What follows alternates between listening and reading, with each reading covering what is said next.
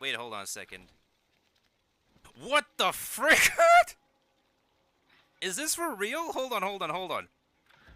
Hold up. Is that permanent? Is this flippin' permanent? Is this the actual permanent version? This is for real. This is permanent. I didn't think that... What? No way. Like, literally, like, less than 10% of pirate players have this thing. It's permanent?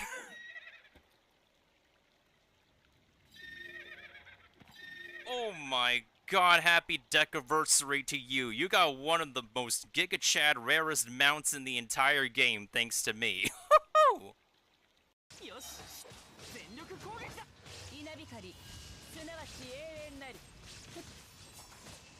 This might be the run.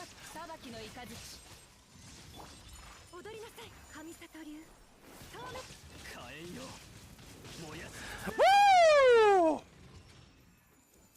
Let's freaking go! Let's freaking go! Woo! Look at D-Luke swing his fish around. Let's freaking go! Finally! Because I don't need that herb yet.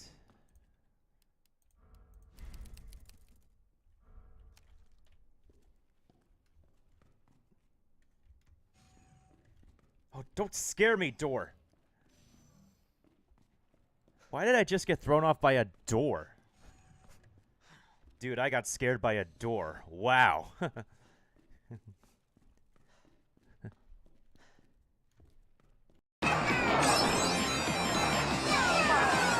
Second, I'll take it. Ah, come on! Ow! Okay. Charm breaker. Yeah, idiot. Oh my Oh, god. I got it! Did you get it? Finally?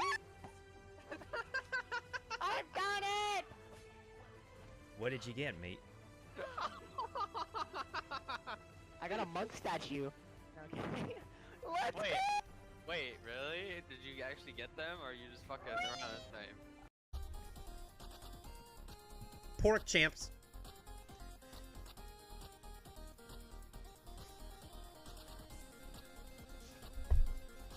Look, I'm like Jesse May now with his dancing pork.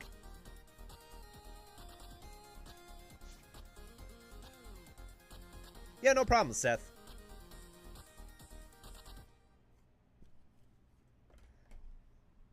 Pork champs.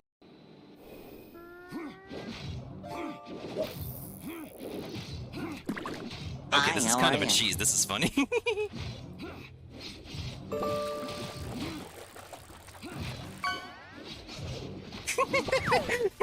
Boing. Boing.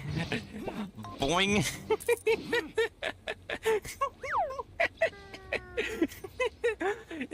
He just got boinged to death.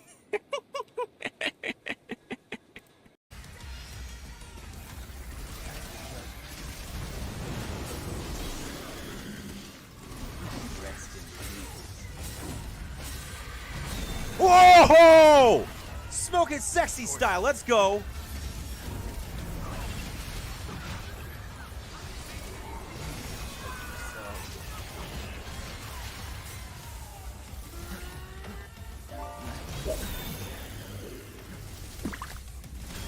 That explains something.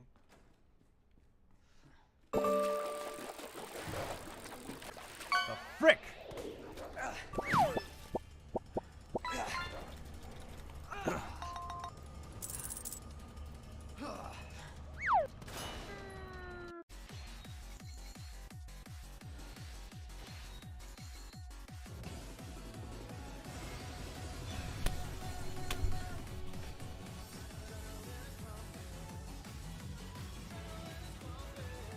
Oh my god. Can we get a clip of this? Someone clip this, please. Oh my god.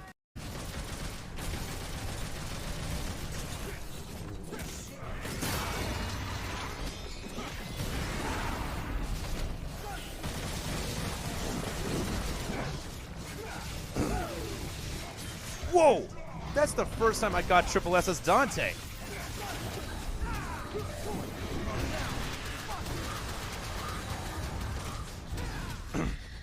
Wow. No, Paimon, how dare you? Paimon, no! Save me! Paimon, you disgraceful.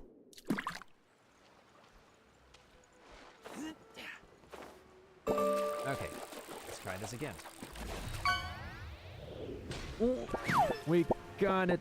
Let's go. Heck yeah, we got the chest. 77. Whoa! What is it? What is it? What is it?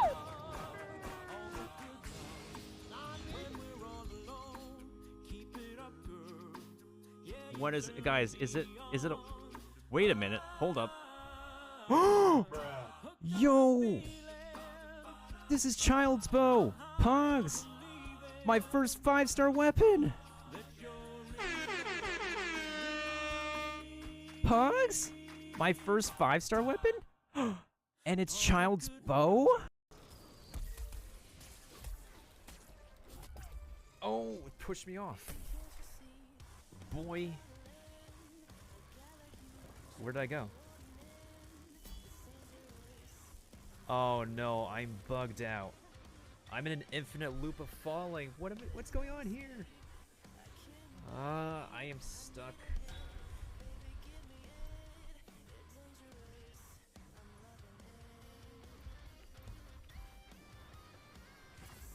The help my character is stuck option is not working.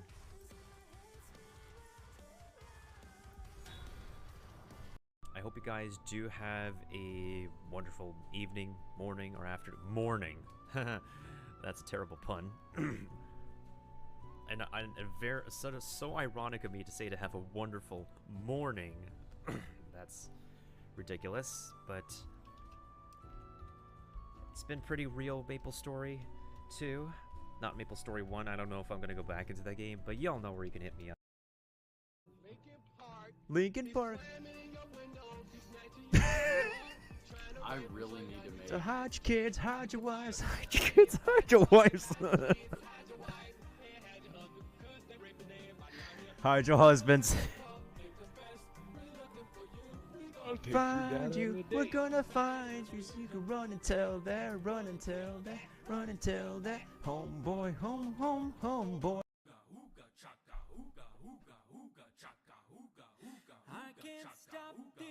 Poll number 77. 3, 2, 1, go! Go. 77. 5-star! Skyward, skyward! Oh my god! I'm a little bit behind. Hold up, hold up, hold up. Come on, Stream, you can do it. Down a feeling. Is it dialogue? To just confirm me if it is or isn't. Okay, I see you doing 3, 2, 1.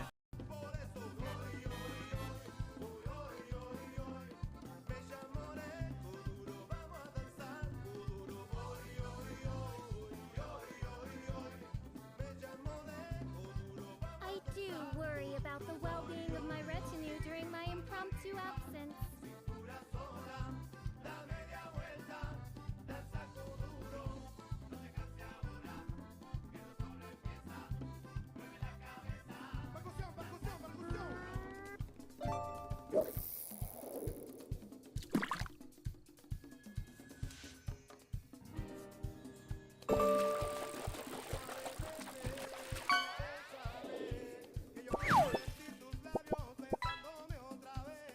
Wait, hold on a second. What the frick? Is this for real? Hold on. Hold Hi, how are up. you? Is that permanent? Is this flippin' permanent? Is this the actual permanent version? This is for real, for real. This is permanent. I didn't think that... What? No way. Like, literally, like, less than 10% of pirate players have this thing. It's permanent?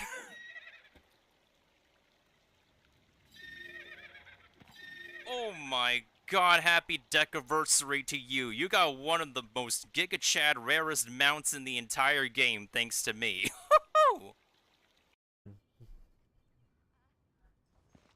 Actually, I want to see what happens with this. Time for takeoff. Let's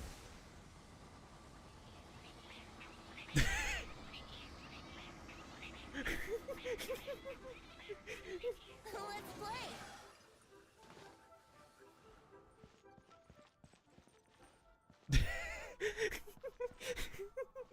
I need a clip of that. Alright, let's do... Okay, here's a rabid wolf.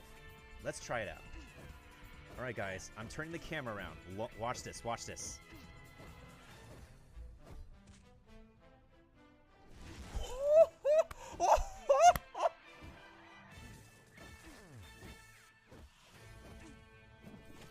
Did you all see that?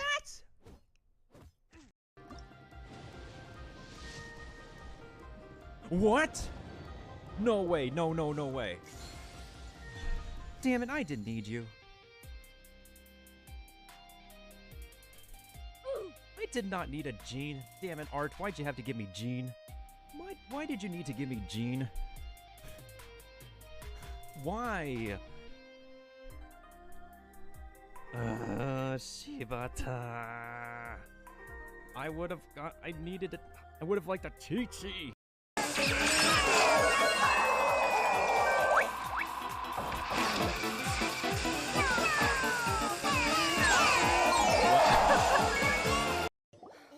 so delicious. I think I already got a pity from the... Oh, wait, are you kidding me?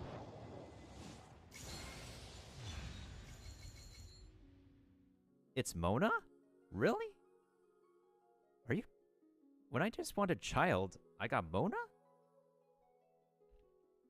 Nani? Well, no. I don't know what to say. I guess the pity just resets now. But, hey, Mona. Welcome to the team. How you doing? Could somebody get a clip of this? I don't know what to say. Let's just amuse Leon's idea.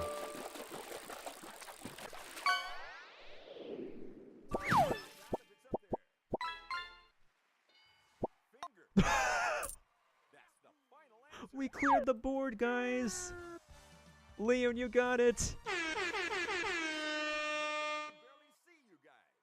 Bruh. Leon actually got it. It's playing the Nintendo Wii.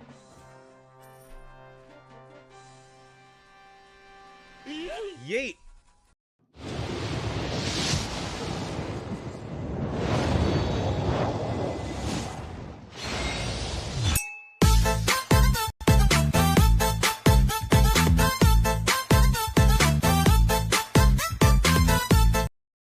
Great clouds roll over the hills, bringing darkness from above.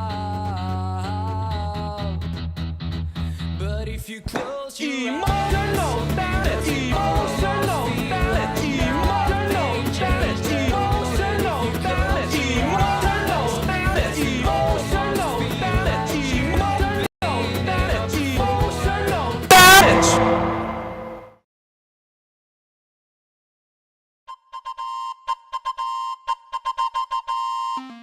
この番組はご覧のスポンサーの提供でお送りします。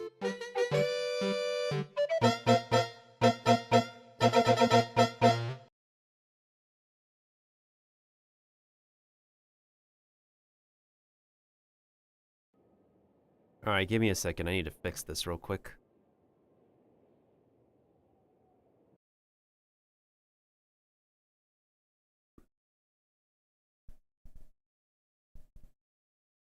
Oh, I'm just a bit tired recently. Spent a bit of time making my bed. Like, immediately after I ended stream, I went to grab some food and then I just crashed into bed. I think I'm just gonna let the in-game music, whatchamacallit, take precedence this time. Yeah, I'll do that. Yeah, I see Weird Win in Kiba. I just rarely ever promote myself playing this game now because I kind of want to distance myself away from being a creator exclusively for this game. I just took that super personally.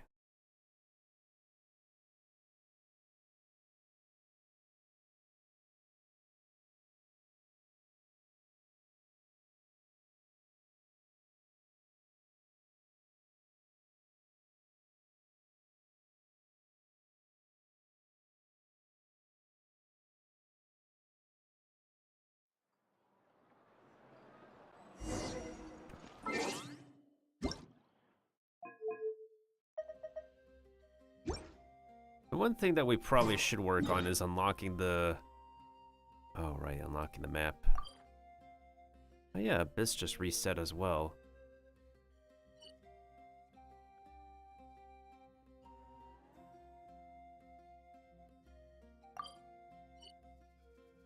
Yeah, we gotta focus on unlocking the new map, especially since the limited time rewards are part of the...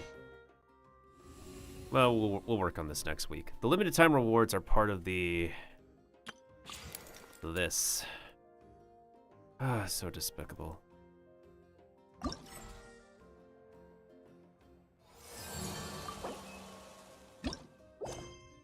Why is the area occupied by the interlude quest? Can I just put this in focus mode? Let me focus mode this thing. You know what? Let's go and open up the new map so that way we can see what damage we're working with. The only thing I remembered is that we went to this teleport point and we got kidnapped by a bat.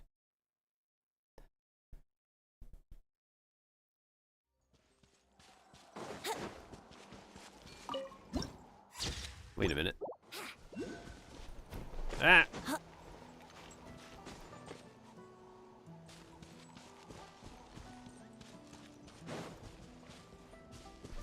Oh yeah, let's go ahead and give the birdie a try.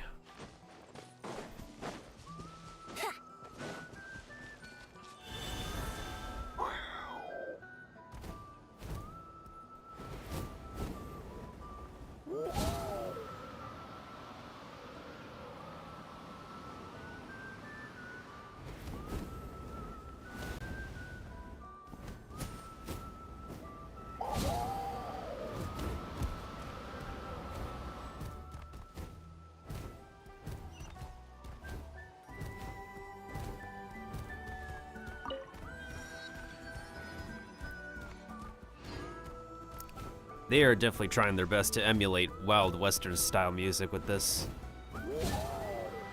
Although it's kind of odd to put like Native American, indigenous. Well, I mean, indigenous I can understand, but like Wild West? I don't know about that, man.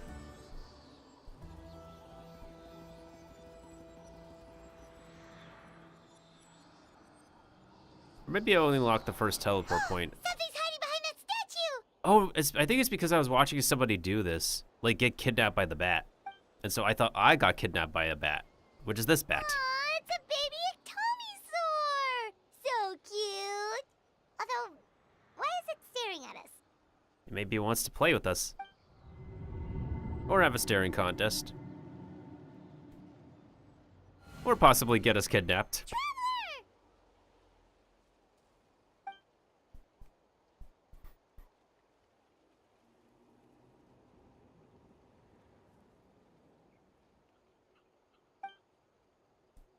Yes, I'm just misremembering stuff.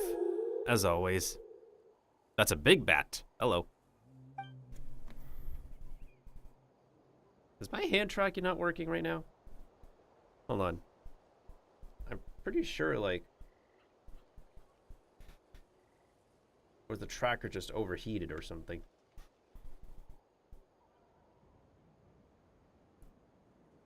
Okay, so I guess it's not working right now. Which is great. Yeah, maybe it's just severely overheated. Oh, great, that's fantastic. So this dude is like part owl, part bat. Because you can see like the little paws in front.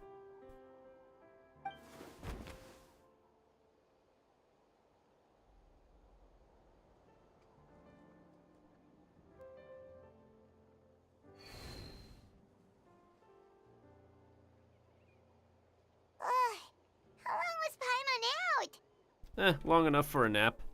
Paimon locked eyes with that baby Iktomisaur for like a second, and then she was suddenly pulled into this strange place with a huge Iktomisaur. Ditto. Any idea what happened? Traveler? Hey, what's wrong? We're being summoned. Look, it's that baby Iktomisaur. Seems like it wants us to follow it. Paimon's adventurous side says we have to see where this leads. We don't have to do this. I'm pretty sure, like, the Masters of the Nightwind quests can be done later. Oh. Later.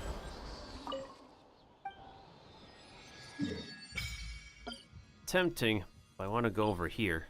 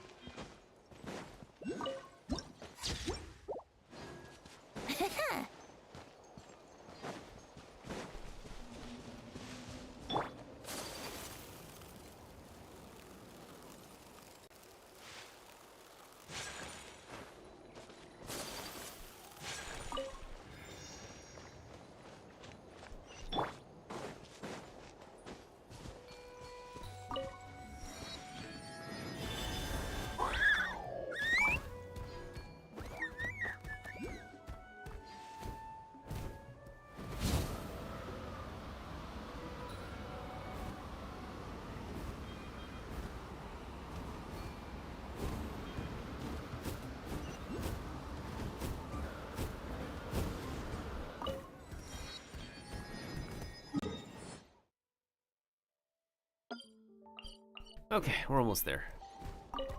Thankfully, this little dude has a decent amount of travel time.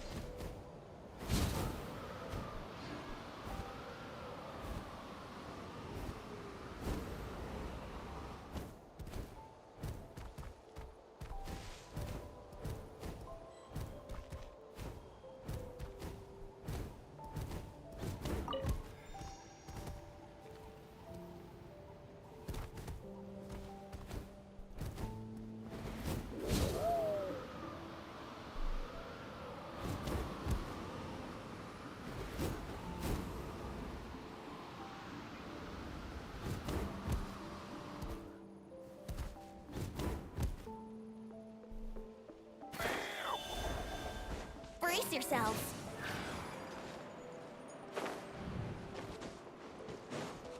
So they gave the little birdie Venti's ability, in a way.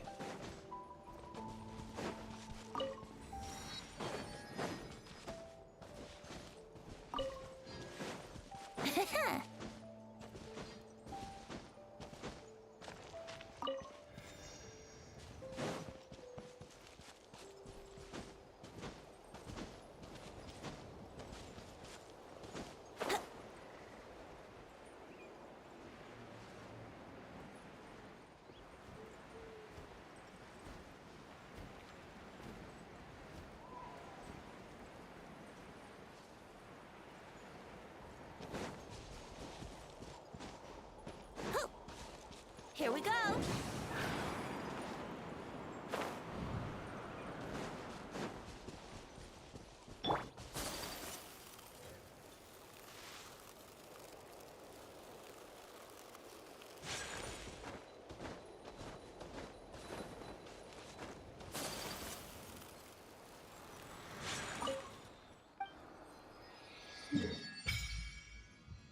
think we'll probably get to that extent unless the story wants us to go over here.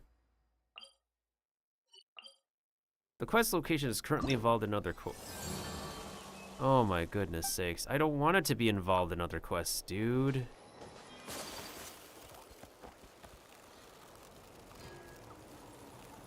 Can't I just approach this? Why can't I approach? The main quest starts over here. The tribal quest starts over here. How does this make sense? Bro. If the tribe starts over here and the main story is over here, then like how is this area occupied? Yes, experience focus mode. Thank you. I'm glad we can have this experience, y'all.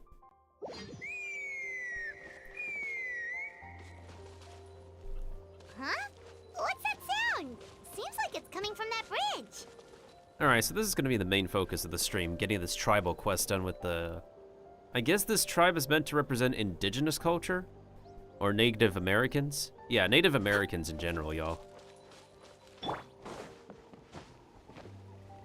What you calling?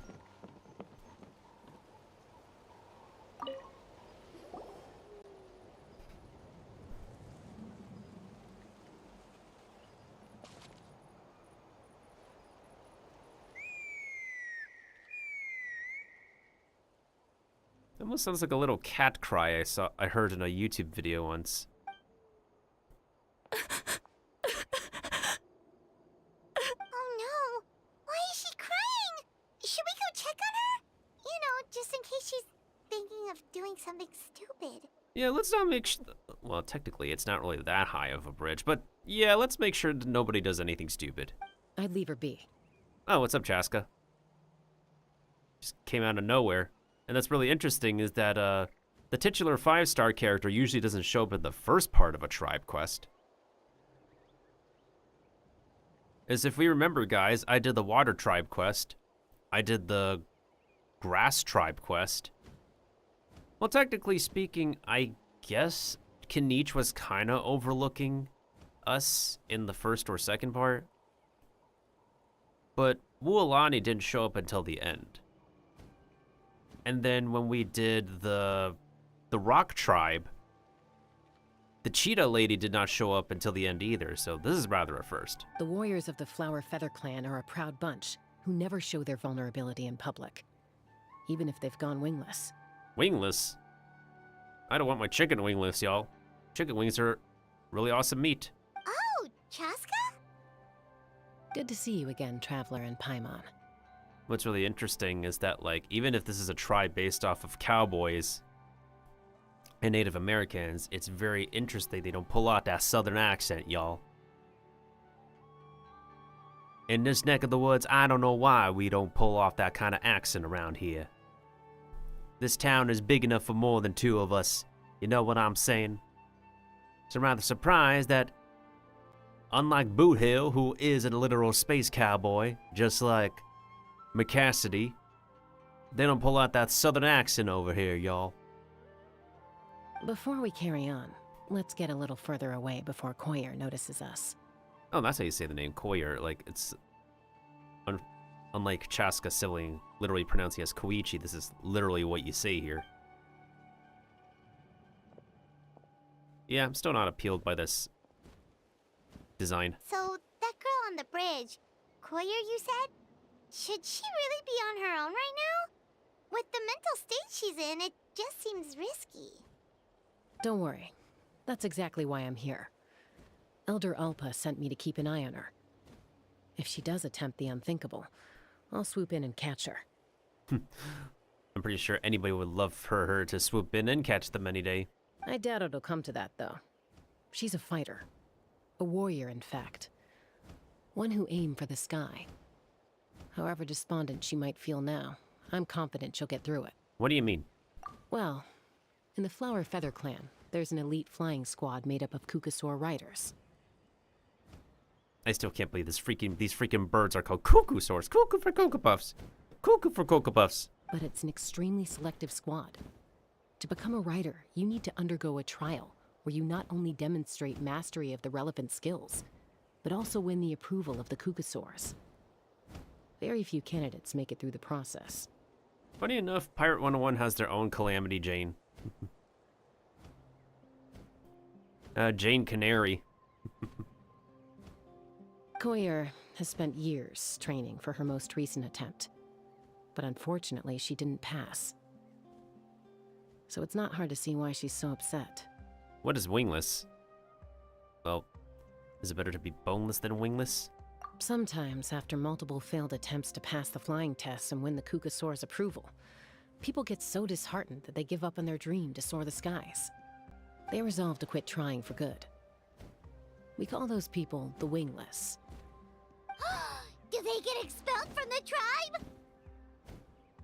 the line delivery of the gasp.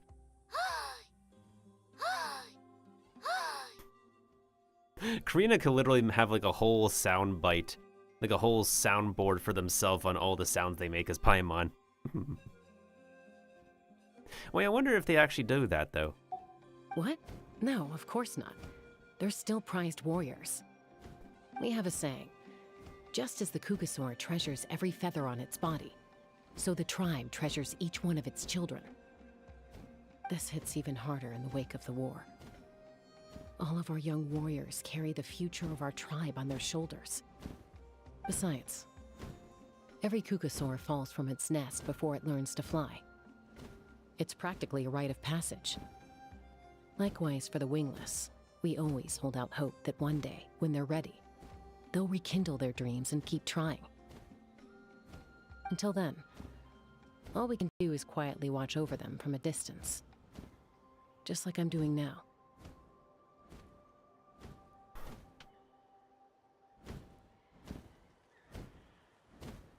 Ah, okay. Paimon hopes she'll get back on her feet soon. Well, from the sound of her whistling, her confidence has been seriously shaken. No Kukasaur is going to respond to a call that sounds like that. Oh yeah, this is a little quality of life thing where you can actually switch between with the directional keys this time, just like how you would do it on the console. And it doesn't matter what we choose at this point. Yeah. People from my tribe call to their Saurian companions by whistling or blowing a horn. So it sounds like Koyer was trying to summon a Kukasaur to practice her flying. But the Kukasaurs are an even prouder bunch than our warriors. They would never respond to a lackluster whistle like that. First she failed the trial, and now she's struggling to even summon a Kukasaur. That's only gonna hurt her confidence further. And getting trapped in that vicious circle is the kind of thing that'll make people go wingless. Surely there must be something we can do to help. That's very kind of you. Koyer's flying skills are up to par, but mentally she's stuck in a rut. If she wants to return to the sky, she has to overcome that for herself. I'm going to lay low nearby, just in case she takes a turn for the worse. Let me give you a tour around the tribe once this is all over.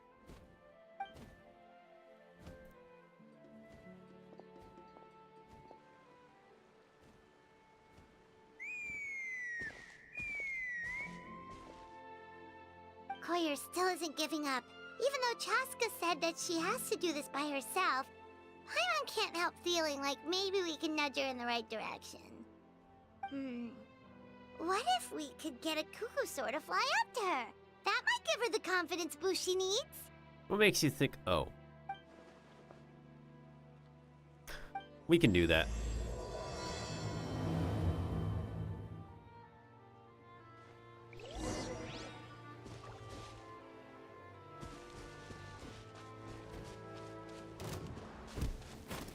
Hello.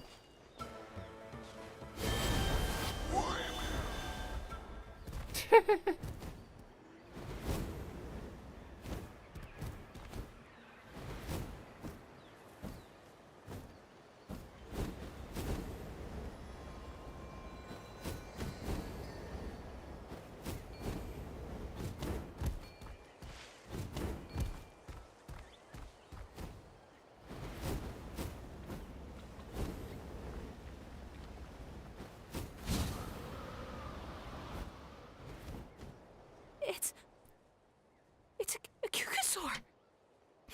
Oh my gosh. Is this really happening? I did it! I summoned one!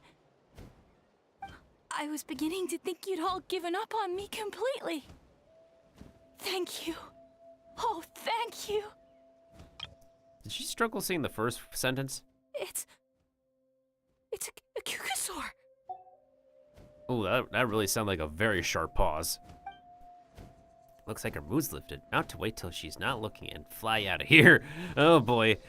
Easier said than done, dude. Excuse me? Would you mind if we did some flying practice together?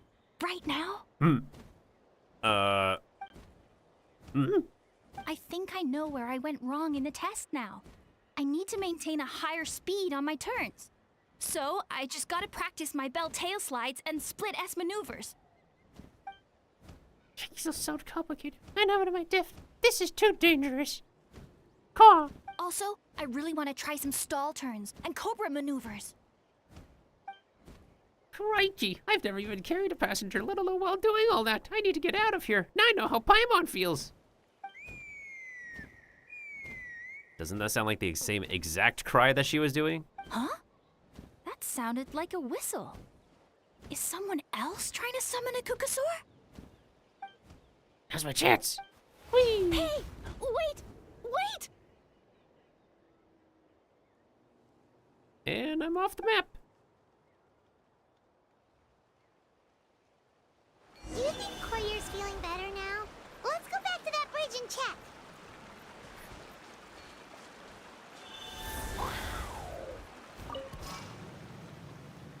Whee!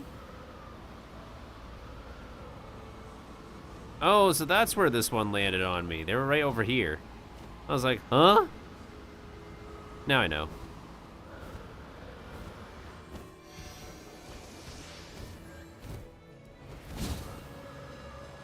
Whee! I'm back. Chasca! I summoned a Kukasaur! They do still respond to me after all! Although, unfortunately, someone else summoned it away again before I had a chance to go for a flight. Oh, really? That is unfortunate. But if you can do it once, you can do it again. Keep at it, and you'll pass the trial eventually. You're right. You know, I almost thought about giving up, but I'm glad I didn't. Hey, Chasca, how's Koyer doing? Huh? Who are you? And how do you know my name? Chasca introduced us. These are my, friends. The Traveler and Paimon. You came up in conversation the other day because I was telling them about up-and-coming warriors in our tribe. Oh, the Traveler, huh? So that's you. What do you mean up-and-coming? I'm closer to being wingless than I am to passing the trial. Anyway, we haven't met before, have we? You look so familiar somehow. Well, so leave it to Paimon to do the name slipping. Maybe you saw her in the stadium? Or anywhere, really. She's been all over Natlan lately, so it's not surprising that you've seen her around. Wrong pronoun. It's her, not him. If you say so. That must be it. Koyer, Chasca. Yeehaw! Giddy up, birdie. Here you are. I've been looking everywhere for you two. Oh, Elder Alpa! What's the matter? I thought I should tell you myself. We're going to redo the flying trials. Redo them? How come? This is so unexpected. And I can't believe you came out here just to tell us that in person. It's embarrassing to admit, but due to time constraints, we didn't do a proper inspection of the arena before the last round of trials began. Then we started to notice many candidates performing worse than expected. Oh, that can explain why. So we redid the inspection afterwards and found a number of issues which likely impacted candidate performance. This was entirely our mistake, and I apologize unreservedly. I know it doesn't make up for it, but I thought bringing you this message in person was the least I could do. Oh, Okay. Chasca, these people you're with, are they the Traveler and Paimon? Huh? You've heard of us? I have indeed. Gathering intel is an essential part of being a warrior. Plus, you've already made quite a name for yourself in that land. Actually, I've been meaning to invite you to enjoy our tribe's hospitality for some time. If you say so. Hospitality? That includes food, right? Of course it does. If you let us host you, you'll be treated quite lavishly. Mighty warriors are highly revered in our tribe. Besides, we still owe you for your help during the war. Without you, we would have suffered far worse at the hands of the Abyss. So I like the chance to show you our gratitude on behalf of the whole tribe. Mighty warriors, plural? So Paimon counts too? Paimon's starting to like you a lot. If you say so, Paimon. That should go without saying. Your flying skills are the envy of our tribe. That's a good point. The Flower Feather clan seems like a really nice bunch of people. We definitely need to take her up on this offer. Well, I'd love to stay, but I'm afraid I still have to inform the other candidates about the retrials. With our younger generation's future on the line, there's no time to lose. I think when we get to part 2 of this tribal quest, I'll take an intermission so I can grab more food. Wait, Elder Alpa! Let me help! The sooner everyone gets the news, the better! Very well. In that case, Chasca, could I leave you to entertain our guests? Sure thing. Okay. Let's meet by the Obsidian Totem Pole later. Collier, let's get going. Okay.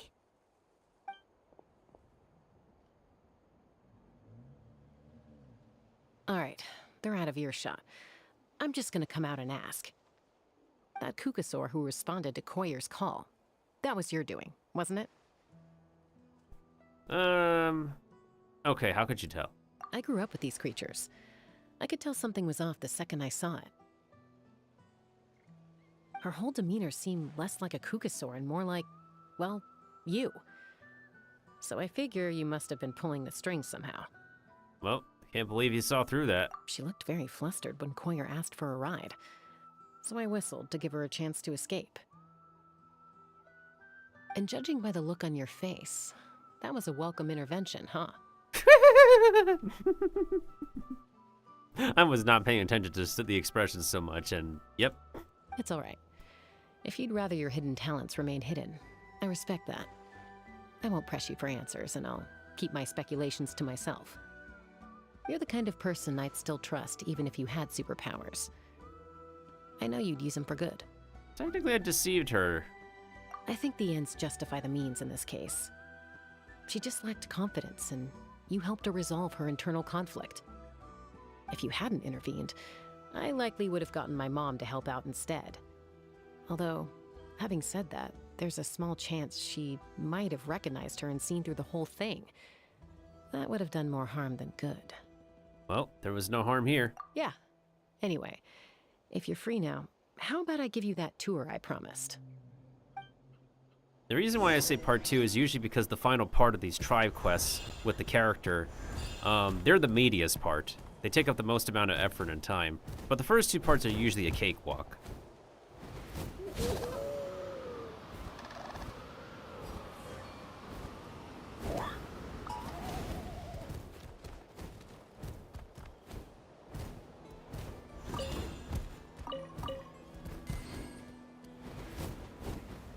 What does this do? Is it the same one as what we do on... Oh, okay. Huh, it's like a Super Mario pipe situation.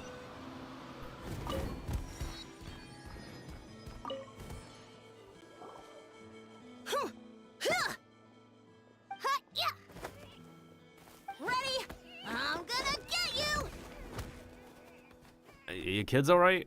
Uh-oh. Are they fighting? Should we try and break them up? They're fine. Just doing their daily combat training. Combat training? A little young for that, aren't they? Not to us. We're a tribe of warriors. In ancient times, we were the most elite troops in the nation, responsible for patrolling and defending all of Natlan. And even though times have changed, we've kept our martial spirit alive. Hey, is that Chasca? Chasca, you're back! Chasca! Chasca! Chasca! Oh, can you come train with us? Now's not a good time, I'm afraid. I'm showing the Traveler and Paimon around. Maybe next time. The Traveler and Paimon? Wait, you mean that legendary warrior and legendary flying expert? Flying expert. Legendary?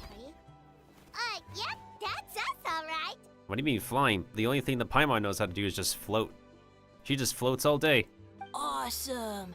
It's so cool that you can fly without having to ride a cuckoo-soar. Even Chasca could only do that for short distances. Miss Traveler, can you teach me some cool sword tricks? Oh, Miss Traveler! My family's shop makes the best volcano cake! You gotta try it! Volcano cake? What kind of recipe is that? Let's behave ourselves, everyone. These people are here as our guests. They're going to meet Elder Alpa in a few minutes anyway. Kotini, instead of being jealous of other people's talents, why not work on developing your own? Kapak, there's no point in trying any cool sword tricks until you've mastered the basics. Have you done all your sword drills today?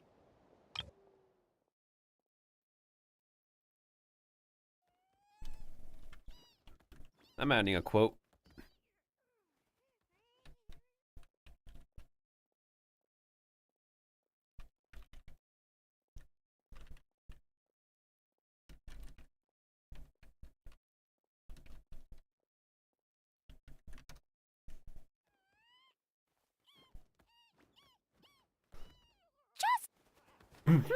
And Yatlan, easy does it, okay? Not every conversation has to turn into you plugging the family business. I mean, she's trying to make bank. She's trying to make bank for her family. Okay. Why is it only just the kid saying it? Why is it only just one kid saying it? Sorry about those kids. They just got overexcited when they heard your name. Hope it didn't bother you too much. This is a volcano cake that Yatlan forced into my hands. She said to think of it as an apology gift. Whoa, it smells amazing! Traveler, you want some? Does smell pretty good. That's good. Yatlan will be thrilled. By the way, Chasca, those kids really adore you. You're way better with them than Paimon expected. Paimon figured you'd be more... aloof, maybe? Aloof, huh? Well, to be fair, there was a period when I was like that. Around the time when I first joined the tribe. But it's a terrible attitude to have as a peacemaker. It tends to turn situations that could have had a peaceful resolution into a stalemate that can only be resolved by force.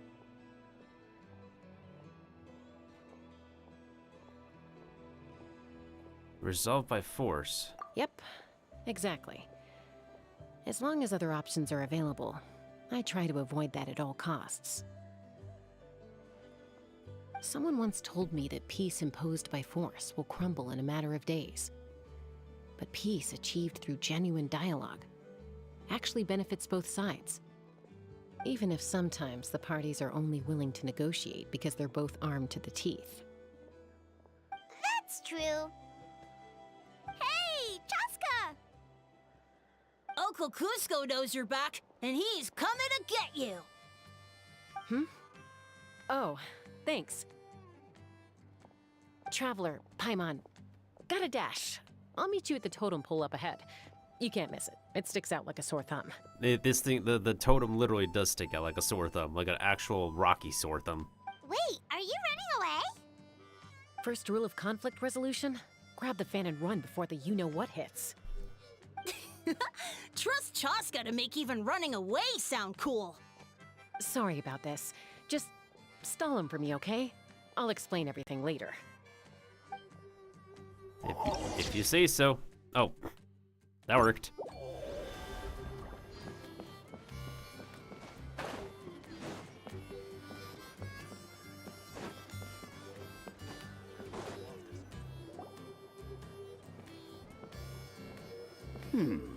A golden-haired outlander and a white flying object. You must be the Traveler and Paimon. Oh, she's a flying object, all right. I heard Chasca was with you, but I suppose she's run away again, has she? Sorry, who are you? Who am I? Only her father. She's supposed to go for a checkup every 3 months to see how her abyss condition is doing. We both agreed on it. But she's already missed 3 checkups this year. That's 3 out of 4. Yes. She got exposed to abyssal energy as a young child. Then her birth parents abandoned her. It's lucky those wild cuckoosaurs found her when they did, or she wouldn't have made it. They took her under their wing and raised her as one of their own. As one of their one. I thought the script says one of their one. Eventually, some riders out on patrol spotted her and brought her back to the tribe. But she was practically feral at that point. The moment you took your eyes off her, she'd be getting herself into a fight, or she'd run away to be with the Saurians. She seemed to prefer them to her own kind. She might as well have been a Saurian in human form. That must be the aloof period she mentioned, right? Sounds like there was more going on than just being aloof. We later discovered that her exposure to the abyss had planted seeds of conflict in her heart. So, we started trying to bring it under control. But ultimately, she's the only one who can control it. Anyway, she's much more human these days. Yeah, don't worry about her. She seems pretty stable to Paimon. She's probably only avoiding the checkups because she thinks it'll stop you guys from worrying about her. Yes, I'm well aware of that. She knows she needs to be careful. If her condition ever took a turn for the worse, she wouldn't be brushing it aside like this. Then what's there to worry about? It's just, every checkup she's been to, they find new cuts and bruises. Nothing to do with the abyss, of course. Oh no, that's all fine. The problem with her is, she's her own worst enemy. She's been living dangerously again, I'm sure of it. That's why she's avoiding the checkups. She wants to hide it from us. Yeah, Paimon can see her doing that. Oh. In the past, she always had Koichi to keep an eye on her. Now Koichi's gone, and I don't want to lose another daughter. That lyric sound went right on time with the vocal pause. But yes, that's what happened in the previous story, y'all. I forgot to make a long highlight video of that because I was a little bit busy, and I wasn't really too motivated to make 2 halves of that stream. But I did one stream before Genshin, and then we did a very long 10+ hour stream of Genshin. Chasca's been increasingly reckless since Koichi passed. It's like she's trying to make up for it somehow. Next time you see her, please tell her to be careful for me. Even if she doesn't want to hear it. If she doesn't want to do these checkups anymore, that's fine. I just want her to stop putting herself in harm's way.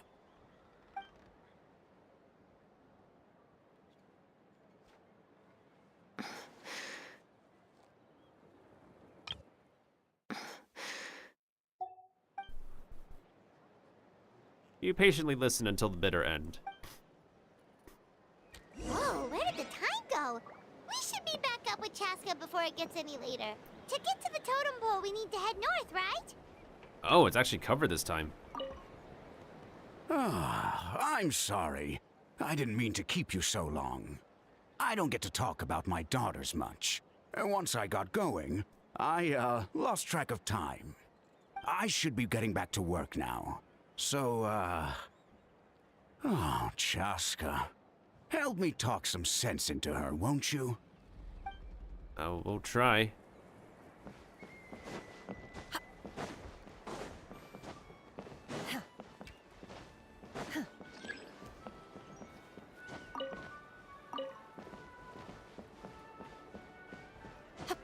Technically, the interlude story does begin over here.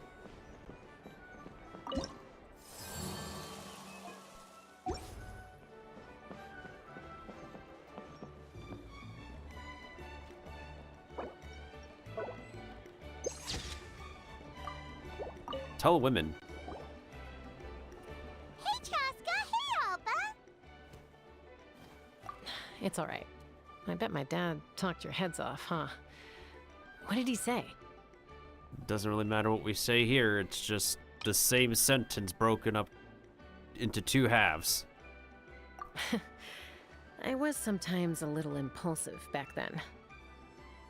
That's putting it mildly.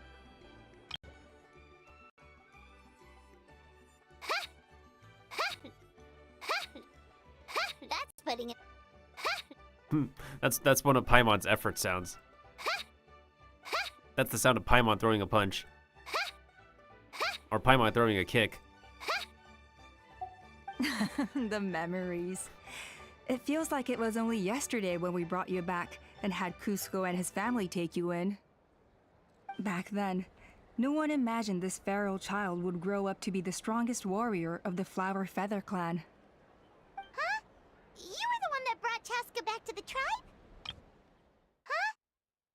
Huh? That's right. Elder Alpa was already a veteran rider by then. She spotted me while patrolling from the skies and tracked down my Kukasaur mom. Mom agreed it was time I tried to re-enter human society. But I didn't know the first thing about being civilized. I clashed with everyone who had to deal with me. And look at you now. Renowned throughout the land as a peacemaker. How time flies.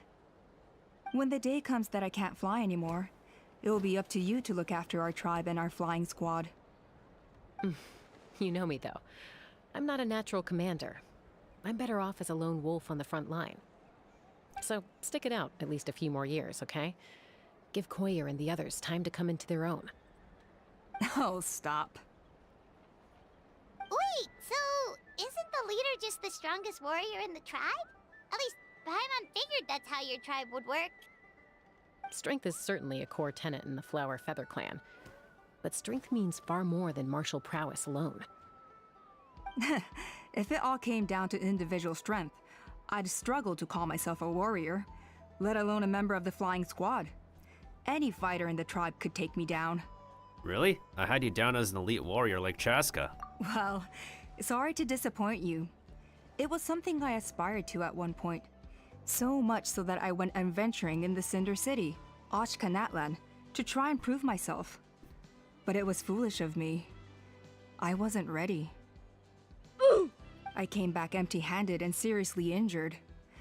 The fact that I survived was something, I suppose. But after that, I never seriously considered myself a strong fighter.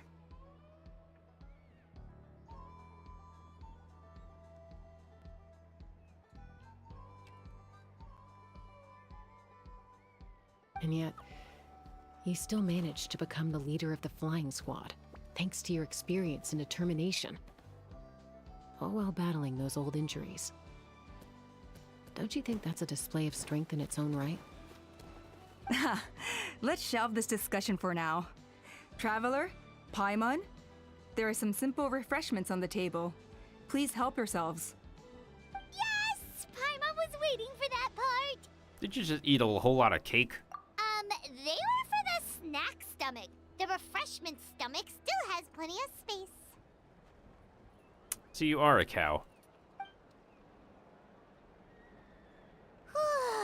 Paimon is so full. Well, if you're enjoying our hospitality, feel free to stay with us as long as you like. Elder Alpa? There's, something's come up. Hmm? What happened? Is it serious? Shall I deal with it? It's... Some merchants showed up, not from our tribe. They said they're here to discuss some potential collaboration with us. Why now? This is terrible timing. There are a few wingless that we haven't managed to reach yet, and we still haven't inspected the retrial arena. These desserts look rather tasty. Well, this cake looks more like a sandwich. This looks like some flan. I'm assuming this is what the volcano cake is. Guess that comes to being an elder, huh? Let me handle the other errands while you meet with the merchants. You shouldn't be trying to do everything at your age. You should help too. Seems only fair after all that food we ate. We're not here for a free lunch. Huh. Well, much obliged. Chasca, the remaining wingless are all people you know. Let's see. Pishika now manages the floating target balloons. Waska's probably still addicted to eyes on the feathered prize, and Junon spends her days up on the flying platform, staring at the Cinder City. I'll leave you to tell them the news.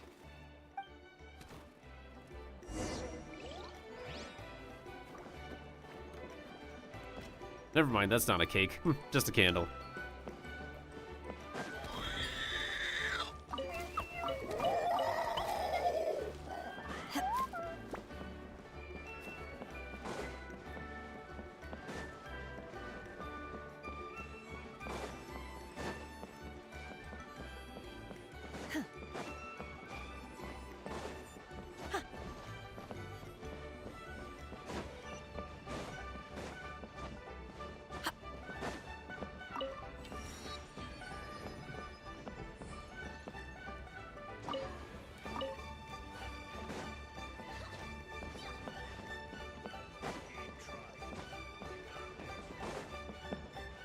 Whether you're up in the sky or down below the ground, Volcano King is...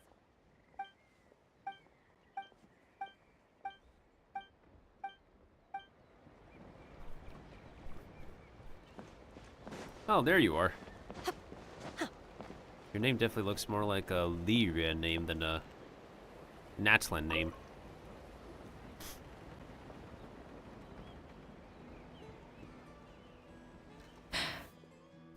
Same.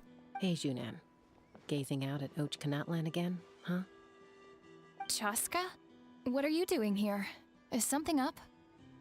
The flying squad is hosting retrials again soon. Wanna give it another try? Maybe you're forgetting the definition of wingless. I've failed so many times already that I've decided to call it quits for good. I'm done. Elder Alpa always goes out of her way to come and tell me when a new trial is coming up, and it's nice of her to think of me. But nothing's gonna change. I'm not going to suddenly pass just because they're holding another trial. They're making some big changes to the arena this time, so the flying experience should be smoother than before. Koyer's gonna try again. No, forget it. If I was genuinely good enough to make the squad, the location shouldn't affect my chances.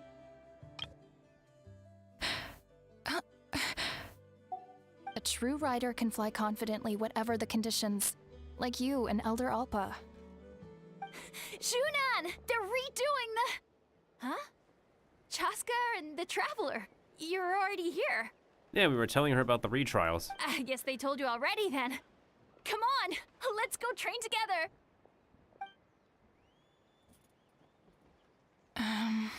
I'm gonna sit this one out. What? Why? But you've always looked up to Elder Alpa. She went wingless after her injury and spent years drifting, but even she came back and made it in the end. If she can do it, why can't you? I mean, I don't have that kind of perseverance. And besides, the last thing I want to do is fail in front of her yet again. Oh, come on. You know you don't need to worry about that. All right, well, how about we just treat this as you being my mentor? Then will you train with me? I feel like Koyer's actor definitely could also... See, she sounds pretty well if she did kid voices too. I mean... Enough umming and ahhing. Let's just get up in the air and figure it out as we go. Wait! Hold on, slow down! I can't keep up! Well, that's one way to do it. Yeah. They've been best friends since they were kids. If anyone knows how to get Junan out of a rut, it's Koyer. You helped Koyer deal with her internal conflict, and now she's done the same for someone else. You know, people often talk about how one conflict leads to another and so on. But sometimes in life, things spiral in a good direction instead. Yeah. That's one way to look at it.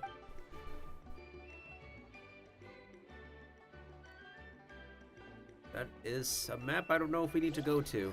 But for now, I'm just going to be focused on completing the tribal story. You good? How is she dragged this far but not out of the map? Interesting. I'm guessing they wanted us to talk to her last or something. Huh, an engineer from Fontaine. Right, because, like, people from Natland normally don't go out because of story reason.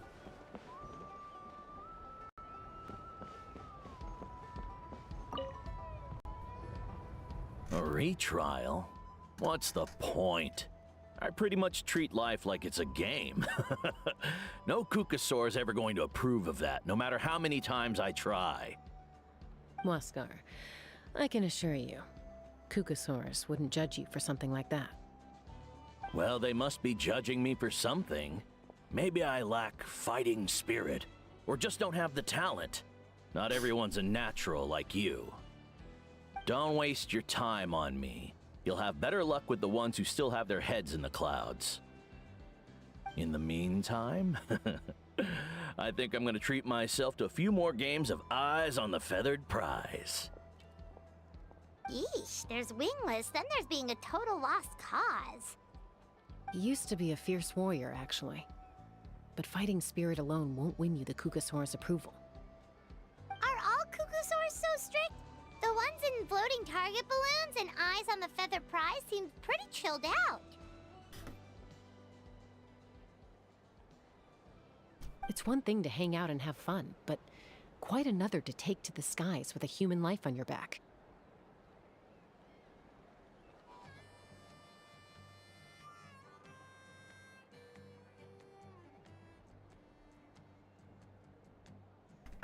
Giving a ride to someone who's unqualified endangers not only the rider, but also the Kukasaur themselves. If the rider makes a mistake, they both suffer the consequences. So we have a mutual understanding with the Kukasaurs. If someone isn't up to standard, we have to reject them. Even if it means breaking their hearts.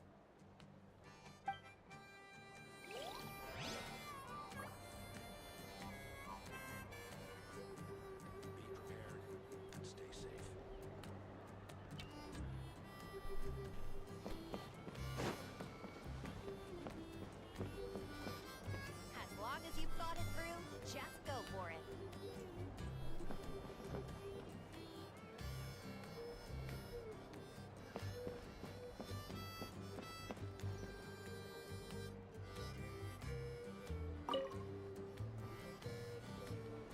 Are you sure you don't want to reconsider, Pashika? I appreciate it, boss. But honestly, I'm pretty happy with my life nowadays. Pashika, they're redoing the flying trials. Huh? Utoda? Ah, did Alpa send you? I was just telling Pashika the news, actually. The way things are with the tribe these days? I mean, you don't need me to tell you. This here is no future for a seasoned warrior like you. Ah, come on, boss. Do you have any idea how long it's been? I've been wingless for years now. I'm not cut out for that anymore. Of course, I'll do my part if we ever need to defend the tribe. But there's really no point in me trying out for the flying squad now. I've already made my peace with it. Not everyone has what it takes to return to the sky after going wingless. Elder Alpa's perseverance is something else. And it's okay if I'm not destined for greatness. I might not have the Kukasaur's approval, but with my hot air balloons, I can still reach the skies. Handling these balloons every day, seeing how the customers react, the looks on their faces, that's enough for me. Finding something you love doing can be just as hard as passing the flying trial. It's worth holding on to. Fair enough. It's your choice. I won't force you. Oh, by the way, you should try taking a balloon ride if you've got the time. Once you've been up there for yourself, you'll see why I love it so much. I'm a little busy at the moment, but next time for sure. No problem. If you ever want to give it a try, you know where to find me. Oh. That was just Act 1, y'all. We just finished. We've notified all the wingless on the list now, right? Where to next? The trial arena. It's not far from the tribe. Yeah, see? That first part was pretty short. It'd take a half an hour at best to finish that.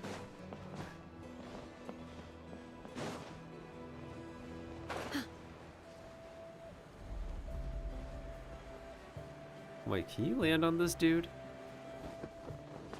Really? There's no flat surface on them? That's bizarre. Hey, what are you doing here, Koyer? Oh no, it's someone who is with Koyer's clothes. Inkanek, I guess. Oh, hey there, Chasca. Did Elder Alpa send you?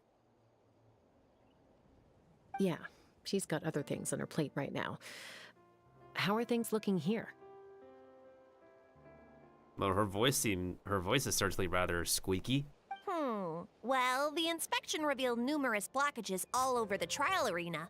It looks like they're the result of ley line disorders caused by repeat abyss invasions. Theoretically, we just need to clear those obstacles, and the arena will fill up with gaseous phlogiston again. But that's proving difficult to achieve in practice, for all sorts of reasons. Why don't you head on down and check things out for yourself? Feel free to ask the staff for more details.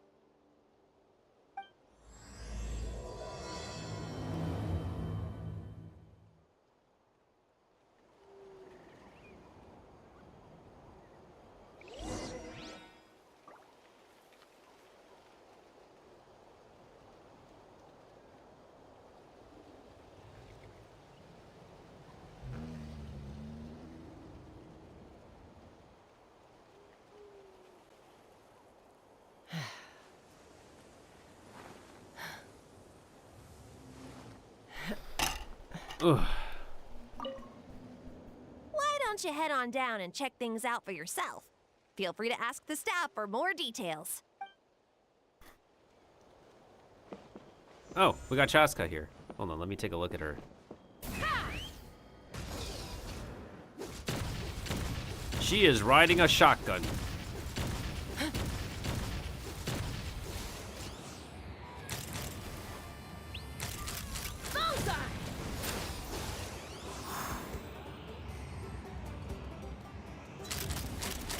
Open fire!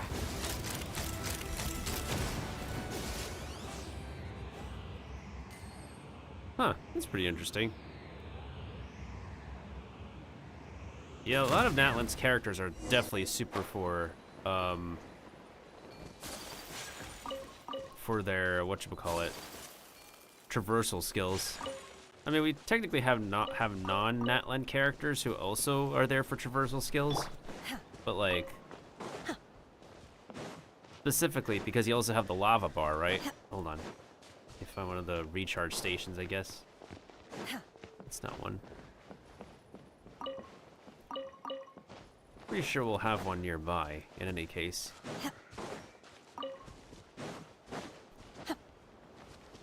Okay, if I actually have a bit of time and energy, I wanna.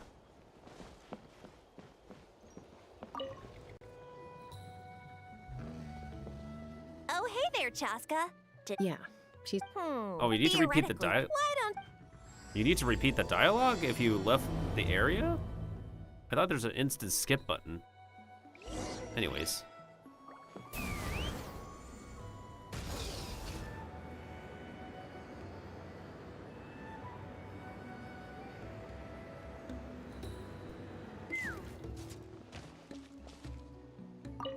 How strange. Why is there so much solid phlogiston here? Well, could be from the Children of Echoes. Maybe it got swept up here due to the ley line disturbances? And I did see those strange markings on the cliff. I can't think of a way to resolve this. Short of going all the way to the Children of Echoes to borrow it to Petlisaur. How strange. Well, could be. I can't.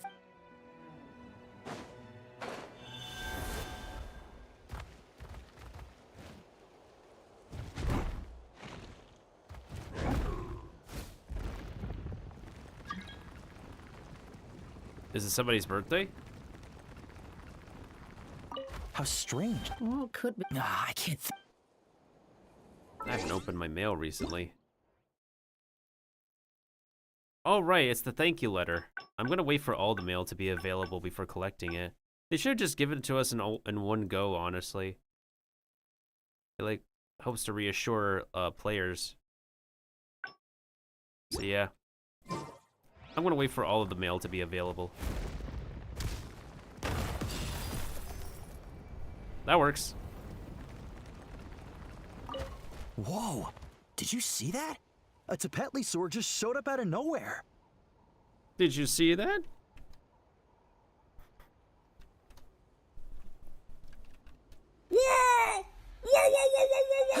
How did it get here? Just passing by, or... Huh. Well, not gonna argue with a good thing. The spout's clear. That's all that matters. Oh yeah, for sure.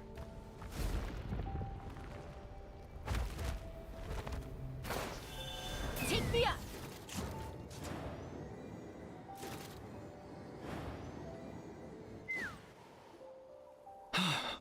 Oh, are you here to help? Thank goodness. There's no way I could do all this by myself. So the blockage here has to be cleared using a special bomb, but carrying explosives up that steep slope would be a recipe for disaster. If I dropped it or slipped and fell, I'd be blown to bits in an instant. So, my plan was to transport the bomb to the other side, then send it over in a hot air balloon. All I need now is for someone else to strike the balloon at the right moment, dropping the payload right on top of the spout, and problem solved. What do you think? Simple enough, right? I think I got it. Huh? Oh, that one. No, I've got no idea who that belongs to. Or how they got it up so high. I think, is it physically possible? I mean, if we can Kaniche glitch it, we can probably get up there. I just wish I could fly up there and check out what kind of tech they're using. Ah, well. Getting the trial arena back in order is more important. I'll head over and set up now. Let me know when you're ready.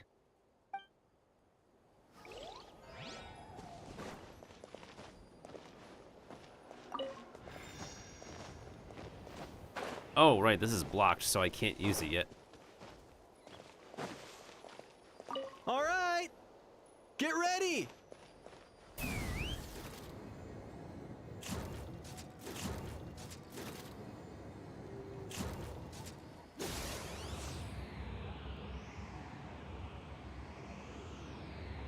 Open fire! Bullseye!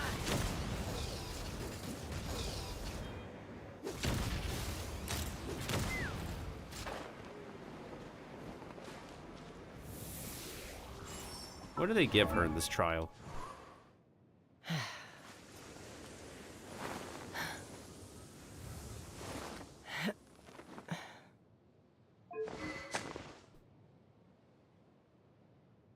That's a signature weapon, all right. Oh, they gave her not Noblesse. They gave her Obsidian Codex.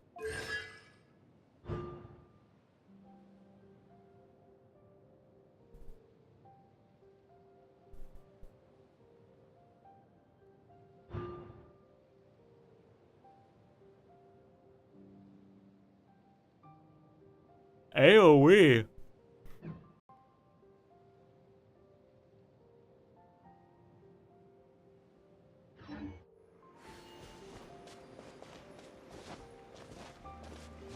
Oh, what's up, Wayuni? I'm just, I'm okay. All right! Get ready! It's rather sudden to ask somebody where they're from. I was born and raised in America.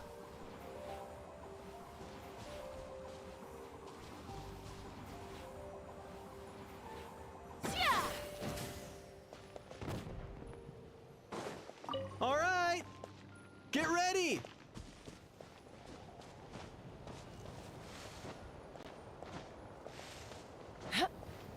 Oh, I know at least, like 2 to 3 people from Indonesia.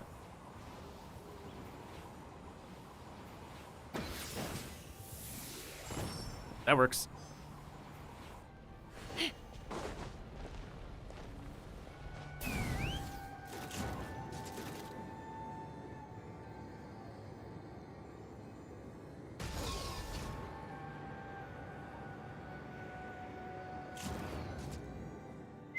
And there's nothing to apologize about. Like, this is an international game anyways. This is crazy.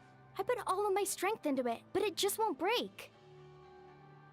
Maybe Inkanak was right after all. If a stable structure is formed inside the solid phlogiston, I'll need to hit all the weak spots at the same time to break it. Sorry, no. I'm literally doing story right now because there's only like 4 days left to get Chasca's Primo Gems. Do you see the ID in the bottom right corner? It doesn't match with yours, so we can't anyways. But how am I supposed to do that?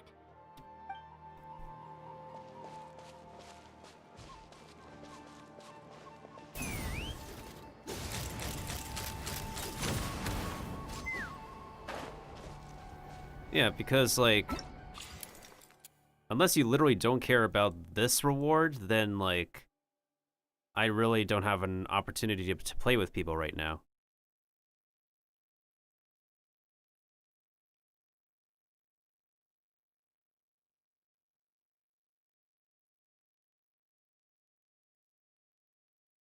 But yeah, people would just, like 50% of players just skip on this reward, even if it's limited time rewards. Like, I literally did this for my second account for Shilonen, because I didn't really care for Shilonen. Also, this is Trial Chasca. This is the Chasca the game gives us.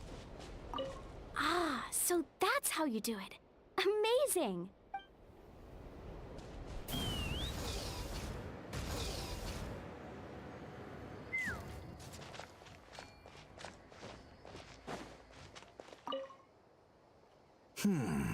I think it should be possible to clear this spout with just a few hard hits. I like this guy's accent. There are signs of strange life in here. Meddling with it might be dangerous. I like this guy's accent.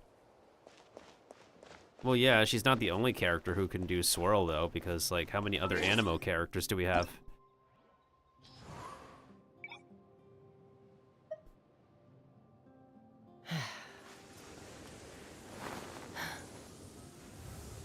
One, 2, 3, 4, 5, 6, 7, 8, 9, 10, 11. Well, we could excuse Xiao. We could excuse Xiao and Wanderer. Well, that's your decision making then. Because Wanderer is still good. It's just like with Xiao, he and Xiao are the main Animo DPSs. For like normal attacks. Well, yeah, he was the last Natlan character because there's not a lot of Natlan characters I'm interested in. Shut up. I say shut up, little jerk. There we go. Anyways, yeah, I'm not really appealed by a lot of the Natlan character designs. Not a fan. So I don't really go for all of the Natlan characters unless there's a 4-star that arrives later.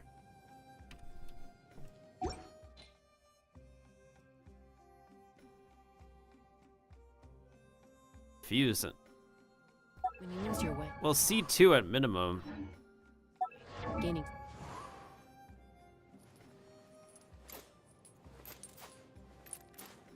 Well, at least C2. To be more manageable. So that way the debuff lasts, the res shred lasts longer. Any 4-star support that requires C6 is literally just pay to win at the point. Like, it's great to have, but, like, you don't just say this for Wanderer, you also need this for Xiao. And future Animo DPS characters, anyways. And 4-stars are harder to get than the 5-star characters. And I also have characters that are missing C6 as well. Goro is missing C6. Charlotte is missing C6. Mika is missing C6. The problem is, as I say, 4-stars are harder to get. What do you mean? I don't have Chasca. Or are you asking as an actual question?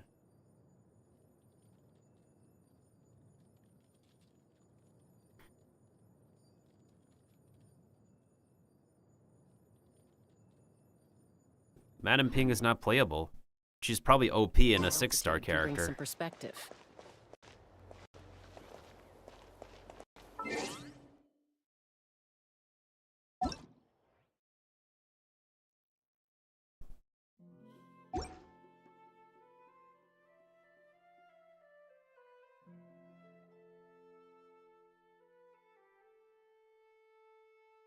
Yeah, I'm literally doing the night before the trial.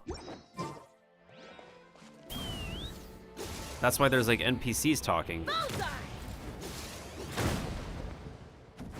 Hey, monsters! Time to shine! Obey! Manifest! Do your master's bidding!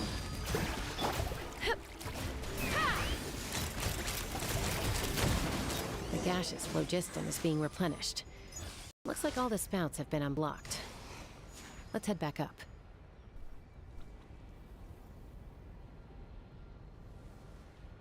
Are you talking about leaks on my channel? Can you just... A blade embraces its duty.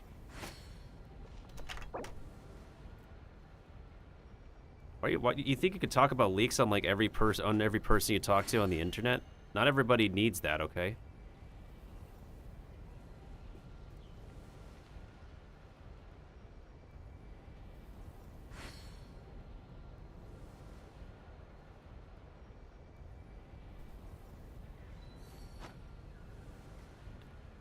And the latest Animo character that was revealed is not confirmed to be Madam Ping. They are their own character.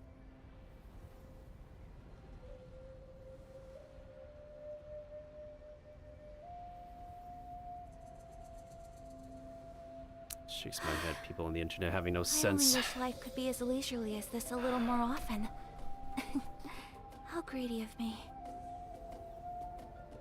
We know what the 3 upcoming characters are, but like, why do people have to think that like freaking like all the Lyria characters get playable versions? It's not always the case. Also going around to every single person's space to talk about leagues. That's not being nice at all.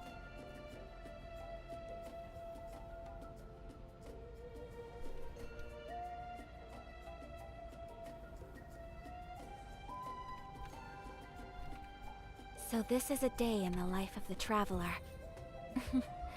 I'm learning more about you all the time. Doesn't mean that I don't have my rules in display in... A blade embraces its duty, as a jeweler cherishes I don't their think about gems. anything. I literally don't think about anything because I don't like to talk about this game too much.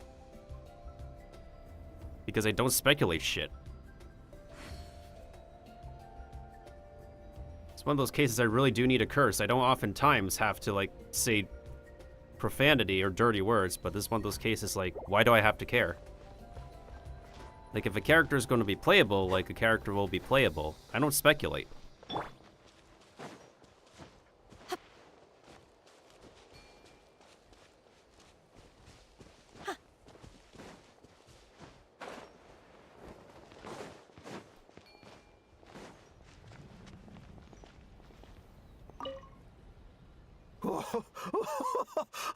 I thought I was done for. Oh, this spout should be good now. Thank you very much. You're welcome, cautious investigate. Okay, I thought he would go back to his animation, but I guess he's okay.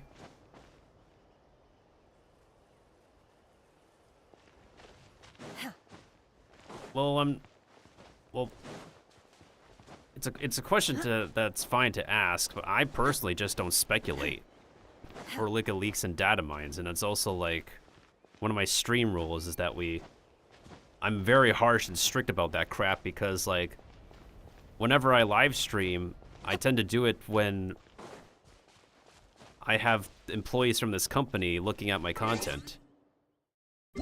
I literally cannot have like people talk about leaks and data mine and all that shit because I get streaming rewards.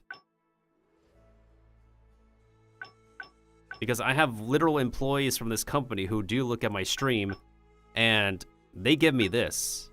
But they haven't done so in a while, so I'd still like to be safer than sorry. And if like some random kid or some random person on the internet just like says something that ruins my chance, that now has the company permanently denying me these rewards, then that is very embarrassing and unacceptable.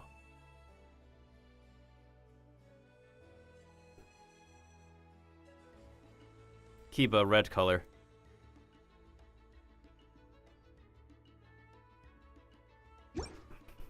Blood red.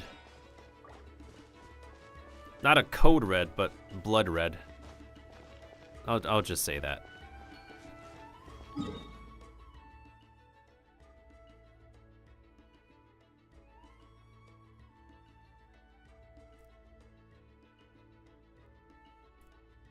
I'm pretty sure I have a different protocol when I have to say code red, though. I haven't set up what that protocol would be, though. Actually, I probably should set that up. Like streamer exclusive lingo of like different procedures we can do by code color. Like code white, code black, code blue, code... But if I say like the regular color red, then it means something else, and Kiba knows what me... since we talk about different colors a lot. But I specify the word blood because, well, blood can mean different things. It can mean your blood type because everyone in Asia asks, like, what's your blood type? Or, like, other parts of the world, what's your blood type? Or it can mean, well, yeah. The way the British people use it, like, bloody hell, mate. Bloody bollocks.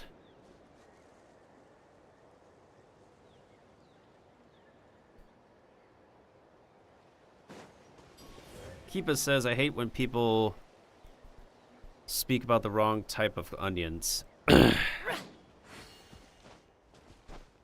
Yeah, I agree, Keepa.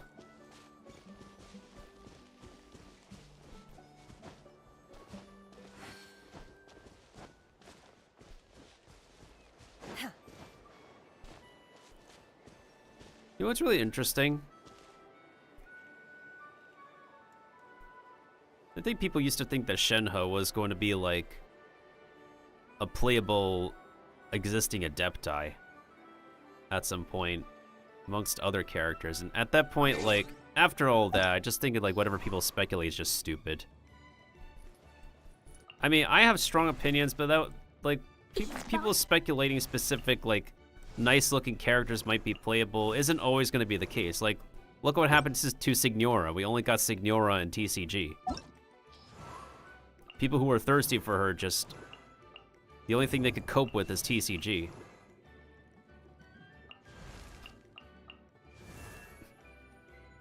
Now the one main exception is the Bird Lady. She eventually became playable, but so far she's been the main exception thus far. But right now, I just can't think of anybody else to be excusable. Like, people can speculate all they want. I'd just rather, like, not be part of that discussion. Wait. Anyways, I should be finishing up the story quest and grabbing some food real soon. I went farther than I thought.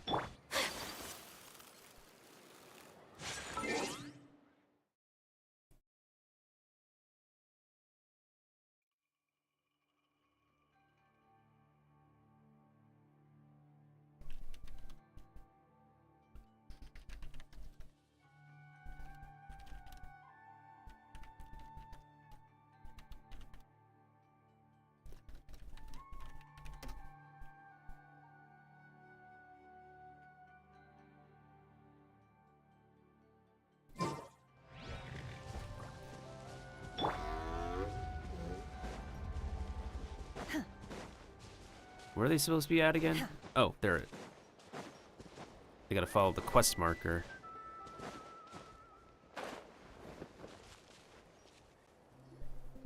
Wow, you took care of everything in no time at all.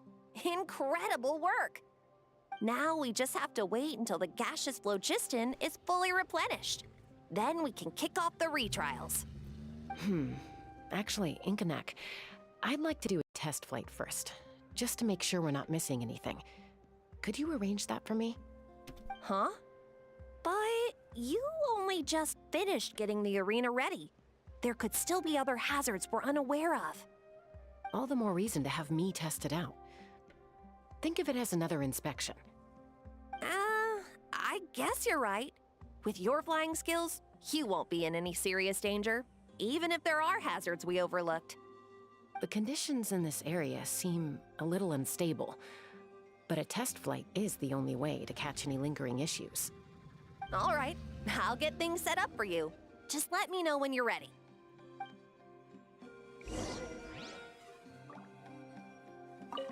Are you ready?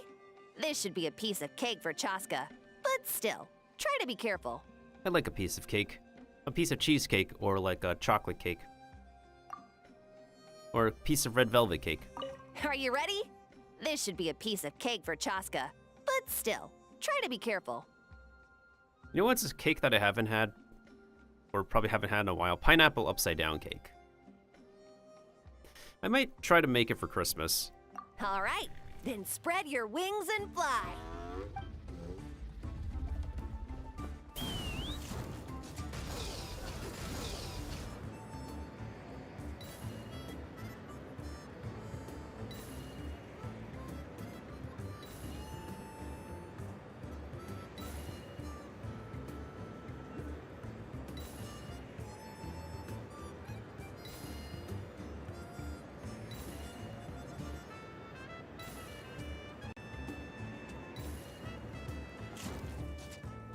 What do we do? Go up? Oh, okay.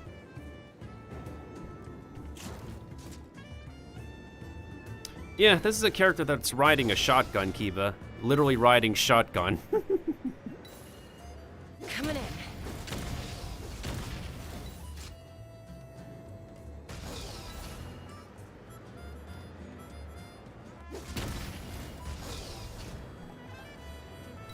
You know what's really like a musket that I haven't really seen a lot of love for? I think it's like called the Winchester.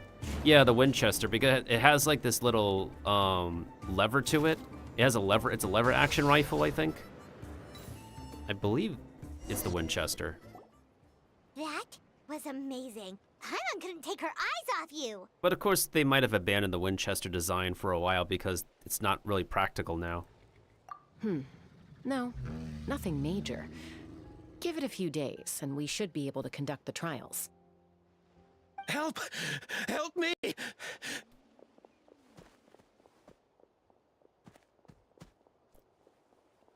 You're from the Flower Feather clan, right?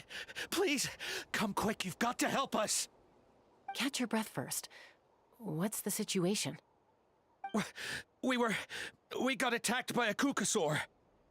My friends are still stranded in the middle of the road with the goods we were transporting. Please, I'm begging you, save them! Huh? Are Kukusaurs really that aggressive? Do they usually attack groups of people unprovoked?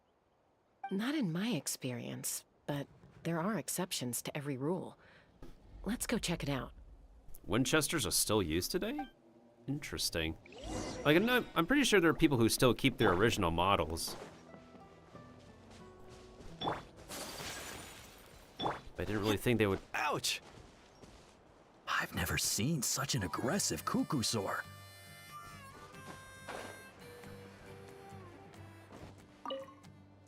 Ouch! I've never seen such an aggressive Kukusaur! What happened with that line delivery? I've never seen such an aggressive Kukusaur! Bro, are those two different line deliveries? The first line delivery was like, I've never seen such an aggressive Kukusaur. And the second was like, I've never seen such an... Bro, where's your explanation? Brother, where's your exclamation point? I thought they were supposed to keep one take of that. Where's the exclamation point in that line read? Where? Where is the exclamation point? Question mark.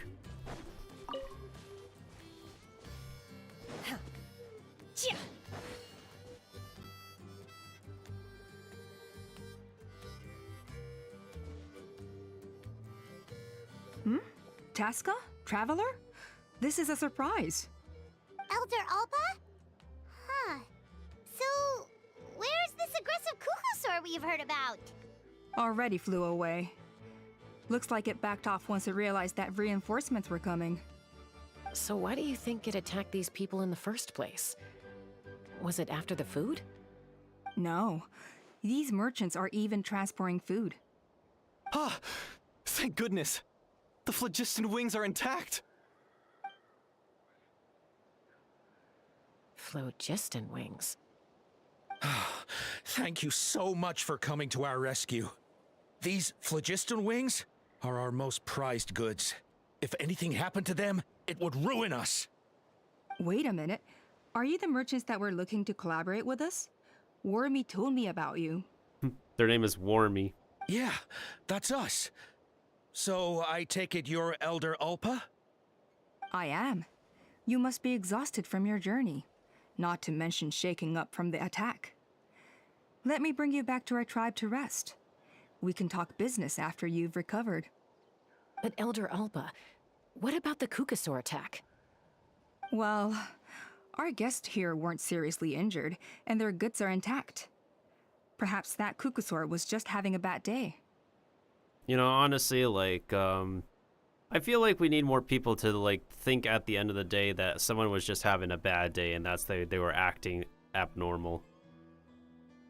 But at the same time, it's like there's only so much you can excuse someone for having a bad day, or even if someone has like a mental illness nowadays, it's not a it can't be used as much as an excuse anymore for someone's abnormal behavior. Like, the thing is with mental health, you can only justify it to an extent as the means, but you can't completely use it in full defense nowadays. Because sometimes you have to, like, think of it in the court of law as well. Because you have, like, you know, the ones on trial plead insanity, right? Or, like, the defense attorney would bring in, like, a psychiatrist, psychologist, you know, to try to have the accused get their sentence lessened or something because of a mental illness. But nowadays, everybody's judgmental in and outside the courtroom. So, unfortunately, not everything can be excused, which unfortunately also includes someone having a bad day. Because of how much people are judgmental of each other. I'm already, like, dealing with judgmentality towards myself and being surrounded by people who are judgmental. Hence why oftentimes I tend to, like, recede into my own living space most of the time. Not exactly spend too much time outdoors or outside of my bedroom. Because it's not only just because it's a decision I make for myself. Well, yes, it's mostly a decision I make for myself out of my own health and well-being and security and instinct. Let me look at Kiva's fun little trivia for now. A Belgian arms maker. Huh. Interesting. They brought back the model 1873 in 2013. That's like over a decade ago. That's interesting. That's real fascinating. There are so many of them around here. You'd expect something like this every once in a while. I don't think we need to pursue it any further. More importantly, how are the preparations for the flying trials going? Is everything in order over at the arena? Right on track. Huh? Did you say flying trials? What a coincidence! Sounds like a perfect use case for our phlogiston wings. You'll be pleasantly surprised by what they can do. Oh, really? Now I'm intrigued. Well then, let's forget all about this Kukusaur attack for now. We have some serious business to discuss.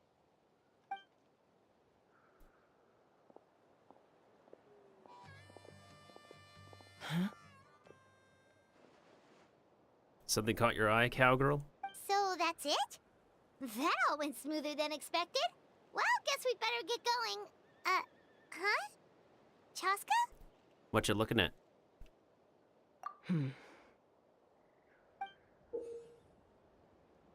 That's a bloodied feather. A blood-stained feather. Huh?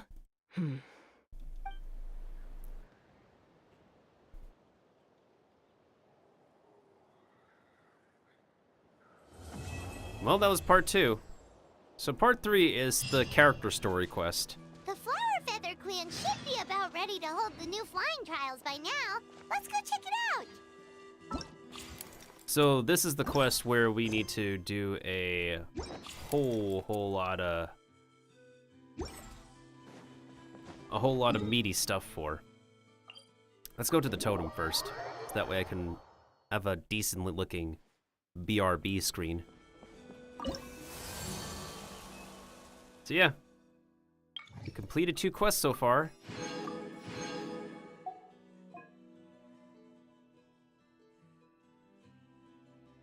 Oh, I think that must be it. I think like the people who just couldn't be able to fly with the birdies are now going to use the artificial wings to try to win the competition, but unfortunately something will backfire and bada bing bada boom, Cowgirl's got to come in and swoop in and help them. But before we do the final part of the story quest, which I think will take a giant chunk of time, knowing how Act 3 tends to be a huge amount of time, I'm going to get some food. I have like a tea bottle here I need to recycle as well, so in the meantime, I'm gonna go be right back. If anybody would like to fish, feel free to fish. And it's all good, Kiba. You take care now. I don't know how much longer I'll be streaming. We'll see what happens.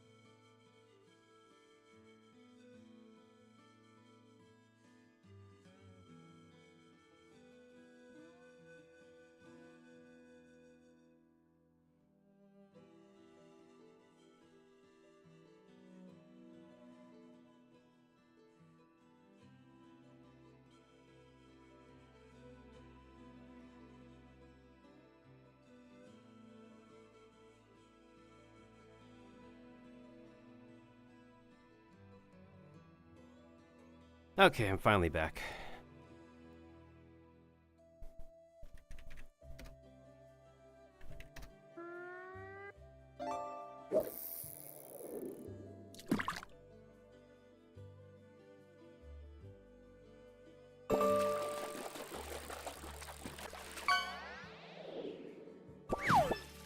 Oh, would you look at that? I caught a lobster.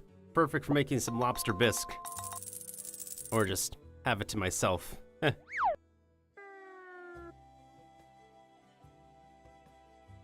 Oh, what's up, Alurin? I see you literally raided like 4 minutes ago while I was still grabbing food. Everybody has impeccable timing with me nowadays. That's funny. Yes, if anybody didn't see my pinned message, that's a thing now. People can fish if they want. So that's what I just did. And I caught a lobster. Pretty good catch to everybody getting introduced to the video game. The little stream mini game. But yeah, how was your stream? Let me go ahead and give you a, a quick shout out.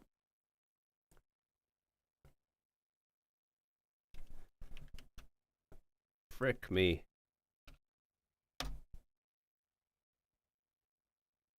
My computer lagging again? I think it still kind of is lagging. Oh, you were playing Genshin yourself. And he went to go to bed, and he raided me, and I'm going to be going for about another hour or two on Potato Tsurumi, and it is the last hour or two I will spend in this form, and then we will be ending with turning back into normal. So yeah. Which apparently Ducky wants me to sit on his lap, so here we go. Why is this a thing? I don't know. Because it is the most cursed thing ever. Why?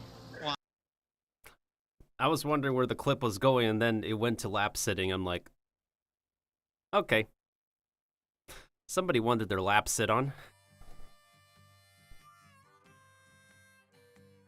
Someone wanted to be sat on. Clearly somebody did. You know, why don't we also go ahead and shout out Kaiden while we're here? Maybe we'll have a clip of Kaiden getting sat on or something.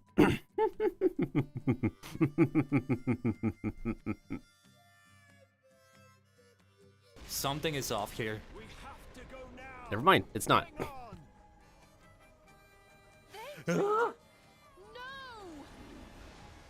Right, I was wondering where Tancred was.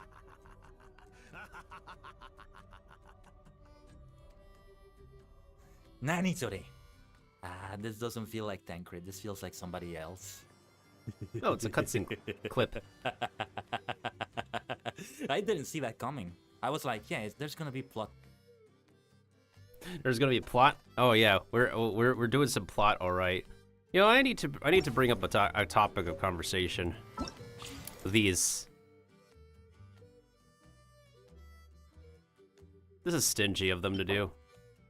This limited time free mode gems for character stories. Like 50% of Genshin players I speak to say they just forget about the character stories. Which is just literally a day's worth of primo gems anyways. So ever since like version 5.0 release, there's been people who literally just skip the character story because they either forget. It's one of two scenarios. They don't do it because one, they either forget this exists, or two, they just can't be bothered to do the prerequisites to get this. Now granted, thankfully we could do focus mode to get this done, but the people who I've seen interact on Discord or the rest of the internet, they just like literally don't do this, get this bonus reward because one, oftentimes it's forgetting. And by the time they do find out, it's too late. So within like, what, the last 12 hours, the last 3 hours? Or they just don't do it because this is literally one's day worth of rewards. So, I mean, I still do it for the sake of getting it as stream content. It is content for me to put up on Twitch and also clip for YouTube.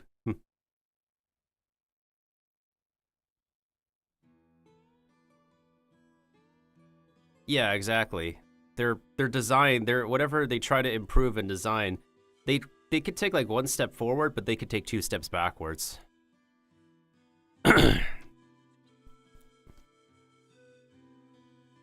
Because it's one thing for the gamers to like not like all gamers to be literate, but it's another thing for the design to just be going backwards when we're trying to move forward and improving the game. I've written enough feedback to this game, but it honestly feels like so much that I write, it just falls on deaf ears.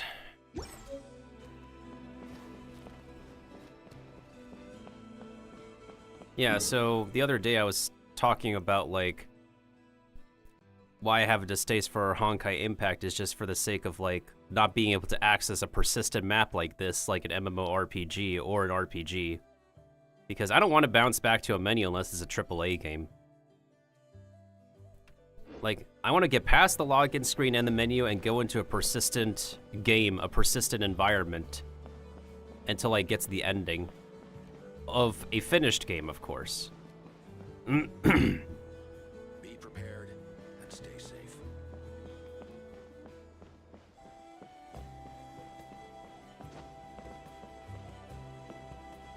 The thing is, it's probably purposeful design.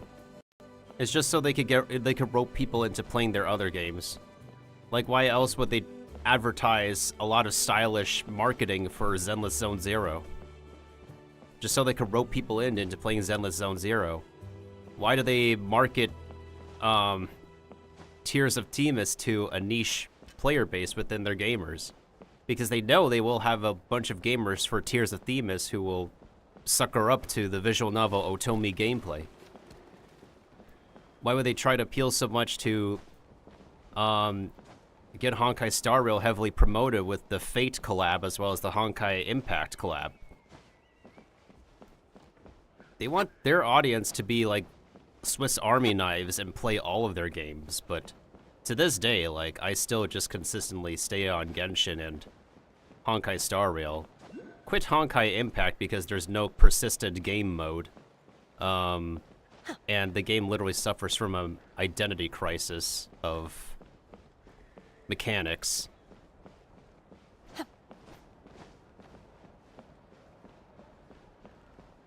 Of course, my opinions are my opinions. Because I have my own reasons to, like, not play all the new games that release. Like, you know what recently released? Girls Frontline. What also released? Infinity Nikki. I don't play those games. But others can enjoy them if they do enjoy those games. I'm just rather not be someone who wishes to be associated about, I just prefer not to be someone to be associated with the need to play every single new game that is released on the market today. Because there are MMORPGs I'm following in development that I'm still waiting for an update for when I can beta test or alpha test them. There's also Neverness to Everness and Ananta, previously called Project Mugen, because I haven't played a solid city crawling urban RPG. It's probably also because I have not played the Insomniac Spider-Man games, because the Insomniac Spider-Man games are super, super, super explorative in New York City.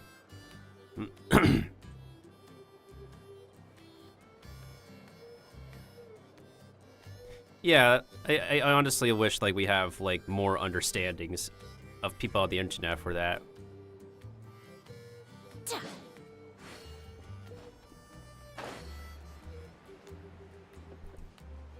It does look amazing. It's by the same people as Tower of Fantasy, which of course is an MMORPG in its own right. There used to be games that try to compete with Tower of Fantasy, but then they all just end up dying down. The fact that Tower of Fantasy still withstands to this day is surprising to me. But I guess it's also where they need to grab all the money to fund NTE's development. And not only that, what else? The fact that they also decided to do an Evangelion collab again is really ballsy. As far as I'm aware, Evangelion is one of Japan's really expensive IPs. And also one of the common collaborations mobile games do, alongside Nier Automata, and I guess Fate is another one, as well as... Fate is definitely another collab I've seen done a lot. I'm trying to think of what else. Because games love to do collabs with a lot of different Japanese IPs. Everyone who I knew quit by now, because like the release of the game ruined a lot of people's impressions. Their game released super buggy and mechanically broken, and people who didn't choose to wait for the game to improve just left. And not only that, because it's an MMORPG, as all of us who play MMORPGs are aware, it's pretty co-op intensive. Especially since a lot of the main farming requires like a lot of co-op, but unfortunately we are damage gated. Like, if you are not a spending player who like purchases the battle pass often, pays their way to refresh their stamina, get copies of limited time weapons, then the damage gating is so heavy. The power creeping is just terrible with Tower Fantasy to this day. They have buffed the standard banner weapons and continue to add more weapons to the standard banner, unlike Genshin with its 2 additions. But the damage creep is just unbelievable. Like, pretty much over 50% of parties in Tower Fantasy is just a whale carry. Like, you look at the stats tabulated at the end of every dungeon run, and it's like, everybody else does below 90% damage cap, and like the whale is doing like over 90% damage cap to pull everybody together. But even in an MMORPG, like, yes, you will have the players who will do the highest damage in the raids, right? But like, it's still not really exactly like that discrepant. Unfortunately, it's the reality with Tower Fantasy right now. There is content, a lot of content to enjoy in the game. And it's a lot more mechanically stable right now. It's just that other games grab people's attention. There are other games that grab people's attention and other obligations outside of gaming. Even I limit how much time and effort I spend into Tower Fantasy, and the only quality of life that they graciously added is exploration expeditions. That's right, in Tower Fantasy, they have this little like UI icon. So like, let's say there are 3 icons above my keyboard and mouse on the right of my screen. Those icons can be filled with different characters you can send on exploration expeditions. So effectively speaking, the exploration percentage will just literally go up by, well, passively, because you send characters out to explore for you.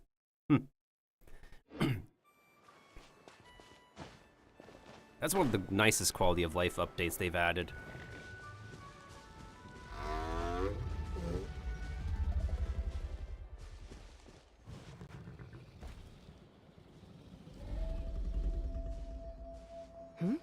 Ah, Traveler and Paimon. You came. We came. Anyways. Yep, and it looks like we made it just in time. Although, can't say the same for the Cuckoosaurs. Bit of a low turnout, huh? Those cuckoo dinos really do fold like a flamingo. Yeah, you'll see why soon enough. All right, get ready. 3, 2, 1, fly! Jetpacks! Whoa! We're really flying! Huh, so they're actually using jetpacks. I feel light as a feather. I'm flying without a Cuckoosaur. These phlogiston wings are awesome. What's going on? Paimon can barely believe her eyes. How did they fly all on their own? What happened? The merchants we ran into that day were selling a product called phlogiston wings. It's a flying machine worn on the back. To operate it, you just use a handheld trackball that controls the flow of gaseous phlogiston. That's incredible. Yeah. If our tribe, well, if Natlan mass adopted this technology, it would revolutionize our mobility and responsiveness in times of crisis. Just think of the countless tragedies that could be averted. Let's not remind ourselves of that very intensive 7 to 10 hours of stream I did. Which is, I literally crashed into bed after I finished streaming the last story. Ugh. I probably could have done 2 streams for the last story. That was on me, actually. I'm responsible for the last minute story clutching. Because I haven't really been interested in doing the story immediately.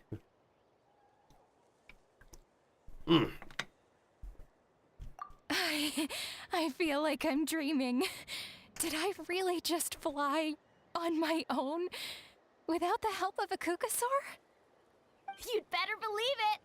Plus, you just passed the flying trial. Right, Elder Alba? Now that I think about it, isn't there like in Affinity Nikki, isn't there like an outfit that lets you fly, or do you get a default outfit that enables you to fly? Gliding, I'm pretty sure, is default because it's an open world exploration. I'll just watch somebody play some more Infinity Nikki to observe for myself. There's just something off about that game. I can't put my thumb on it as to what. But of course, I'm not really saying and nobody should play it. People are free to enjoy it. I gotta head up, as I gotta be up early morning. Yeah, of course, Elurin. Enjoy your rest. Make sure you sleep well, and we'll catch you around, dude. And thanks for stopping on by and raiding us. Goodbye, goodbye, good friends, goodbye. 'Cause now it's time to go. But hey, I say, well, that's okay. We'll be waiting for you to come and play. To come and play. To come and play. Bye now.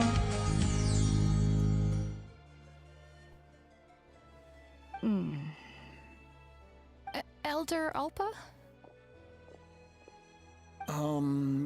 Should this really count as a pass if we did the trial using phlogiston wings? Why not? The scoring rubric is about flying performance. It doesn't specifically say you have to ride a Kukasaur, does it?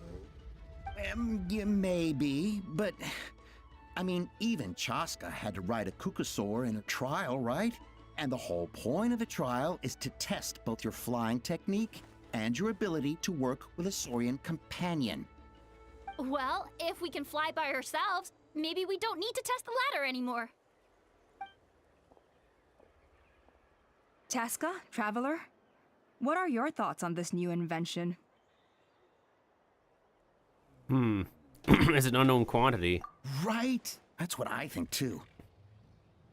I agree that they have strategic value, but I don't think it makes any sense to evaluate candidates by the current testing standards if they're using phlogiston wings. Why? Shunan finally mustered the courage to go through with this, and now you're saying it doesn't count? We don't have any experience using these wings in battle, nor is it immediately obvious how to incorporate them into the existing systems in our tribe. Chasca thunk. Taking a longer-term perspective, I think we need to start by getting thoroughly acquainted with how these things work. Then we can develop a new trial format with new assessment criteria, tailored to candidates using the phlogiston wings. You all raise valid points. But Chasca, while your proposal sounds perfectly reasonable, it would probably take years to put it into practice. We lost so many people in that war. These phlogiston wings could be exactly what we need to strengthen our forces and boost morale in this trying time. And as for real-world battle experience, there will be plenty of opportunities to gain that. I have high hopes for you, Junon. Huh? Hey, stop staring into space! Say thank you! Oh, thank you. Thank you, Elder Alpa. You have nothing to thank me for.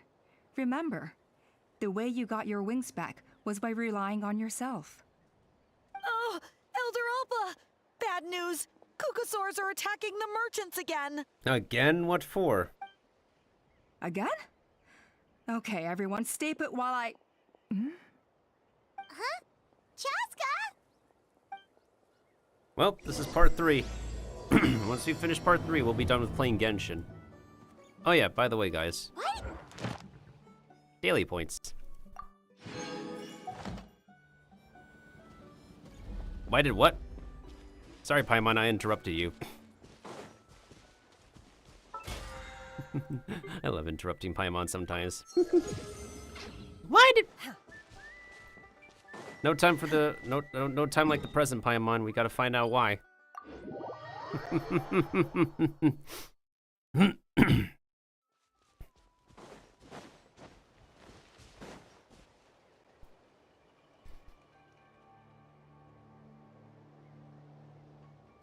Oh, it's back! It found us again! Run! Get out of here! Run! Get out of here! Get out of here!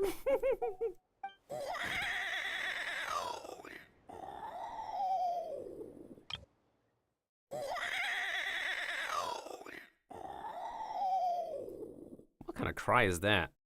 What did they base that off of? Curses. She's really riled up this time. Hey! Stop running! We'll never outrun a creature with wings! Get back here and let's fight!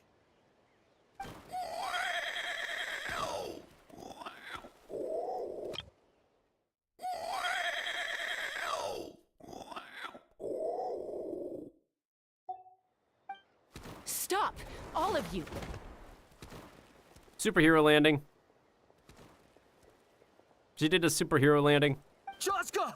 Oh, wonderful! Quick, get rid of that thing!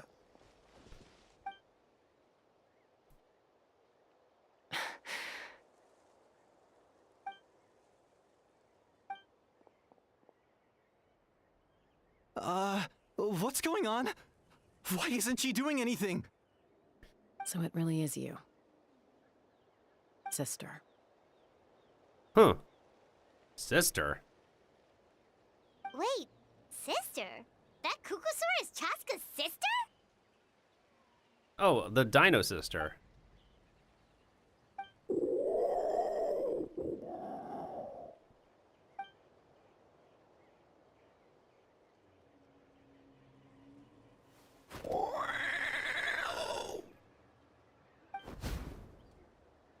Koya, wait! Is Chasca gonna be okay? Should we go check on her? What was wrong with that Kukusaur? Why was it so aggressive? If we just let it escape back into the wild, who's to say it won't attack again? Is everyone all right? We're okay. No serious injuries. Thank goodness you all got here just in time.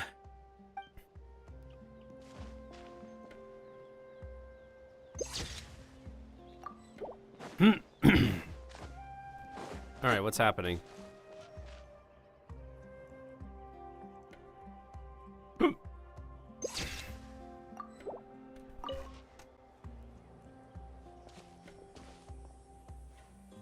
Chasca, are you okay? I'm fine. Sorry for making you worry. You're not gonna keep following? No point. She's an expert at hiding her tracks. Once she's shaken you off, you'll never catch up to her. At least, I always used to lose to her at hide-and-seek when we were kids. Kids? Well, yeah. You know I was raised by Kukusaurs. Anyway, she and I grew up in the nest together. Her name's Koya, and she's my big sister. We played together all the time, chasing each other through treetops or mountaintops. It felt like it would go on that way forever. Until the day I was sent back to live with the humans. Not all Kukusaurs are friendly towards people. Koya, for instance, she's fine with me because we grew up around each other, but she's not fond of other humans. When Mom decided to send me away, Koya strongly protested, and after I left, she became more and more reluctant to interact with humans. Maybe she thinks that humans stole you away from her. It's a possibility, but in any case, we still stayed best friends at first.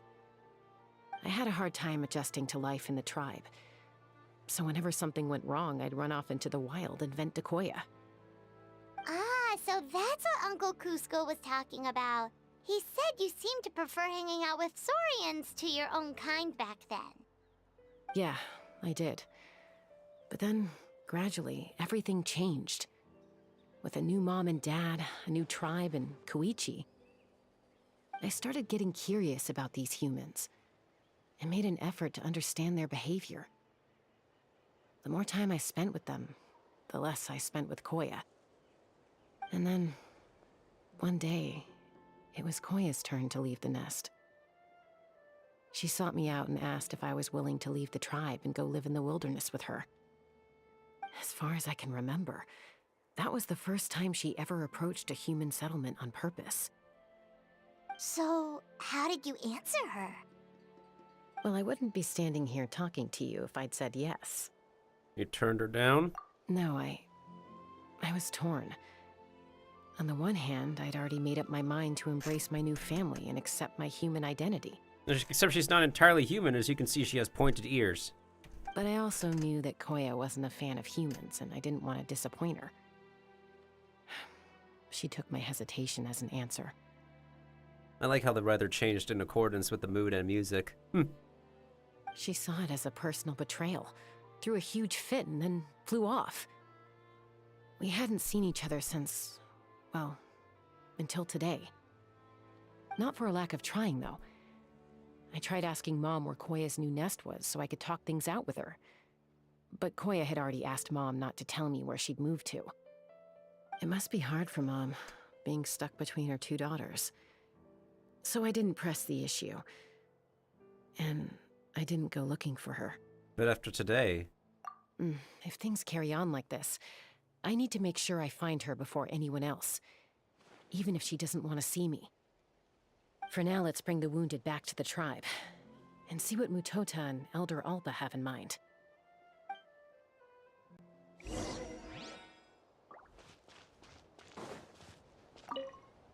What was wrong with that? If we just let it...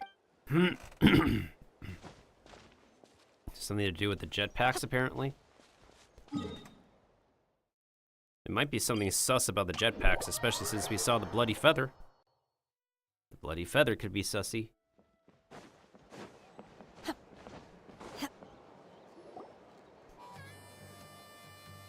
So, I hear there's been another Kukasaur attack. Ha! I knew it! They're wild animals, and they can't be trusted. Hey, show a little respect. The Kukasaurs are our partners. Maybe in the flying squad, but they don't give a hoot about the rest of us. Well, now that we have the phlogiston wings, do we even need the Kukasaurs anymore? They don't get it. They don't give a hoot because... actually, no, that doesn't really make sense. They're not owls. Are you kidding? How are we supposed to protect our tribe without them? I didn't mean it like that. Huh? Protect our tribe? Or are you just scared that your precious flying squad will lose its prestigious position? You take that back! Keep on arguing, guys. You take that back! Things are changing so quickly. Chasca, there's a conflict emerging there. Aren't you going to nip it in the bud? The whole tribe's talking about this now. Breaking up a single fight won't solve anything. The real source of conflict here is the phlogiston wings, and what happened with Koya. On any other day, people would just brush this attack aside. After all, clashes between wild Kukasaurs and humans are no more common than those between people. But now that the phlogiston wings have entered the equation, it's sparked a debate over whether our tribe needs the Kukasaurs at all. I worry that we risk repeating the mistakes of the Cinder City. Back then, Lord Ochkon's hatred of the Saurians nearly destroyed the peace forged by the Pyro Archon. Chasca, to prevent things from deteriorating further, I'd like to task you with restoring peace to the tribe. I will. Traveler, You've already done so much for Natlan, and the Flower Feather clan has no right to ask more of you. But I'm in.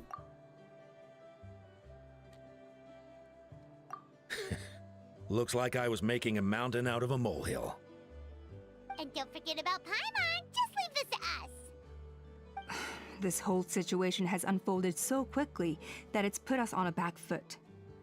To tell the truth, it makes me a little suspicious. You think someone might have orchestrated all this? It's possible. Leave it with me. I'll look into it. Also, Chasca, could you try to keep a low profile while you're out there digging around? We don't want to give our hand away. I'll do my best. Okay, so where should we start? This all began with Koya's attacks. If we can find out what led her to do it, that should give us something to work with. How do we talk with her? Unlikely. Given how she reacted when I showed up, I don't think she's forgiven me. If you want to resolve a conflict through dialogue, sometimes you need a third-party facilitator. Let's go see my mom.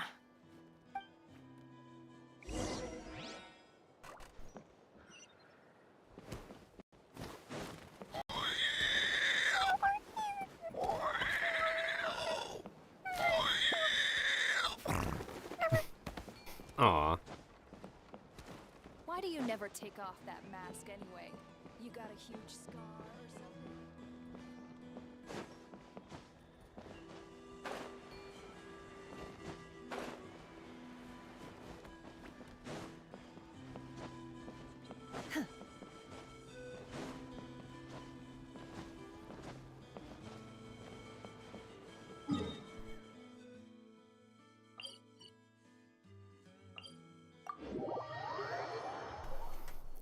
That's a bit farther than I expected. In the mortal world at times like these, is it not customary to use an umbrella?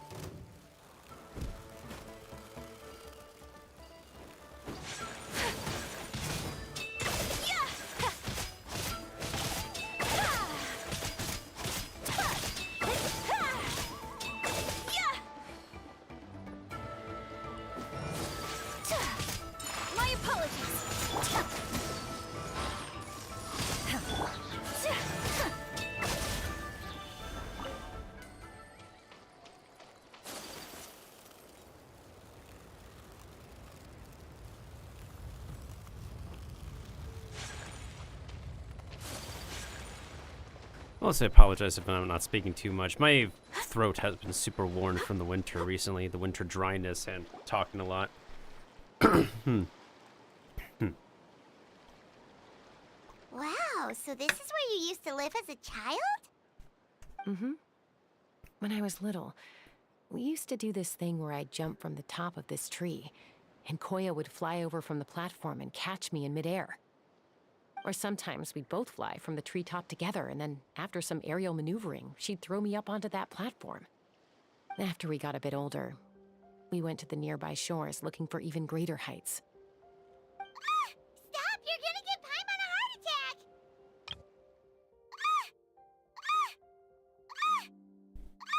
Almost sound like a high-pitched chicken. I just thought it made a fun story. I liked it. Then I'll share more with you when there's time. Anyway, back to the matter at hand.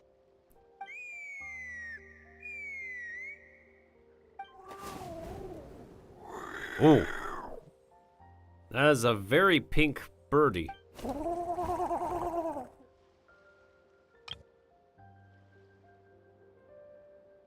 Hey, Mama Bird. I'm back. My last visit was only a week ago, wasn't it? See? I visit you more than I visit Papa Cusco. I brought a couple of friends with me. These are the Traveler and Paimon. Traveler, Paimon, this is my mom. Her name is Chimpu. In the human tongue, anyway. Oh, she literally has the word chimp in her name.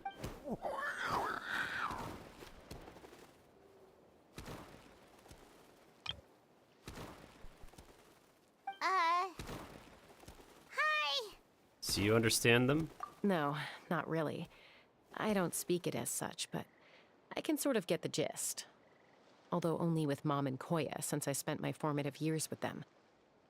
Even then, it's basically a best guess based on their sounds, body language, and expressions. Seems to work about 9 times out of 10, anyway. As for whether Mom understands me, I can't always tell. But somehow we still manage to communicate. Call it the family bond, I guess.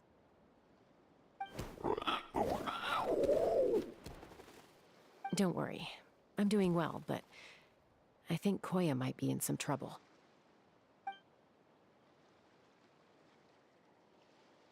I know she's never been a fan of humans, but she's never deliberately attacked them before either. What's behind this sudden change? Does, Auntie Chimpu know anything? Doesn't look like it. Koya hasn't visited her in a long time. Then, could you please tell me where she's living nowadays? I really need to talk to her. If this animosity between her and the tribe continues, then the next time there's an incident, I don't know if I'll make it there in time.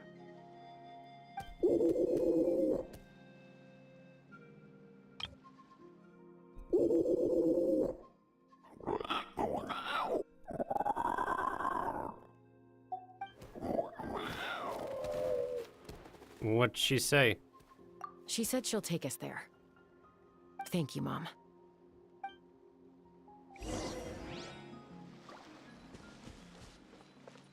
Wait, she lives in Ochkanatlan?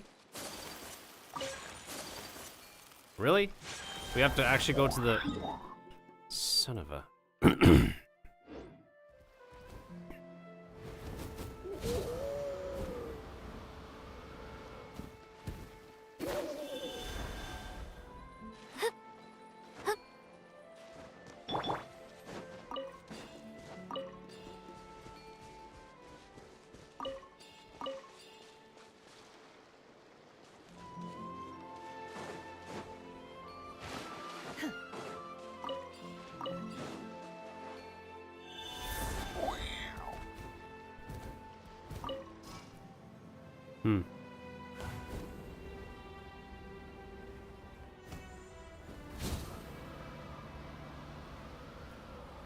These little boosters must have been put here, purposefully.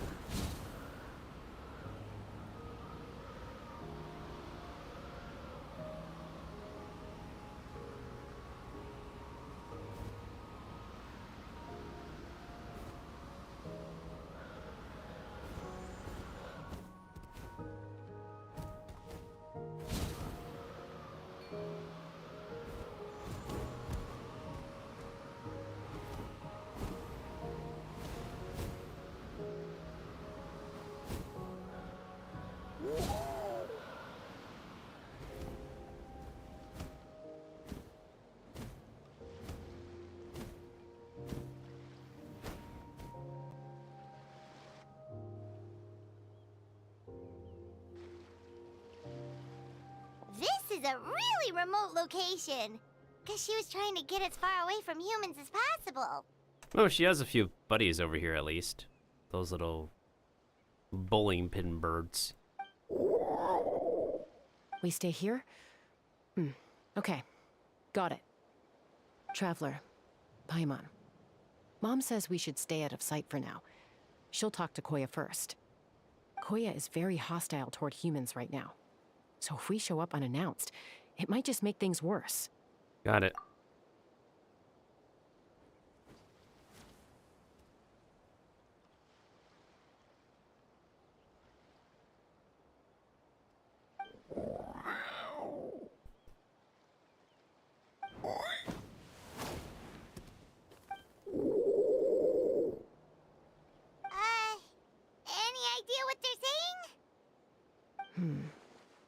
Sounds like things are more complicated than I imagined. There's evidence in this area suggesting that Koya might have been the victim of a human attack. Paimon, keep your pipes down.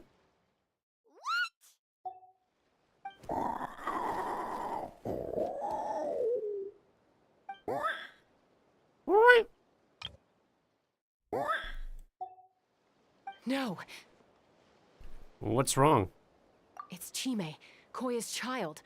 The attackers kidnapped her. Oh. Wait, so that... They came over the sea, under the cover of night, and they took Chime. What the heck? Who would do such a thing? I searched day and night, and finally found them. Does she mean...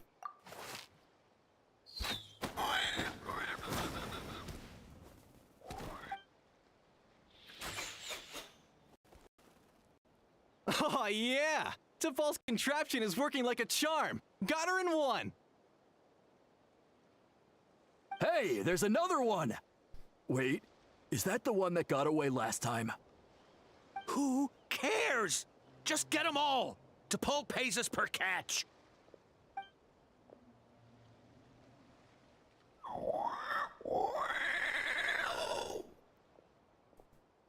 You have the right to be suspicious the whole time.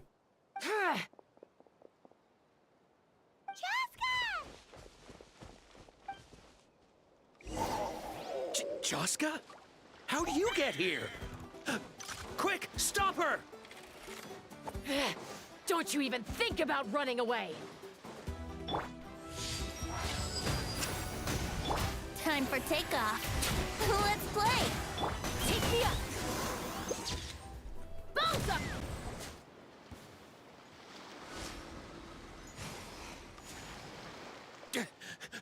Don't come any closer, or I'll... Go, Phlogiston Wings! Take me out of here! Uh-oh, looks like it malfunctioned. Uh-oh, whatever shall we do? This is bad. Mom and Koya are already injured. And if that thing explodes right next to them... Help! Elemental energy suppresses it! Please, someone! Get back!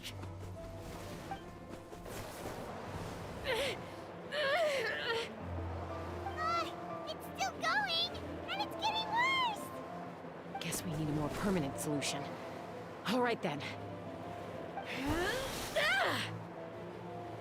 Own the flick of the wrist, dude.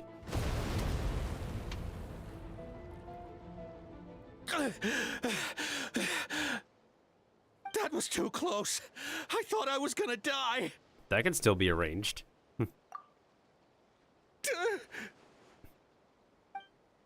Answer us honestly. Were you the ones who attacked Koya before? I am... No, it was...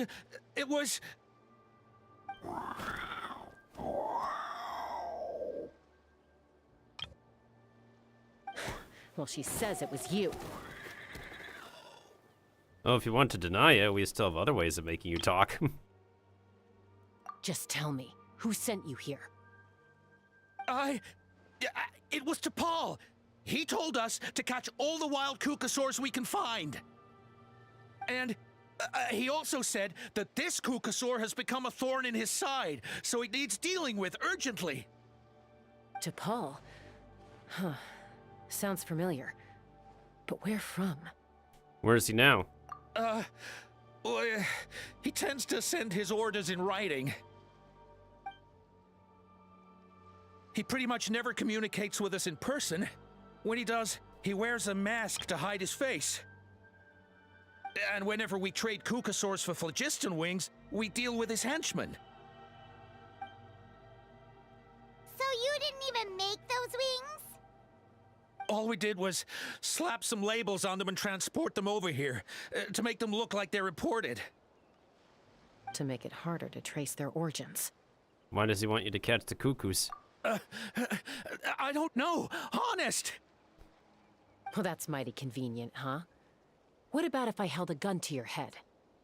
Would that change your answer? She has a literal gun she can point to your head. No need. I'm sorry. I'll tell you everything I know. T'Pol doesn't tell us much, but he always stresses that he wants them alive. So that gives us some clues. This is just a best guess, of course, but we suspect that the gaseous phlogiston stored in the trackballs is drawn directly from the Kukasaurs. What? What?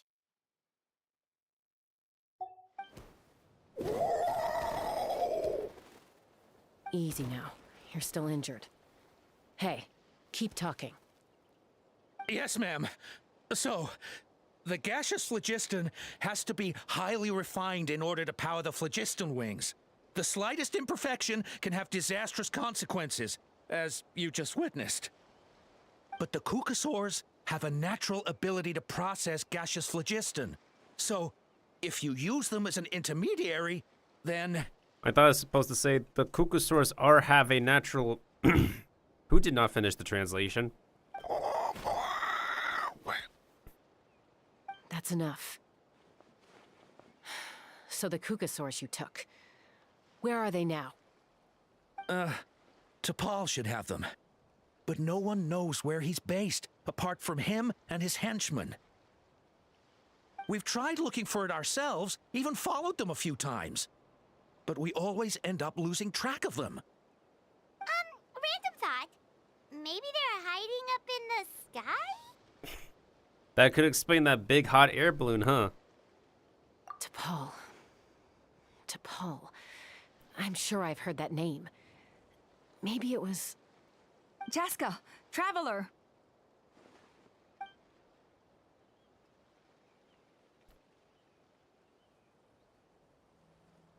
Hey, what's up, Elder? That voice! It's Alpa!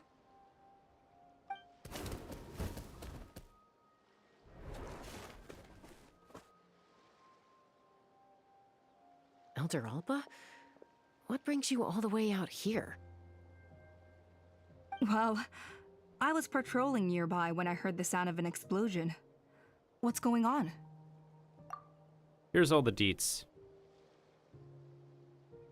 I don't believe it. Elder Alba, does the name T'Pol ring a bell to you? I feel like I've seen it written down before. Maybe in a list of candidates for the flying trials? Huh? So he's a member of your tribe then? No. If he was a member of the Flower Feather clan, I'd definitely know him. Should we go back? Now that you mention it, I do remember a young man from outside our tribe who came to participate in our flying trials once. You were away on a mission at the time, which is probably why you don't remember him. He was a craftsman from the Children of Echoes, but he'd always dreamed of soaring the skies, so he wanted to join our flying squad. The Children of Echoes? That's rare. But despite his best efforts, he unfortunately failed to pass the trial and gain the Kukasaur's approval. In the end, he went wingless and returned dejected to the Children of Echoes. Wingless, huh? Maybe he invented the phlogiston wings to get revenge on the Kukasaurs. Why are there, like, troublemakers from that tribe? Perhaps. Or maybe it's simply his way of dealing with his regrets over his past flying endeavors. Either way, it doesn't excuse his abuse of the Kukasaurs. I'm gonna take these guys back and expose the truth to the tribe. It's time for this conflict to end. Easy, Chasca. Remember what I said about keeping a low profile? The ringleader still hasn't shown himself, and this man's allegation about powering the phlogiston wings with Kukasaurs is only speculation. Bringing these men to the tribe now won't win over any current supporters of the phlogiston wings. In fact, it may even escalate the conflict further.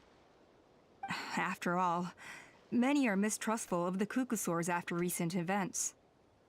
Is that why T'Pol waited until now to try to capture my sister? I don't know. I mean, he did tell us to spread negative rumors about the Kukasaurs and slip some mora to anyone opposed to them, but... But Koya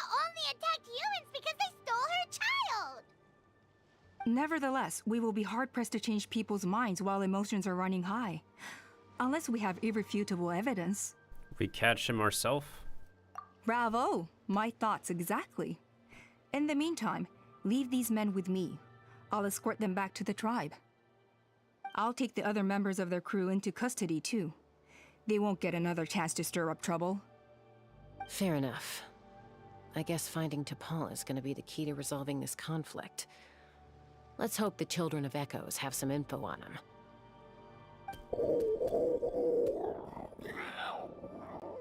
Sorry, whatever it is, it'll have to wait till this is all blown over.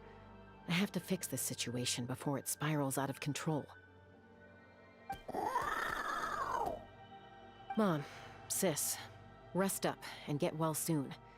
I gotta fly.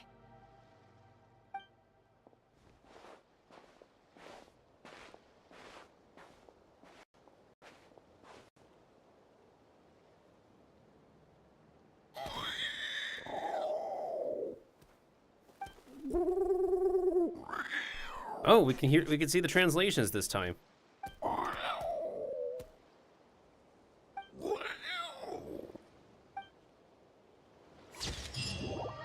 Whoa, let me save the picture.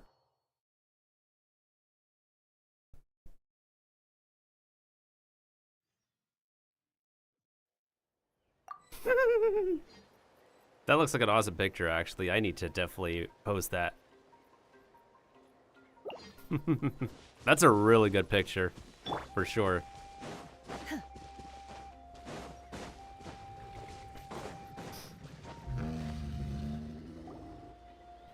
So Alpa says that T'Pol's from the Children of Echoes.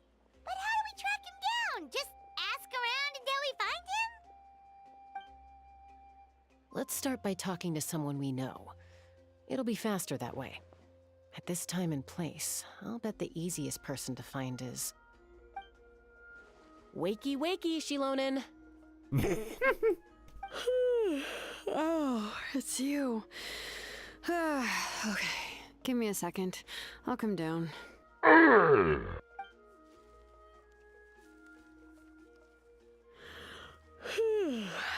Seems like you both love climbing trees. I climb trees to fly further and see farther. I don't usually stop for a nap. Well, we're not all like you. Always full of energy, even after flying around all day. Yeah.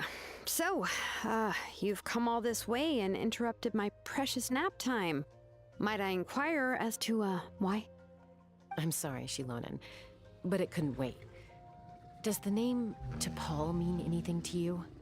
He's a craftsman, apparently. Huh. T'Pol. Yeah, that rings a bell. I think that's Puma's child. Is he in the tribe right now? Nope, I'm afraid you're a few years too late. Why are you looking for him? It's a long story. Huh, phlogiston wings. Wow, okay. The kid actually pulled it off. Well, looks like, no more rest for me today. Pulled it off? You mean he's tried making something like this before? Yeah, he started trying to build a flying machine right after he got back from the Flower Feather clan. So right after he went wingless, then. Was this flying machine anything like the gun you made me? You mean your gun that's harder to tame than the proudest Kukasaur? No, he wanted to build something that allows anyone to fly freely, even if they're not naturally gifted. Huh. So that's how that weapon came to be. But he never got very far back then, though. Blew up his workshop a few times and barely made it out alive. I never really kept up with him after that. He blew up his workshop? He got careless. Also, that's a Genshin treasure hoarder reference. His parents traveled a lot in their youth and only returned to the tribe after he was born. But they settled in a remote area and don't interact with other people much. Which means most people in the tribe don't know them very well. Your best bet is to chat to his direct family. I'll go get Puma. Wait for me in front of the workshop. I won't be long.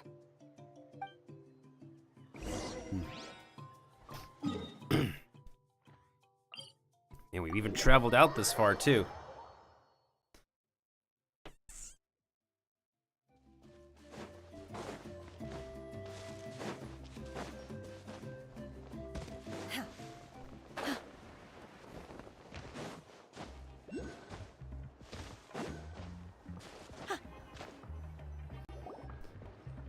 A short while later.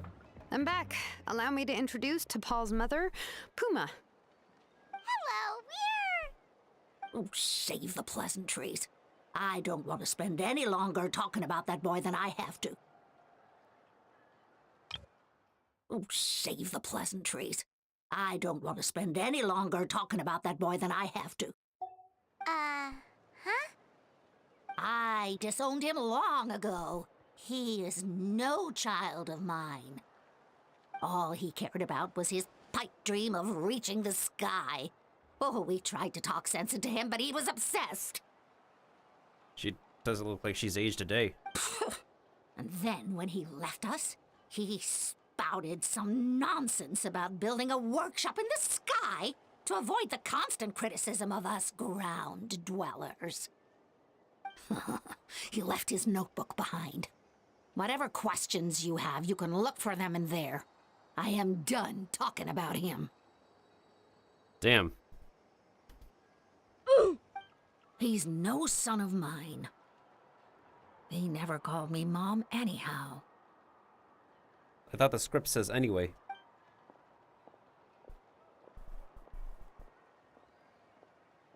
Wow, they've really fallen out. Paimon sure wasn't expecting that. Her husband, T'Pol's father, he passed away recently, and T'Pol didn't even bother to show his face at the funeral. If you ask me, that was probably the final straw for Puma. Yikes. I'll go keep her company. If there's anything else you need, just come and find me. Thank you. Well, we know where the workshop in the sky is. Okay, so this notebook is the only lead we've got now, right? What's in there?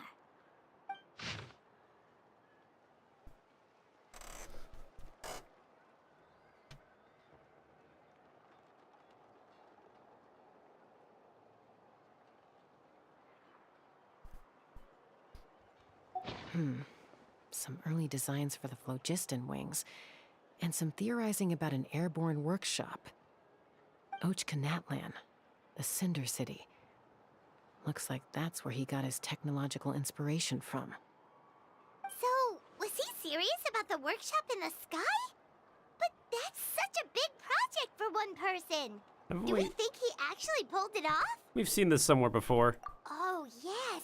The one from the trial arena that was super high up. Now does it occur to you, Paimon? That balloon has been there for a while, and everyone's been wondering how it got up there, but what if that's the wrong question? Bruh.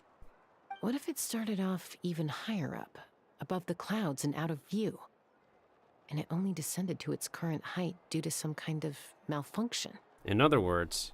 Part of T'Pol's workshop? Seems likely. If T'Pol's base had been hiding above the clouds this whole time, that would definitely explain why Isidore couldn't find it. I totally called it! But how do we get up there? Chasca, can you even fly that high? By myself? Possibly. But with a passenger, no chance. I doubt even phlogiston wings could take you up that high. At least, not without that relic T'Pol mentioned in his notebook. Yeah, and he's probably holding on to it. We'll have to find another way. Paimon? Nope. That's way beyond Paimon's altitude. Also, would you really expect Paimon to go up there and take on T'Pol all by herself? Let's not worry. Just because we can't think of a solution doesn't mean no one else can. I'm not the only flying expert in my tribe, you know. Oh, good point. We should go ask Elder Alpa. And Mutoda. He was quite the flying ace back in the day, too. Let's head back and see what they suggest. Oh, we should find out for ourselves, shall we? Hey, what's up, Nepechka?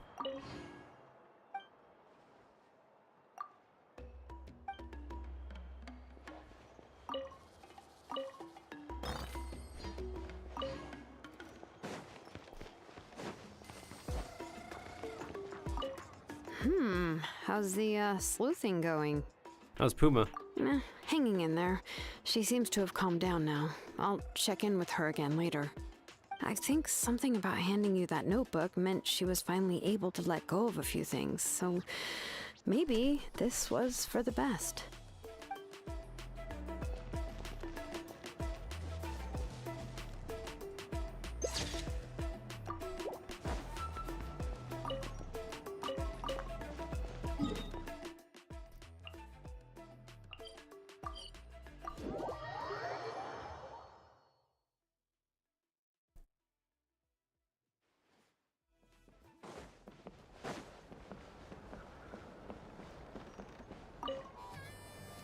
No more Kukasaurs. We want phlogiston wings. Have you gone mad? The Kukasaurs are our partners.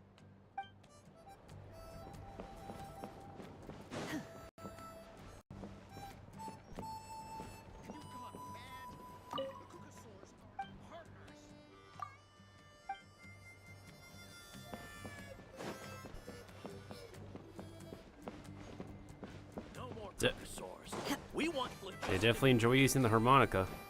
If you're so tough, why don't you take off my mask and see for yourself?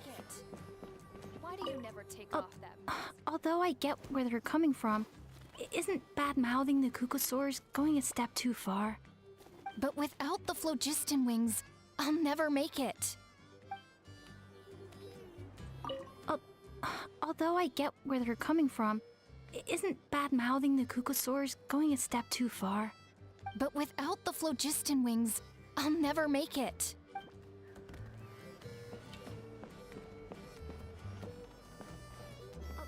Although I get where they're coming from. Chasca, you're finally back. Things are getting really tense in the tribe. Have you made any headway with your investigation? Some people even think we arrested the merchants just to support the flying squad and crack down on the phlogiston wings. Maybe there are other parties? We found some promising leads, but there's a major obstacle standing between us and the irrefutable evidence we need.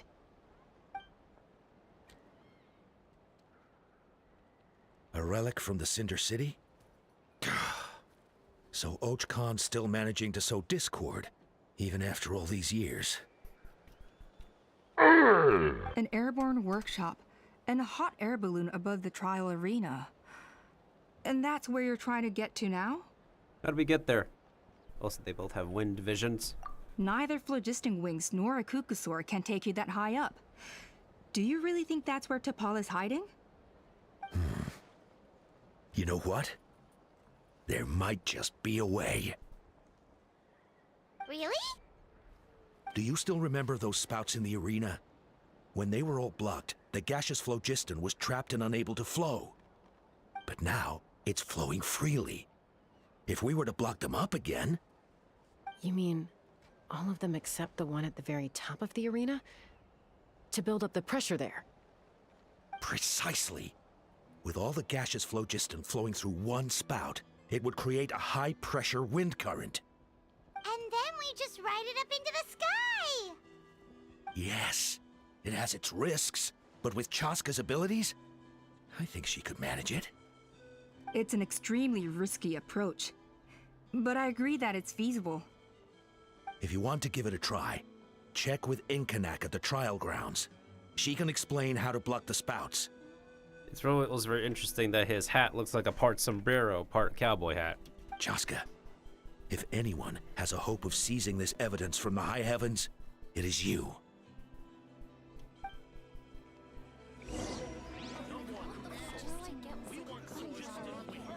Part sombrero, part cowboy hat. We'll do our best to manage the conflict within the tribe while you're gone. Hopefully, it'll buy you some time.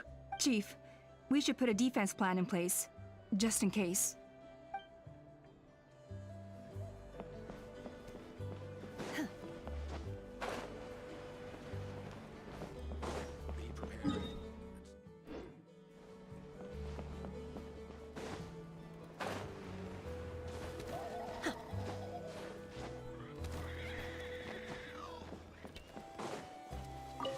Don't mind if I take that.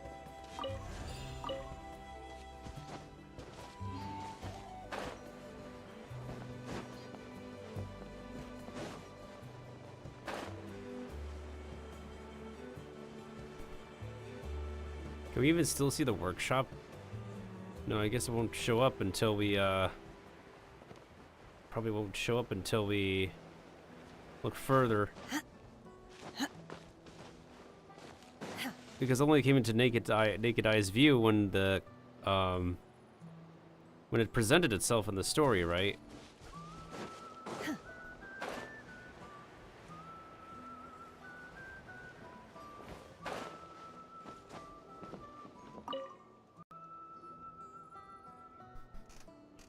Goodness me, that is a very bold idea. Maybe so, but we have to act fast. What's the quickest way for us to block off the spouts? From a technical perspective, I'd have to advise taking some measurements and carefully planning this out first. But I'm guessing that's not what you want to hear. Nope. Then we'll have to take the rough and ready approach. See the solid phlogiston over there? Our prior inspections revealed that some kind of stable structure has formed inside, making it highly damage resistant. It's not without its weak points, but unless they're all struck at the same time, the structural integrity won't be threatened. So, what happens if we do strike them all at once? It'll collapse. Okay, I see where you're going with this. Yeah, you got it. As long as you hit all the weak spots at once from the right angle, the solid phlogiston will fall right on top of the spout and block it up. You're right about rough and ready. Sounds like my kind of plan.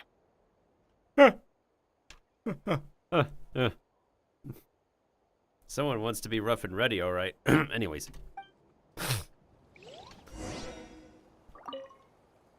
As long as you hit all the weak spots at once from the right angle, the solid phlogiston will fall right on top of the spout and block it up. And block it up?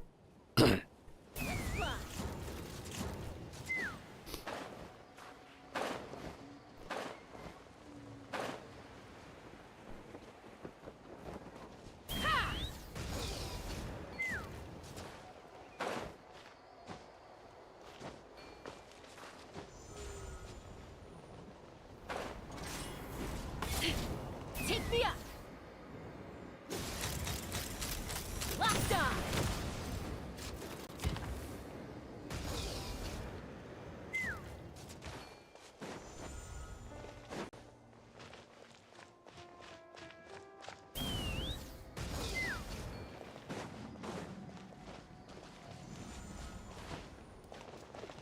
Oh yeah, now it presents itself.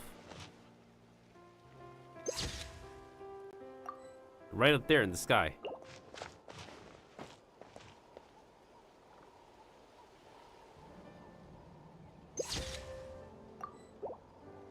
Let's fly!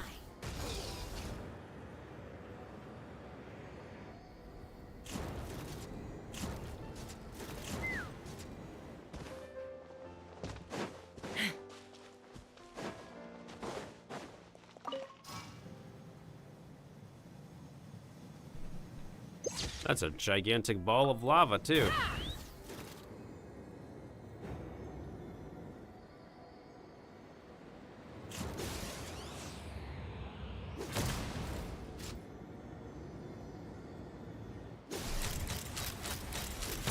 Open fire! Locked on! Look! There's a chunk of solid phlogiston right over that spout! We did it. I'm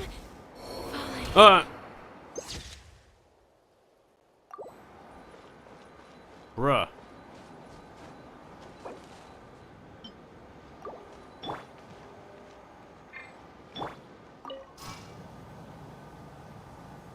Literally in the middle of a Let's fly! cutscene, really? It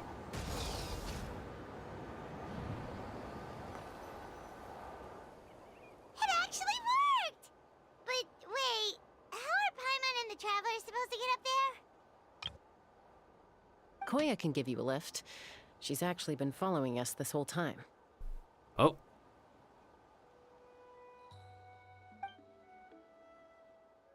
Wow, Paimon didn't notice at all. Why didn't she come and join us? Well, Probably because she didn't want to get too close to humans. Or maybe just me. But right now, we need her power.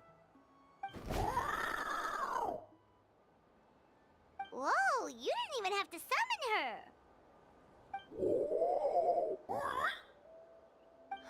Yes, up there.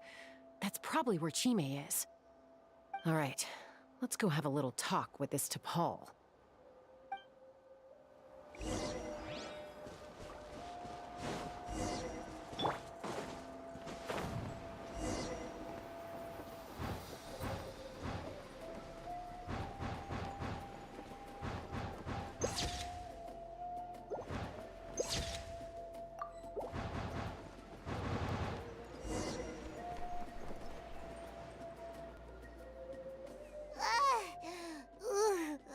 Haven't ever flown that fast before. She feels so ready to throw up.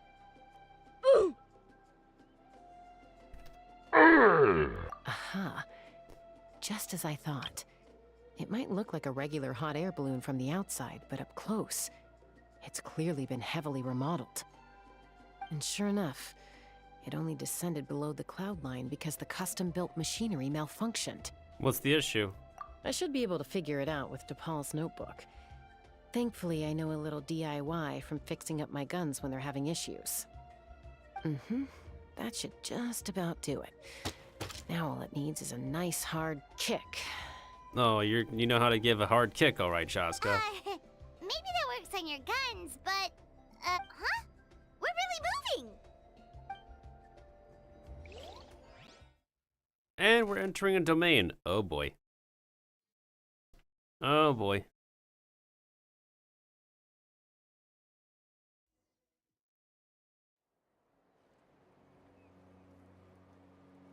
Okay then. Here it is! The workshop in the sky! Oh, you gotta see it to believe it.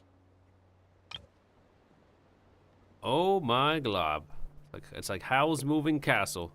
Makes you wonder why T'Pol even bothers with phlogiston wings when he has tech like this. Well, according to the notebook, the platform beneath us runs on components from the Cinder City. Those can't be mass-produced. Also, I have some doubts about its mobility after seeing how it moved just now. For someone like T'Pol who dreams of flying freely, this definitely doesn't cut it. But if he's got that relic, he should be able to make a set of prototype wings for himself, right? Why bother making a whole flying workshop so he can mass-produce them? He's probably already built them for himself. But this doesn't add up. If he's already achieved the power of flight, then he must have bigger dreams we don't know about. But what? With any luck, we'll find the answers in his workshop.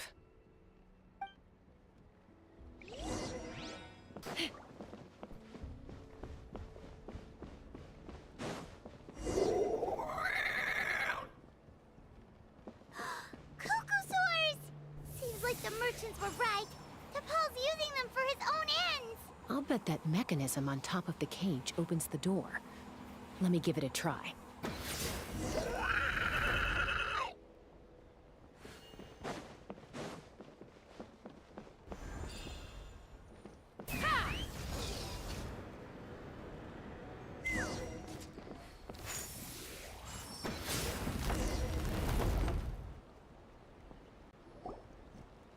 Why won't it fly away like the others? Is it...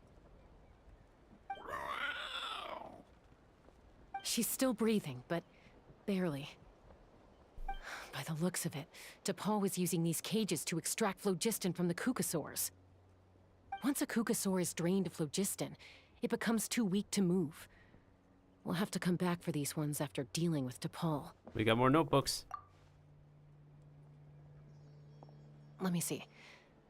Looks like a record of his phlogiston research. Log number 330. With the support of... I was finally able to launch the airborne workshop. Even though it relies on the relic for 80% of its power supply, I've at least taken the first step. Log number 348. Research on the relic is progressing well. I should be able to replicate the technology and scale up production very soon. Has proposed a name for this groundbreaking invention, the phlogiston wings. I think I'm getting close. Soon I will achieve my dreams. Log number 377. Encountered some issues with the new smaller model phlogiston wings. The gaseous phlogiston showed some volatility during the refinement process. Thinks we should proceed at a more cautious pace with the refinement experiments. But after so many past failures, I have to prove that I will succeed this time. Log number 114. Ran an experiment using cucosaurs to refine gaseous phlogiston. It was a success. Log number 117. I've started recruiting merchants and hunters to capture wild cucosaurs. Log number 121. Major breakthrough in the efficiency of phlogiston yield. Huh? So many parts have been crossed out! It should be someone's name. Yeah, probably the contact he alluded to in his other notebook. Guess he has a benefactor. Did anyone else notice how the numbering system in this notebook suddenly changed halfway through? And so did the tone. We haven't got time for textual analysis, I'm afraid. Grab the notebook and let's press on. Yep, nobody does have time for textual analysis.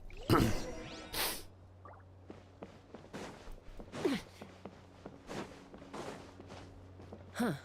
Never seen one of these before. Looks like this was built with the Cinder City components, too. You're not thinking of giving it a nice hard kick, are you?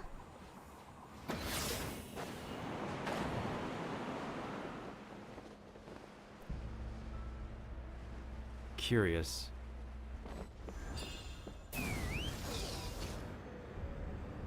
Whoa! What's that mechanism doing? It's asking for a nice hard kick where it hurts. Aim for the weak spot.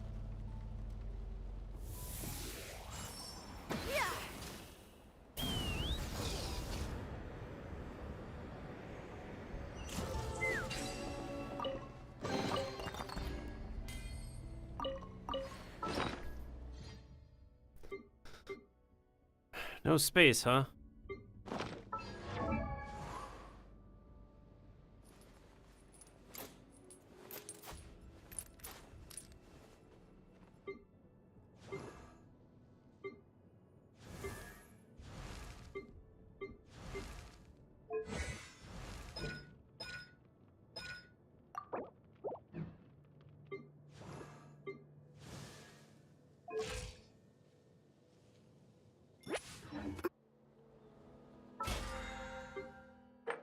Right, I haven't spent more this week yet.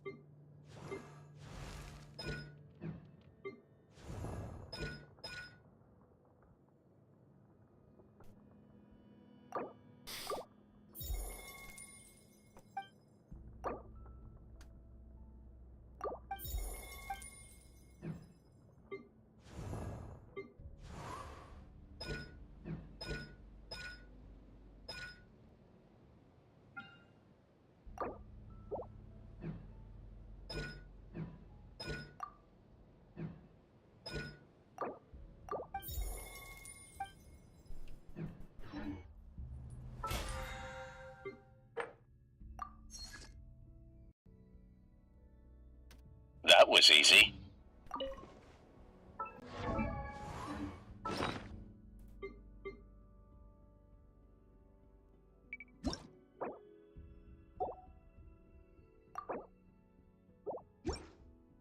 I don't have to worry about that right now.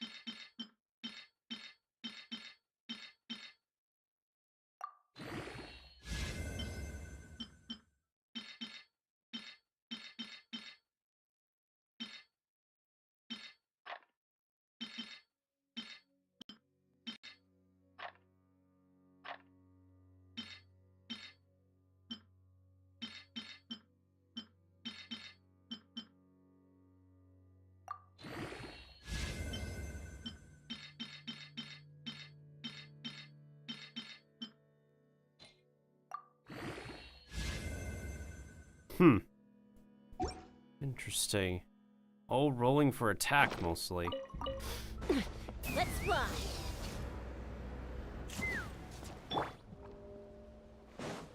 What are they doing here? It's T'Pol's henchman. He must have brought them here using the relic and his prototype wings. Watch out!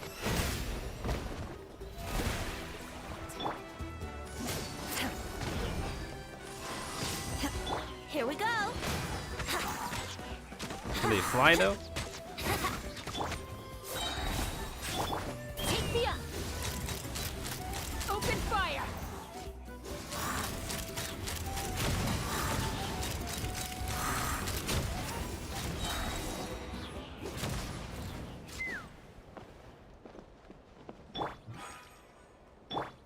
The show begins.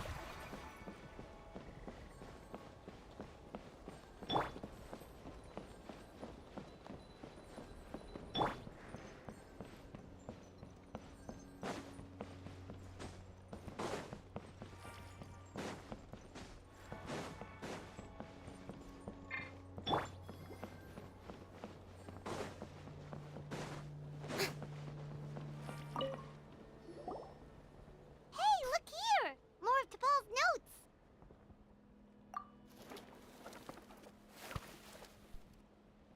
Log number 403. Introduced me to some new comrades who fully support my ideas. I told them that some Saurians are blessed with wings, and some people with natural gifts, while the less fortunate among us can only look on longingly as they seize the skies. But I also told them that progress can erase individual differences. Think of the tools humanity has made to fight back against wild beasts. The law we have put in place to even the playing field between the strong and the weak. I promised them that our research will be the new frontier of human progress. With our phlogiston wings, the power of flight will no longer be for a select few to enjoy. Imagine a world where the skies are for all to share. Objection, Your Honor. I only hope that when we finally achieve this goal, will be proud of me. Imagine a world where the skies are for all to share. Yes, what a wonderful world that would be. If only it were possible, we could respond faster, and so many tragedies could be prevented. But T'Pol, what about the Saurians you're draining dry of phlogiston? You're not sharing the sky, you're stealing it! Yeah, you tell him. Even if he's not really in your face right now. Bad move. I won't let you get away with it. Chasca? I'm fine. Let's keep moving. I don't think we'll find anything else here.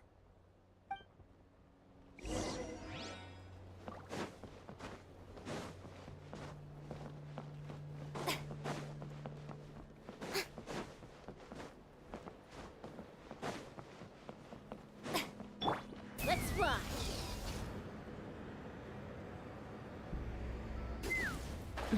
You know, it wouldn't be surprising if they put a treasure chest on the top upper platforms.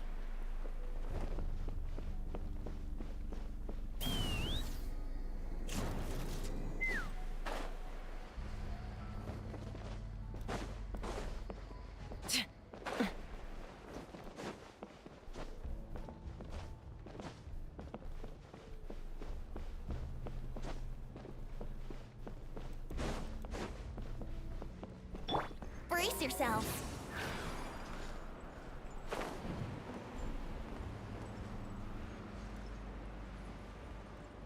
These are not even solid, really? Let's burn this breeze. Oh, so that's what you say when you... Take me up! Alright then.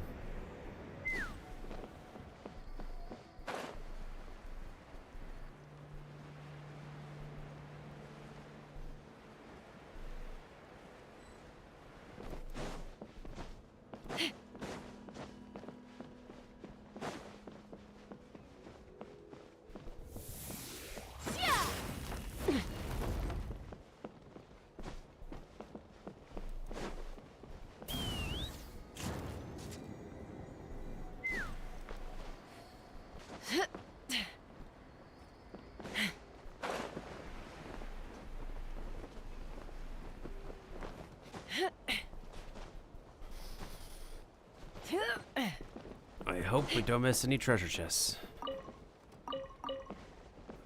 Because we only collected one so far. This dungeon would be a decent place to put in a few more hidden ones.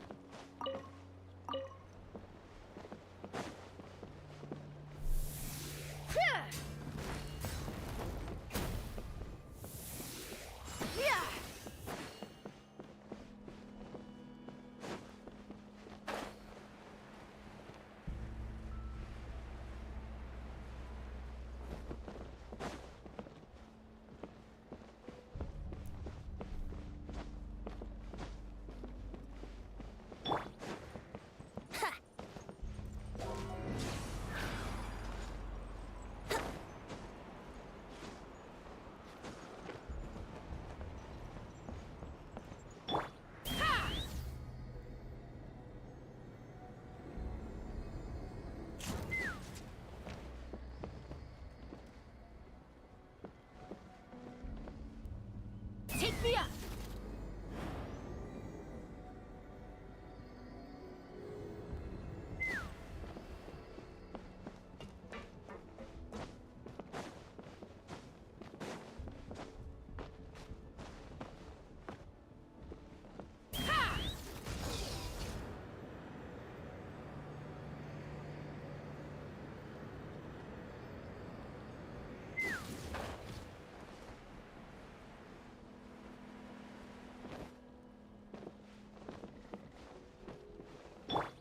Let's play!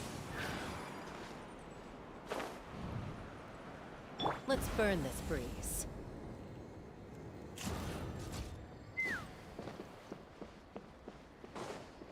I'm just checking my corners to make sure I didn't miss anything. Take me up!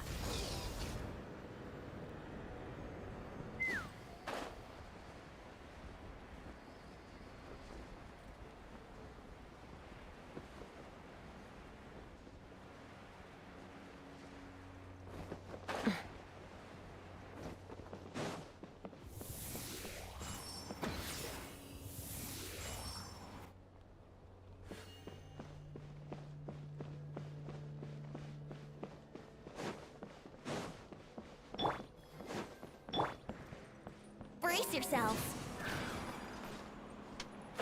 Let's burn this breeze.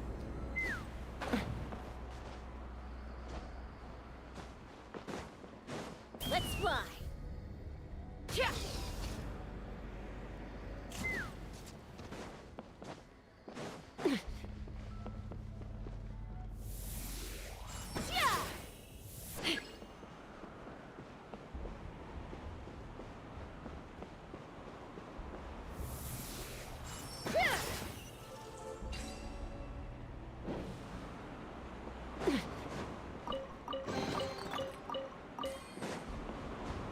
Alright, that's 2 treasure chests so far.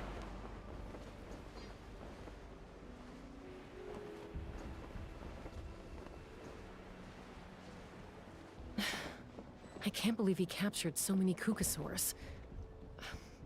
But right now, we have to focus on solving this problem at the source.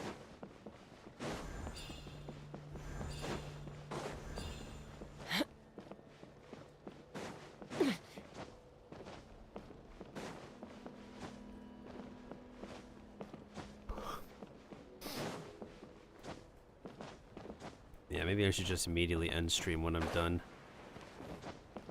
Catch up on some sleep, on some proper Z's afterwards.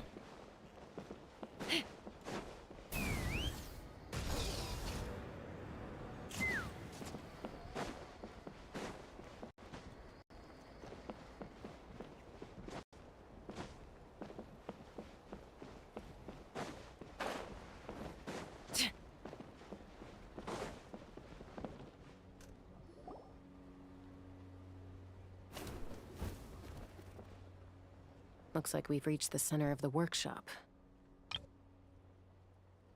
Yeah, it's a lot of... And still no sign of Koya's baby.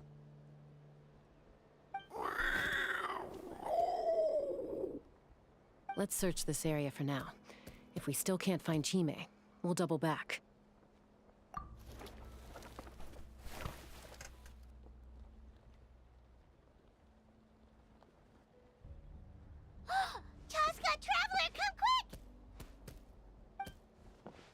What is it? Did you find Chime? Not yet, but look! It's another one of T'Pol's notebooks! Let's give it a read. All right.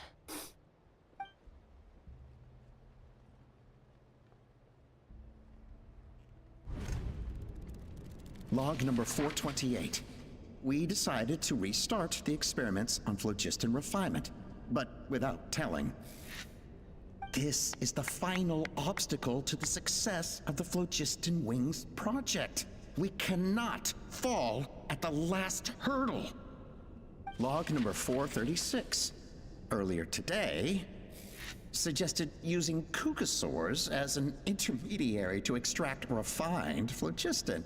It's certainly feasible, but... Anyway, as long as our secret experiment succeeds, I'm sure won't bring it up again. Log number 443. We will conduct the experiment tomorrow. But birthday is coming up, so hopefully we'll have a birthday surprise for her. Log number 444. 444. Huh? Why is this log empty?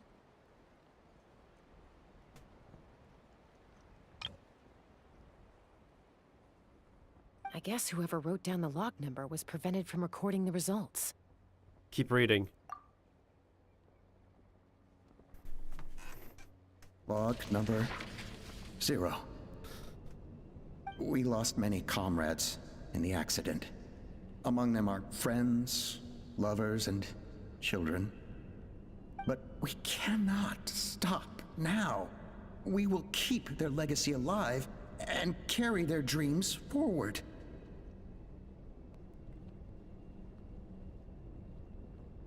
As of today, we are scrapping the artificial refinement method. Instead, we will focus all our efforts on phlogiston extraction from live cucosaurs. They are arrogant beasts whose existence in the wild serves no one but themselves. Their true worth lies in their sacrifice for the sake of human progress. To facilitate our operations, we will gradually move the airborne workshop closer to the Flower Feather clan, even as we continue to expand it. All this we do to create a world where the skies are for all of humanity to share. All this we do to make T'Pol's dream a reality. T'Pol? Question mark?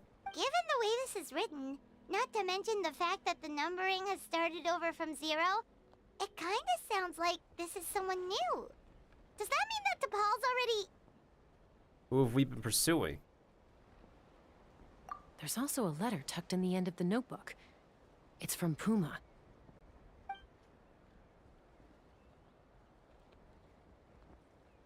T'Pol, I don't know where you are right now, so I don't know how to reach you. My best bet is to send this letter to the Flower Feather clan. Your father is gravely ill. Oh, I know we've had our differences in the past, but he is still your father. Won't you come and visit him? Please. I know you never liked him and cared even less for me. All you ever yearned for is the sky. And your birth mother. But we'll still be waiting here for you if you do come back. This may be the last chance you'll get to see your father. So Puma's not T'Pol's real mom? Huh. Well, she did say he never called her mom, but I might assume she was just venting. So it's more adoptive parents? We know that T'Pol's father passed away quite recently, and this letter looks recent. By contrast, the writing in this notebook is old and faded. It looks like the real reason T'Pol didn't attend his father's funeral is because he'd long since passed away himself.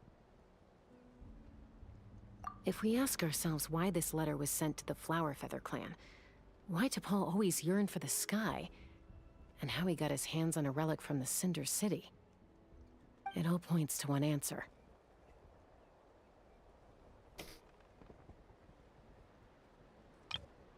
Someone is obsessed with him? That's right. T'Pol was my child. He was born during my days as a wingless wanderer. His birth gave me new hope. I wanted to become the kind of mother who spent her days as a valiant rider, soaring the skies. Not an aimless, wingless nobody. But his father wanted to settle down, to give his child a safe, sheltered life in his tribe.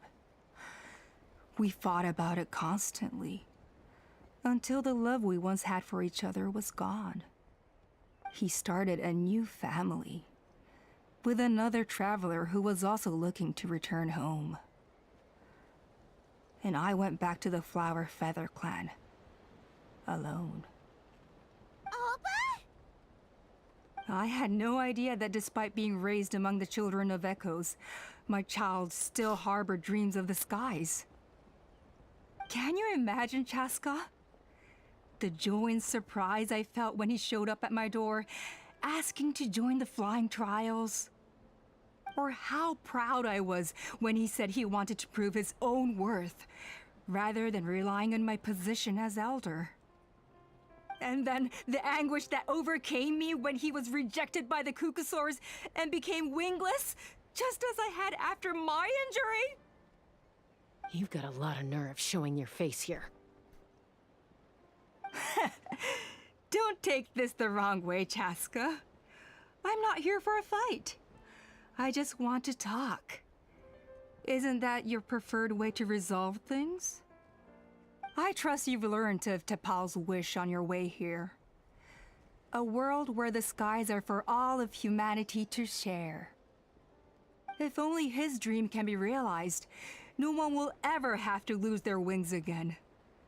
Our aerial prowess will be greater than ever before. War will never again come at such a great cost. The loss of Koichi is a tragedy that need never be repeated. So tell me, Chasca, do you really wish to see the phlogiston wings forever grounded and gathering dust? Nothing you've said excuses all the conflict you've caused. You mean the argument back at the tribe? It was a necessary measure. Sometimes this is the only way to accelerate the pace of progress. Is a mother harming her children when she coaxes them into swallowing a bitter pill? Of course not. It is a brief moment of suffering for the greater good, and the child would come to understand this in due course. The phlogiston wings are that bitter pill. We will never progress as a tribe if we cling to the scraps the Cucusaurs offer us. Once the people have embraced the phlogiston wings, they will never look back. Even if they learn how the refined phlogiston is sourced. Really, woman? Oh, no! They will convince themselves that the sacrifice of a few Cucusaurs is a small price to pay for our dominion over the skies. But this I had not anticipated. I barely had the chance to introduce the phlogiston wings to the tribe before you found this place. Your plan was hardly foolproof. Yet, it can still be salvaged. Chasca, traveler, you are the hope of humanity. I'm sure you have your doubts about my methods, but know that my love for humanity and for Natlan is genuine. You know me, Chasca. And you know that I've always treated everyone in the Flower Feather clan as my own children. As fellow humans. Surely you can understand my perspective. Food for thought. Hey, quit the quips! This is serious! Alpa, Natlan doesn't belong to humans alone. And truthfully, neither do I.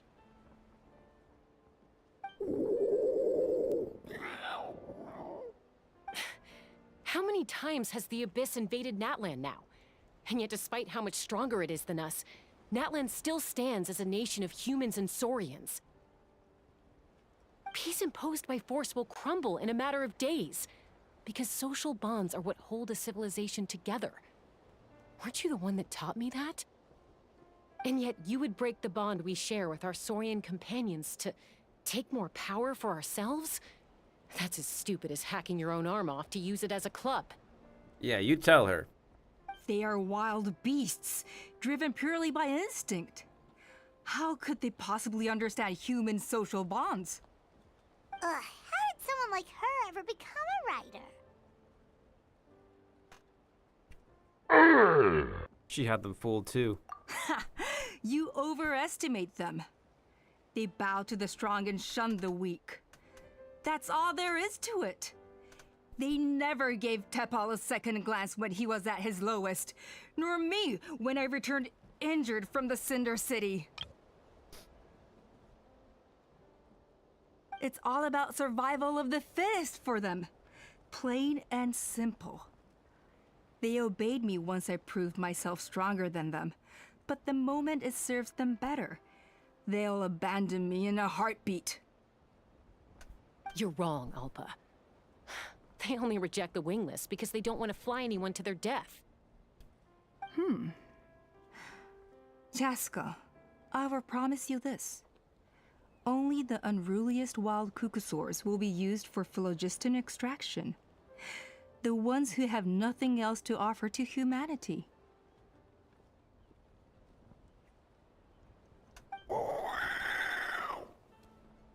Well, that's too bad, because I know a few unruly wild cuckosaurs who don't think that idea is gonna fly.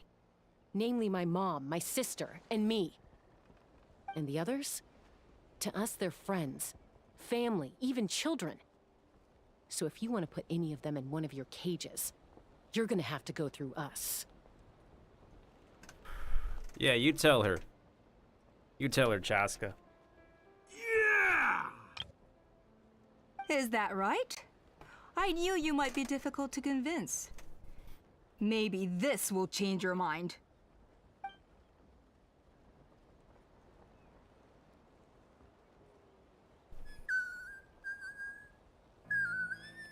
Not the baby!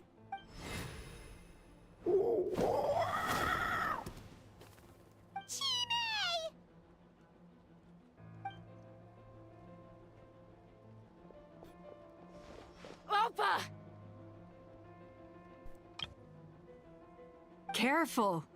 Don't make any rash decisions. Unless you want to see her suffer.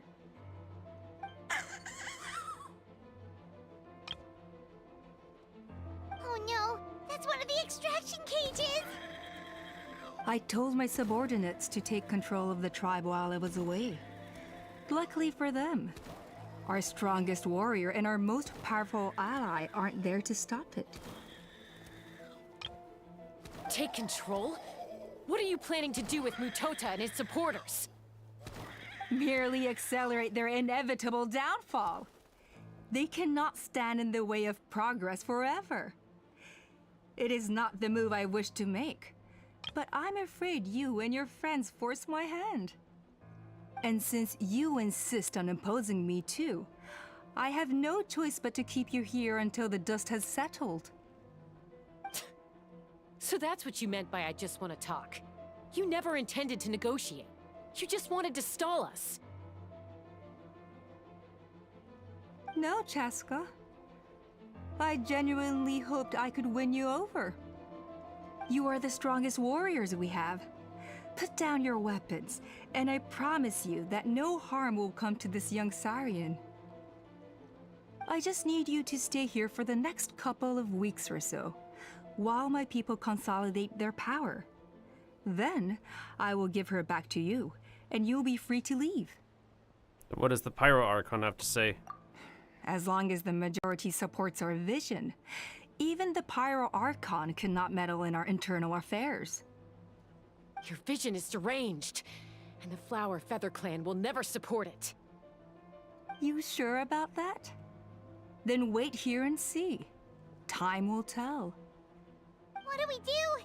Even if the whole tribe fights back, Mutota's in grave danger!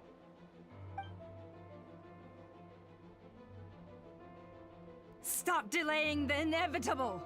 Drop your weapons and get into the cages, now! She's still holding Chime hostage. Is there really no other way?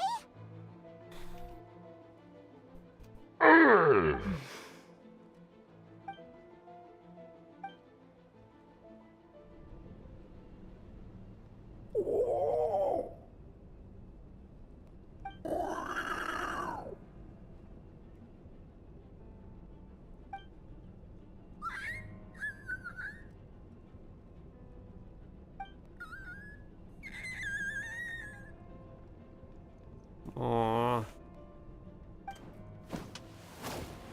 Koya? Huh? What are you yapping about? Stand down. Drop your weapons, now! This instant! Ah! Ah! No! The relic!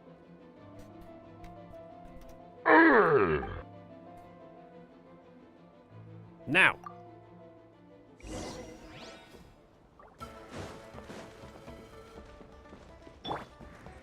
Think you can get away? Let my name echo in song! Do your master's bidding!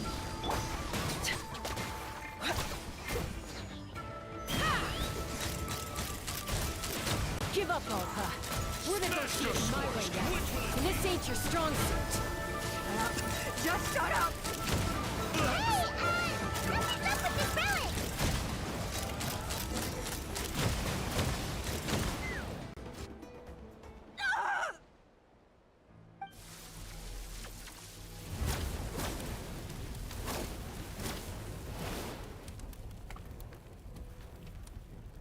No!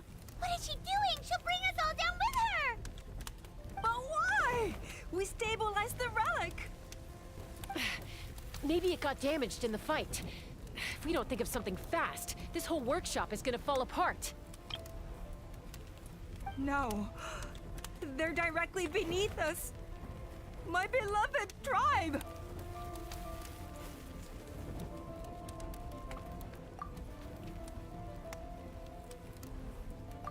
Okay,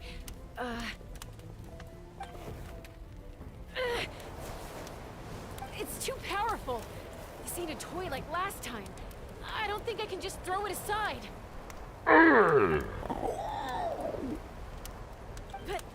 But we need to get it far away before it explodes.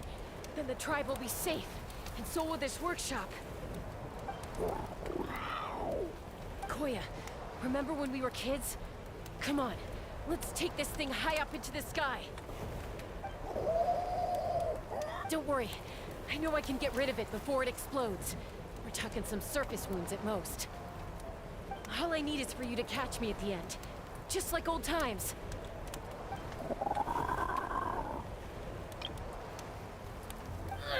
I can't hold it back anymore. We have to go.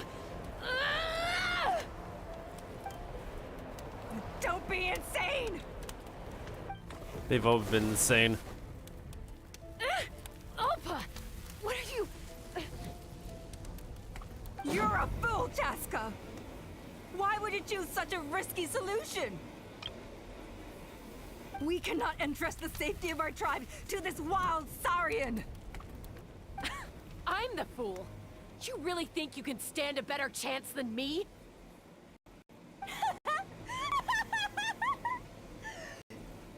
Someone has really gone insane.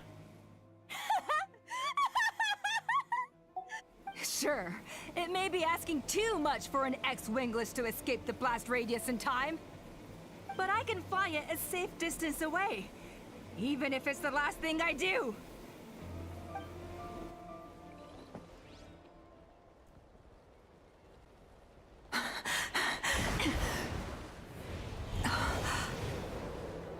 Here, these should be high enough to save the clan. What?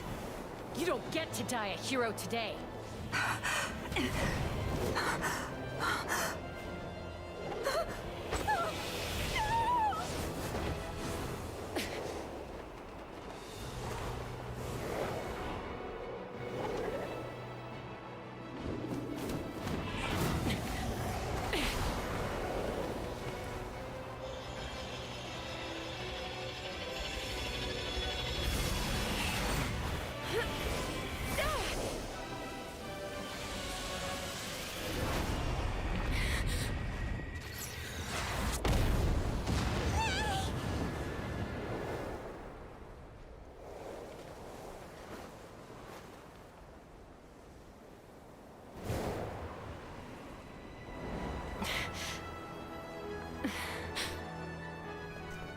Damn, they made it out.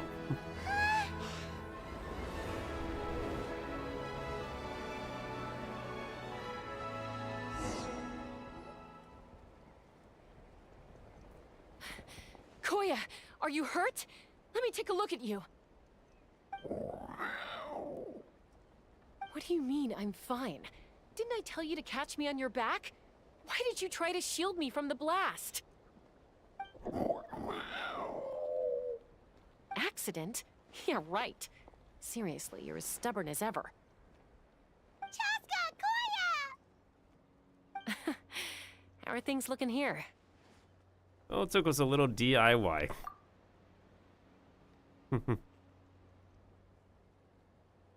I think that's putting it mildly.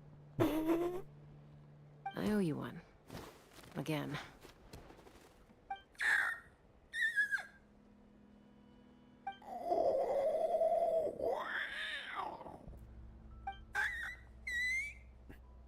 Oh, but be honest. Do you still think Kukasaurs can't form bonds? Mom, I'll figure out the refinement problem. I'll find a way.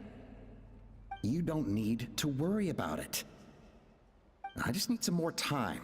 That's all I ask. Please just trust me. Just this once.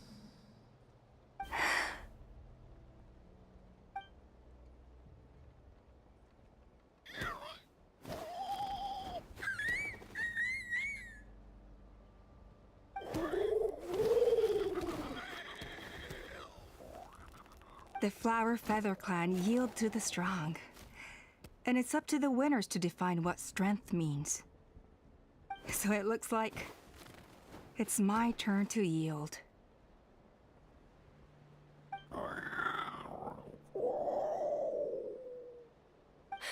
Koya! Koya!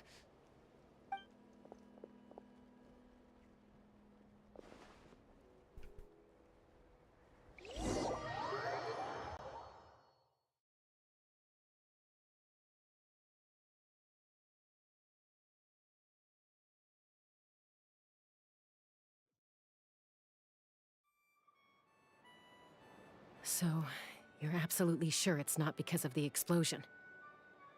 Yes, for the 10,000th time, I'm sure. The blast barely touched her. The reason she fainted was old injuries playing up, compounded by overexertion in recent days. The moment she finally relaxed, all the built-up stress finally caught up with her. And no wonder. Honestly, she's just like you. Anyway, now you know how we feel when you go off risking life and limb. Your mother and I would both appreciate it if you lived less dangerously. You know she wrote to me from the Masters of the Nightwind, just to scold me for not doing enough to keep an eye on you.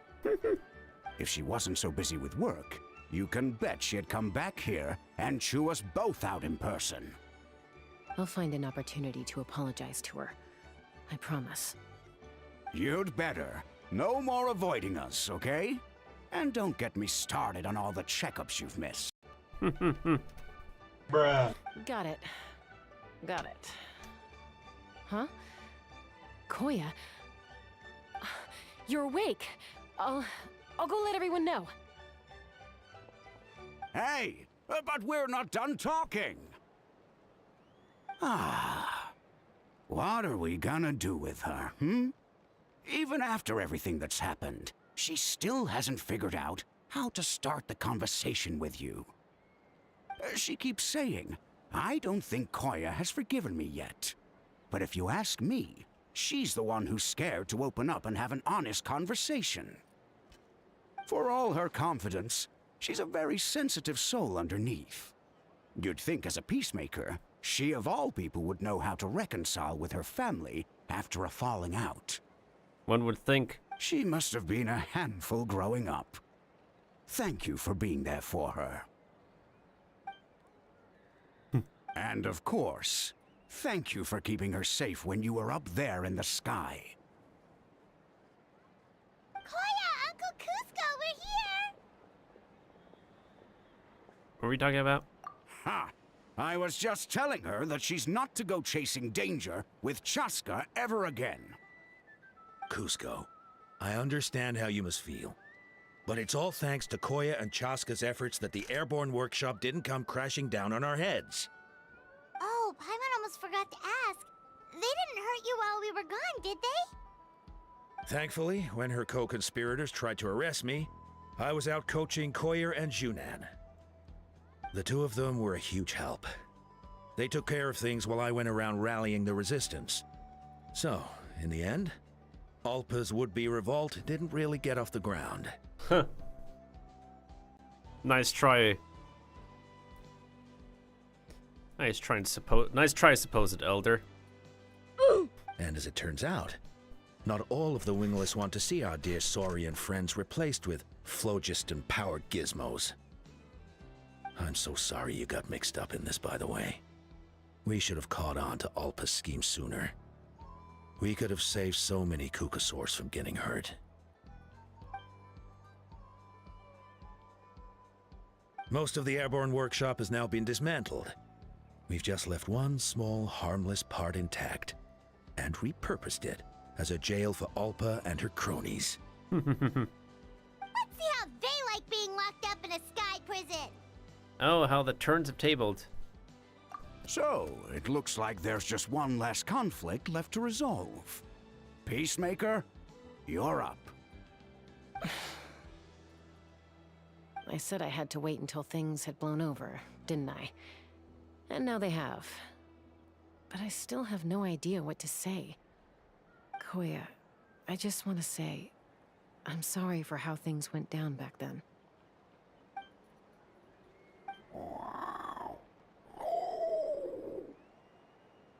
Oh, we get to see the translation. Cool.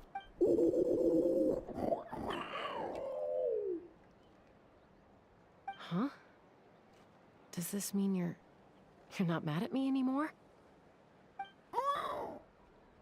There's that family likeness coming through again. Paimon Zibbit. But that day, when we ran into each other.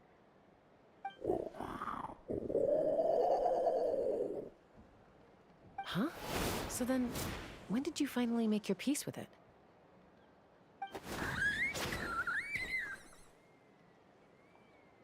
Oh, it's Chime and Chimpu. They're here too.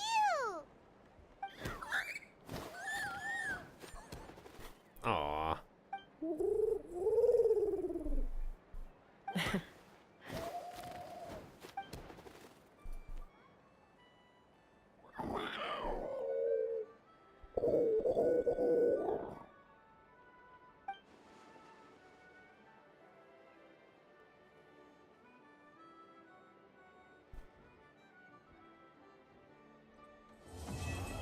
Oh, finally. Wait, isn't that Yansan? Wonder what she's doing here.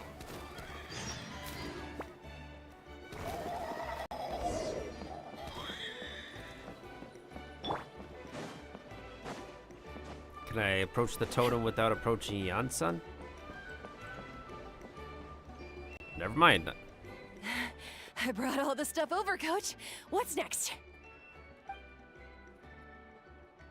Oh. She's not voiced. Just take it easy before the real work begins. You two are in charge of repairing the houses to the north. The rest of you should go west. The road practically crumbled beneath my feet on my way here. The whole thing will need to be reinforced. All right. I'll start by moving the boxes over. How many other characters are also named Atlan? How many? There's like so many different Atlans named in this game. I'll help you. These things can get pretty heavy. Nah, I got this. These muscles aren't just for show, you know. You see that? Perfectly defined. I can lift this stuff up with one hand. Yet they refuse to give these kind of arms to their playable characters. Fine, as long as you don't wind up too sore to move tomorrow. I don't want to hear any complaints from you. Just prepare to be amazed.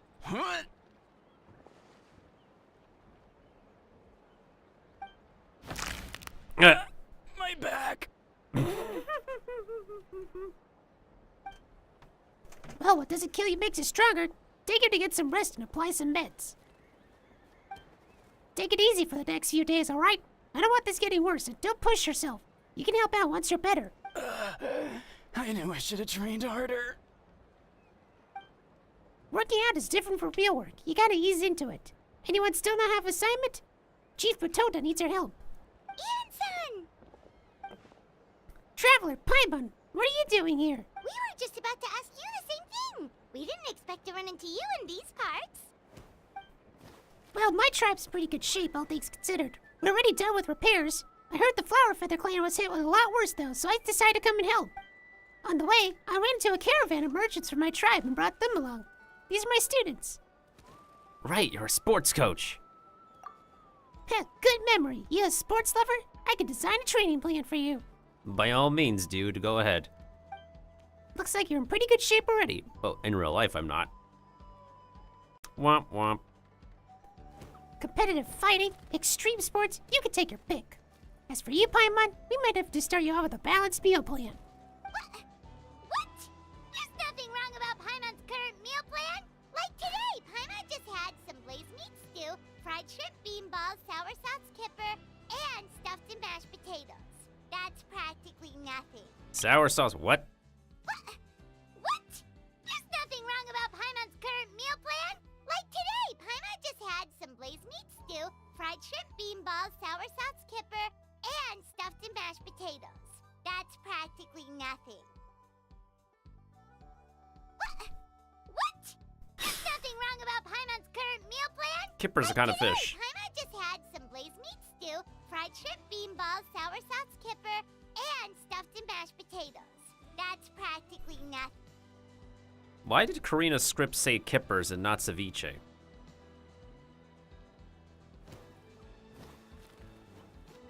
Where did they make the word change? Huh. That case sounds even worse than I imagined. I know just the thing. Kale juice. I'll make you some soon. By all means, make me some kale juice, coach. Kale juice? Wait, isn't that your favorite drink, Traveler? If Eon-san's going to make some for free, Paimon would feel terrible if you won't get to try it. Paimon, please. You drink it. I'm fine without some. Anyway, that's enough idle talk for now. A little while earlier, the chief asked me to bring a few people to help with something. Are you two free? As you can see, due to unforeseen circumstances, I'm short a few people. Of course, we're also here to help. Let's go see the chief. Perfect, then follow me. Well, unfortunately, I'm ending stream soon, so,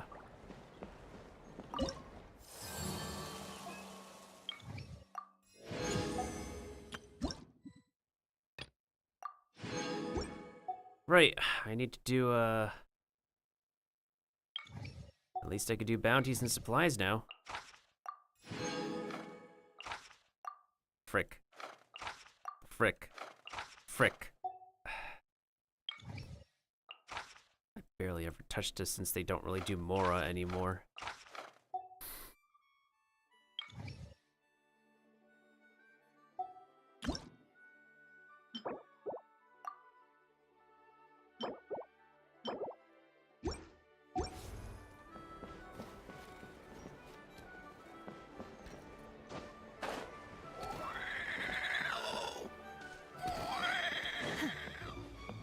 If we'll ever see Koya around again.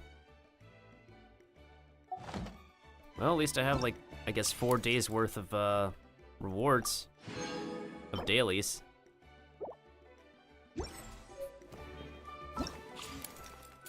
Well, as we can see, we finally got Chasca's rewards.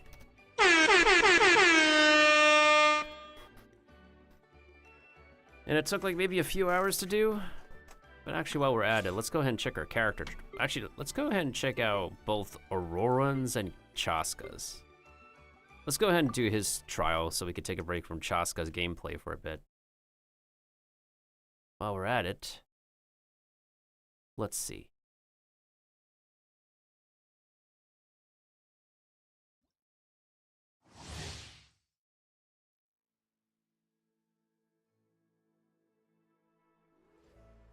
Yeah, there's many people are playing Marvel Rivals that just released, but I just haven't really felt like wanting to play a competitive shooter nowadays. Be free.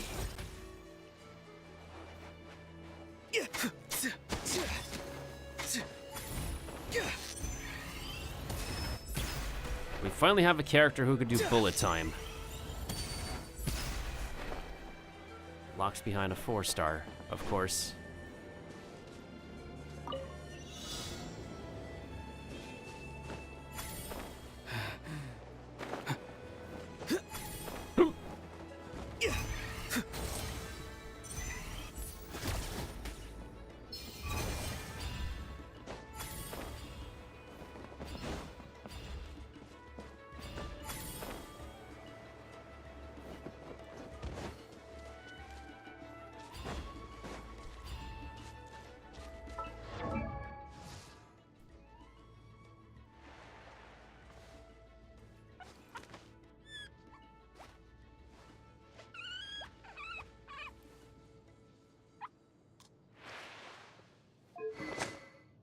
The alley hunter actually working with his aesthetics.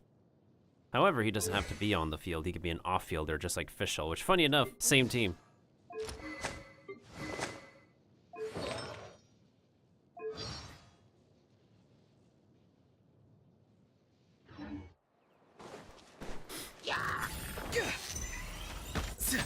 Something's wrong.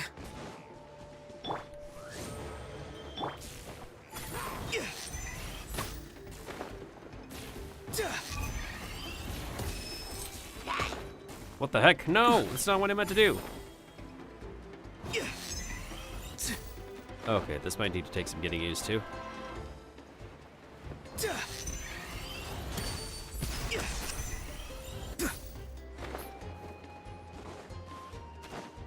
Not too far now.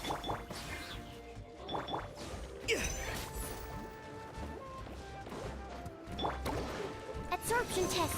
Animal hypostate. Rain cutter. By royal decree. Time to say hello.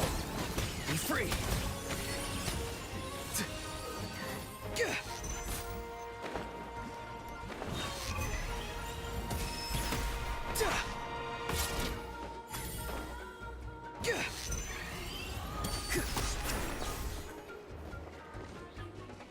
Not too far now. No, my sword.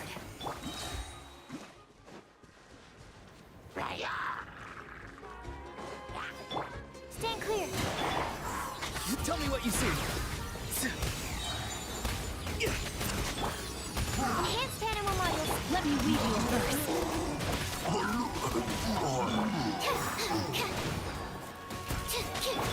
Farewell. Time to say hello.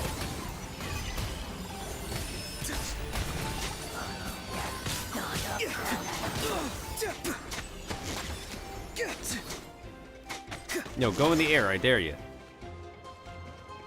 Be free.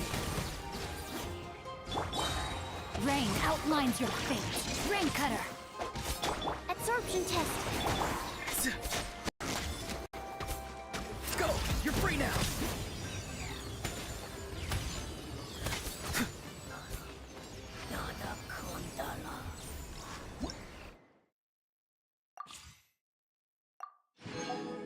I already know how you play out, so I'm just gonna do her trial. I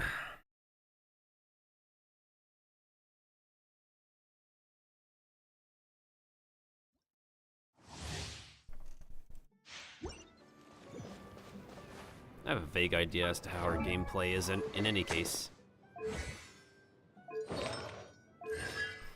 Burst damage dealing at its finest.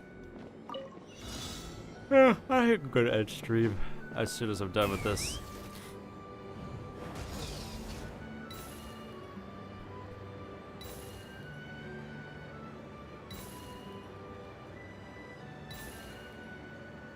I will definitely say the dinosaurs have a bit more clunky gameplay than the playable characters that they represent.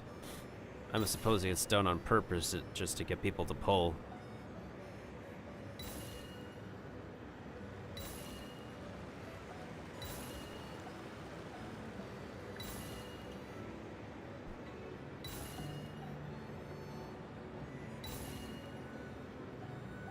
Well, so why is it like this combination of elements? Instead of the cryo, just bring...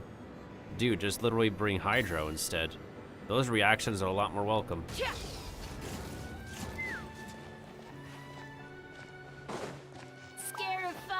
Watch out! Let's or you'll get singed. Look at you, Boozy. You're toast. Oh, reveal myself. Locked on.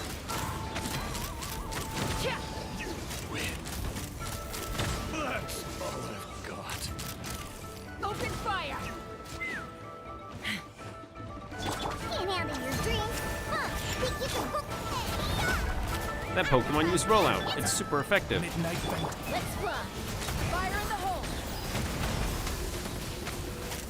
Locked on. Bullseye.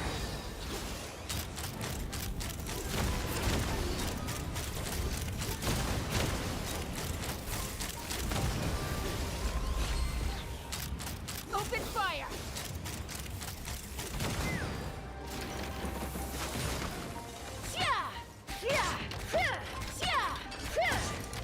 Look at you, Boozle. Nice and spicy. Knock him down. Locked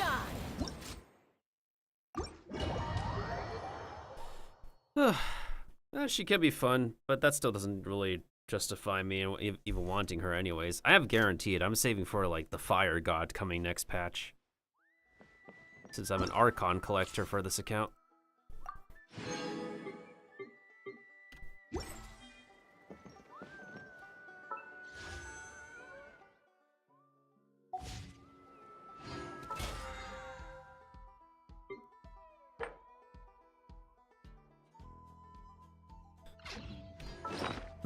Do I want to spend resin? I probably don't. I'm not feeling it.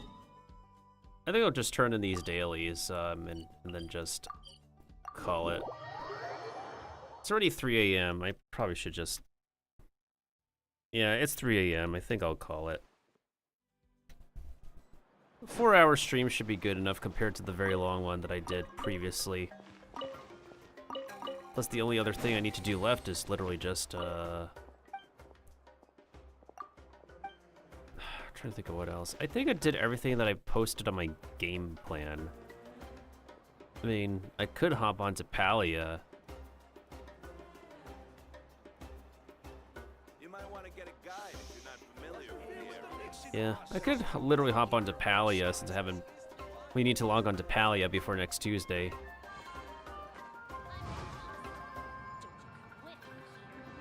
Oh, right, there's no... Wuthering Waves still has one more event we need to finish, so I need to do that. Add Astro. Alright, I guess we're gonna have another session of Wuthering Waves then. Because unfortunately the latest event, so despicable, requiring you to log on multiple days to do it. Thank you for God damn it.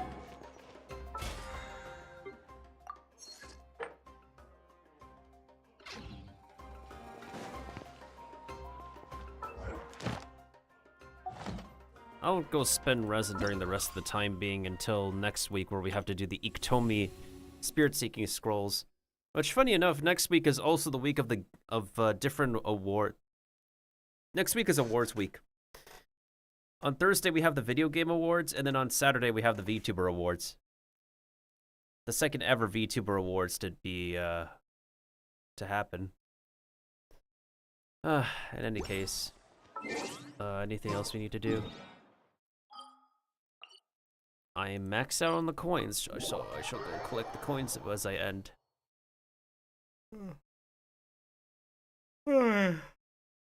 God.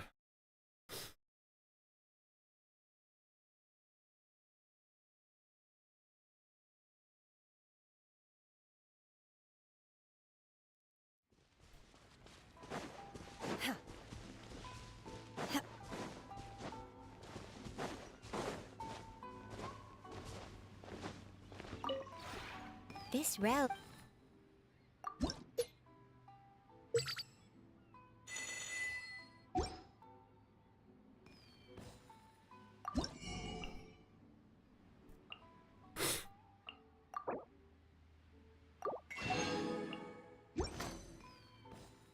If you ever...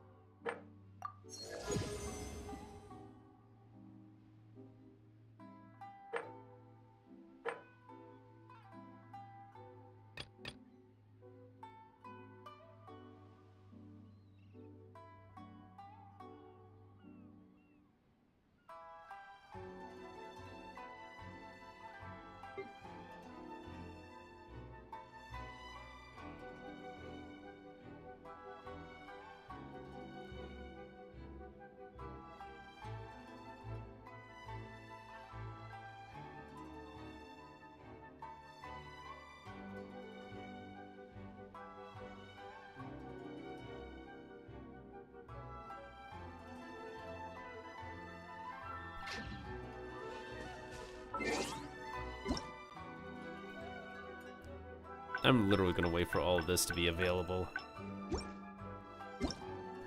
I don't really want to collect all of that little by little. It doesn't feel satisfactory that way. It just literally doesn't.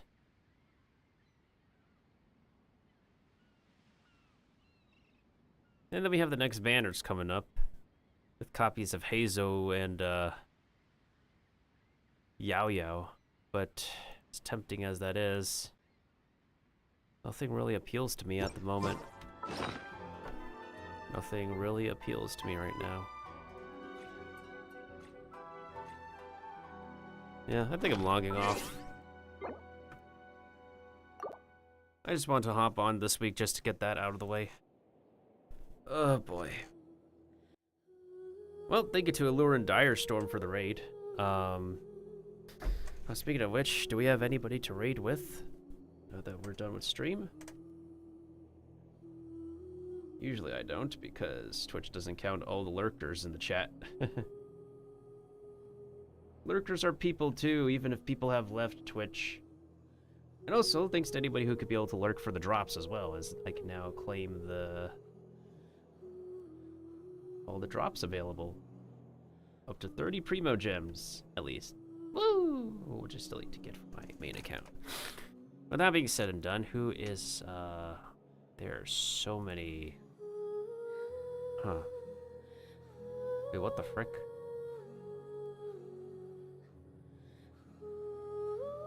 They're still online.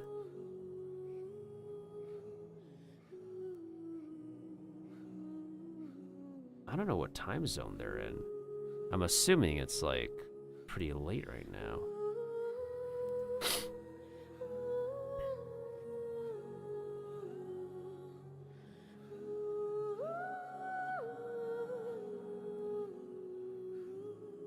Well, let me see.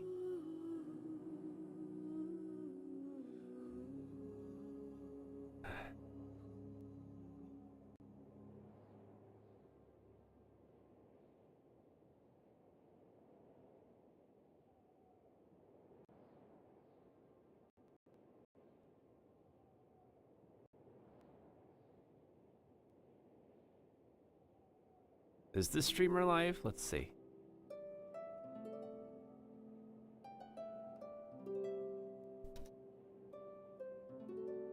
If they're still live, I would be surprised. Wait a minute. Are they?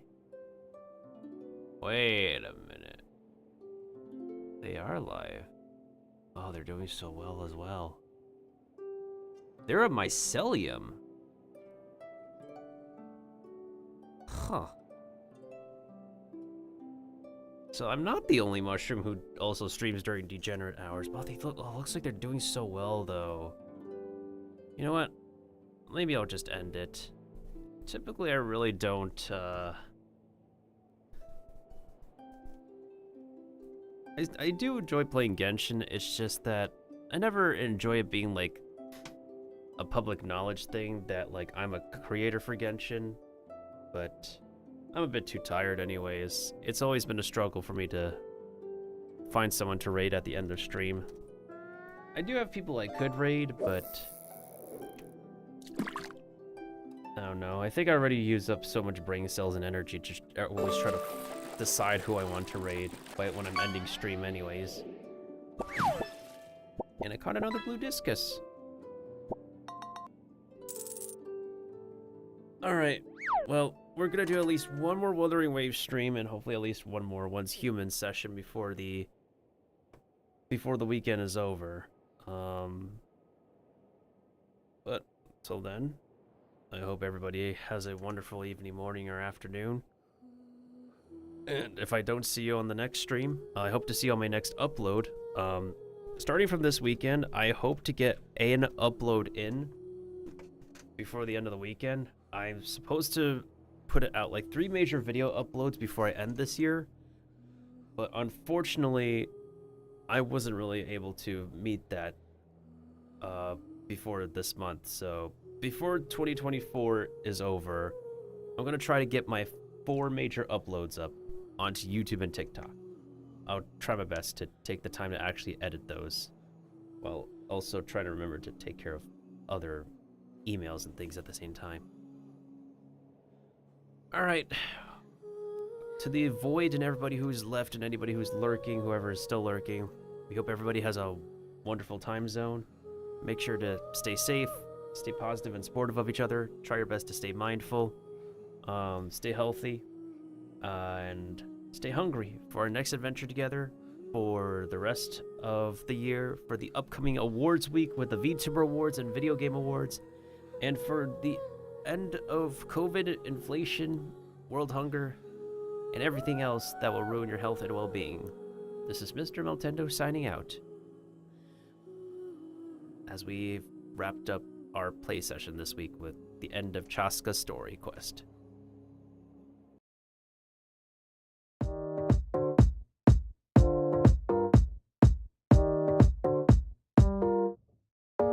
Dropping.